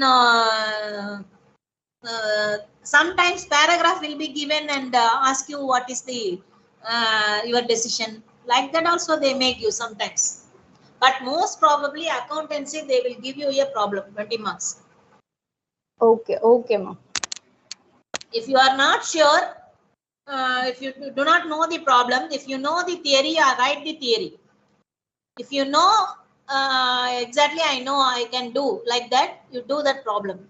But don't omit. Answer all the questions. All the means 5 questions in part A, 5 questions part B. 20 marks, don't leave it. Even though if you do not know to prepare, you at least you attempt, you do attempt, and then you will get a step mark. Even though if your answer is wrong, you will get score step mark. Why? Because suppose if your marks comes around 35, 36 marks, right? If you have attended, we will give somewhere here and there, we will make you to get pass. If you don't attend, we will not get chance to put marks. Okay, we are finding very difficult. Okay, okay. Right? You attended all the questions. Don't leave it. Okay, ma'am. Sure, ma'am. Then any doubts?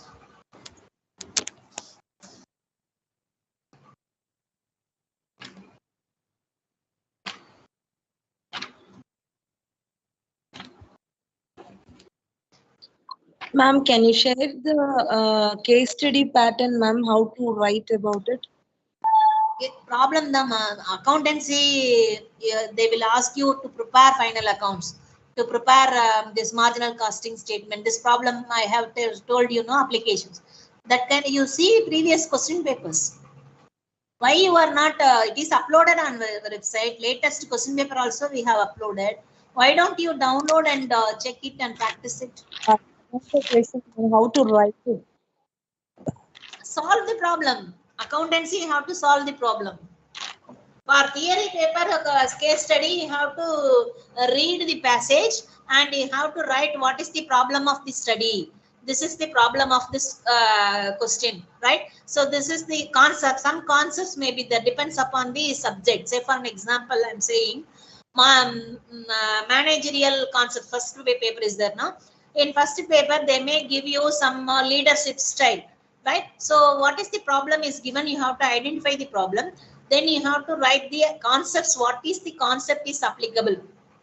Some leadership style concepts, if you know, autocratic, bureaucratic or democratic. So what kind of problem that paragraph is given, you read it. So in this case, this concept of autocratic leadership style is ad hoc by that manager. Like that, you have to write the concept and then how to apply, and then you have to write answer. The questions will be asked in the paragraph under that. You have to answer that question A, B, C. What they have asked? Okay. That is the theory paper case study. You have to answer it. Okay. Problem paper case study. We have to solve how we are problem solved. No, the same thing you have to do. Prepare final accounts. Okay.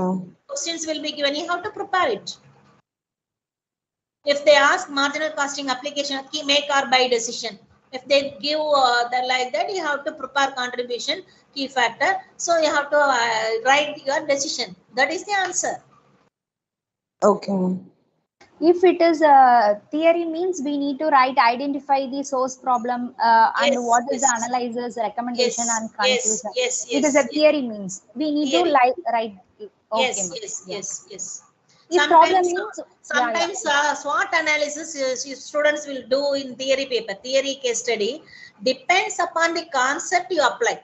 Some companies strength, SWOT analysis, you know, strength, weaknesses, opportunity and threat. What is the strength of the company? What is the their opportunity? What is their weakness? So what is their threat? Competitor threat. So like that you analyze and write like that. Depends upon the case study you have to apply. Don't apply in each and everything. Right? Okay. Okay. Then any doubts? The first sem exam conducted, madam? First semester exam, which month we can expect? That I cannot say right now. This is authorities' decision, and then UGC has to give, because this July month only we are conducting examination for the last June session. June 21 session only we are going to conduct exam very soon. Very soon, that is the before December, I think October, November, October, we can expect any time. You prepare, be ready to write any. That is 15 days or 1 month before notification will be uploaded on our website. Don't worry. Okay. Due to pandemic, it is the dates are postponed. Otherwise, every year we used to standard timetable we used to follow for conducting examination every June and December. We used to December end and then June 10th it will start. So like that we used to conduct. Due to this pandemic, everything is 3 months, 6 months. It has been extended. That is the problem. Okay, ma'am. Okay. Any other thing?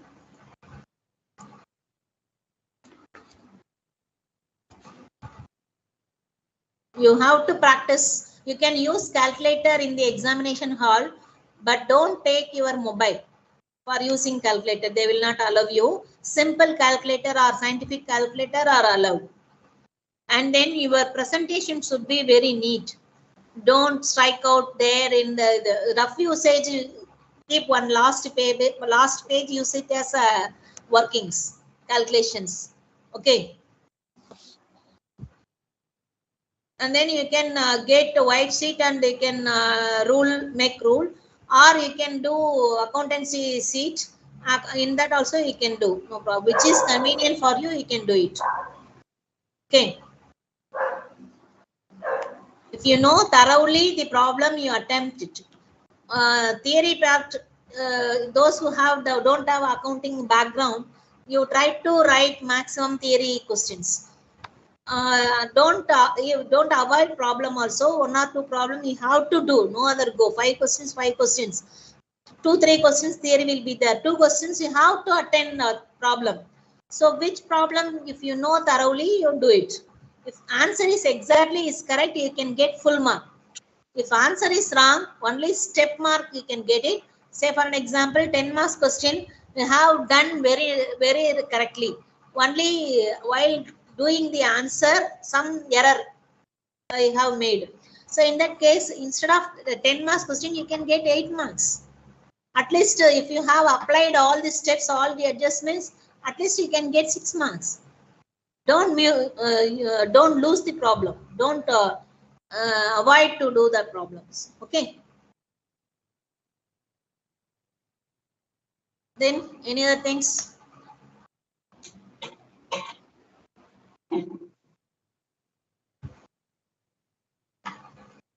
Yes. Exam would be online or offline?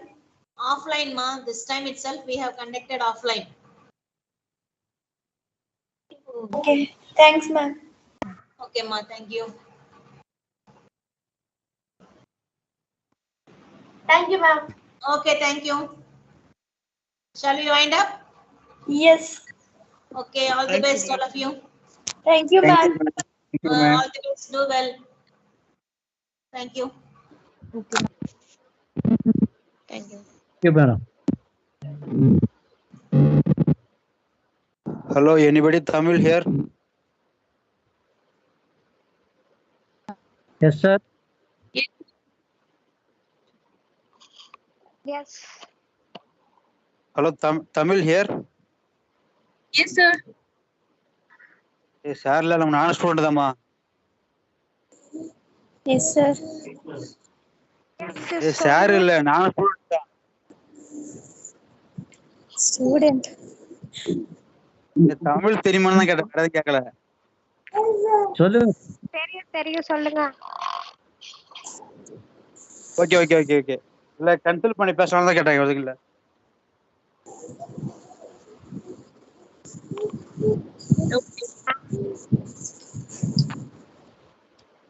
Hello sister, உங்க பேரு?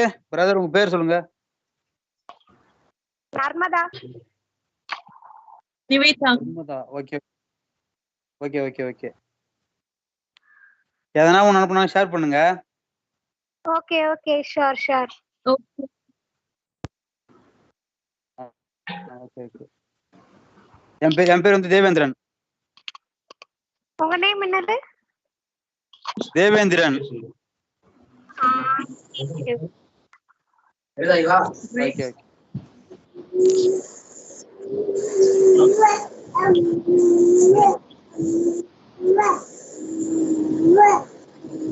Sister நீங்க என்ன ஊர் sister நீங்க? புரியல. நான் வில்லியனூர்ல இருக்கேன். நீங்க? நானும் வில்லியனூர் தான். வில்லியனூர் மணவெளி.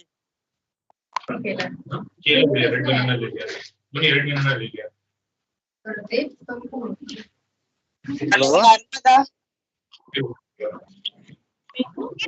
எங்க இருக்கீங்க?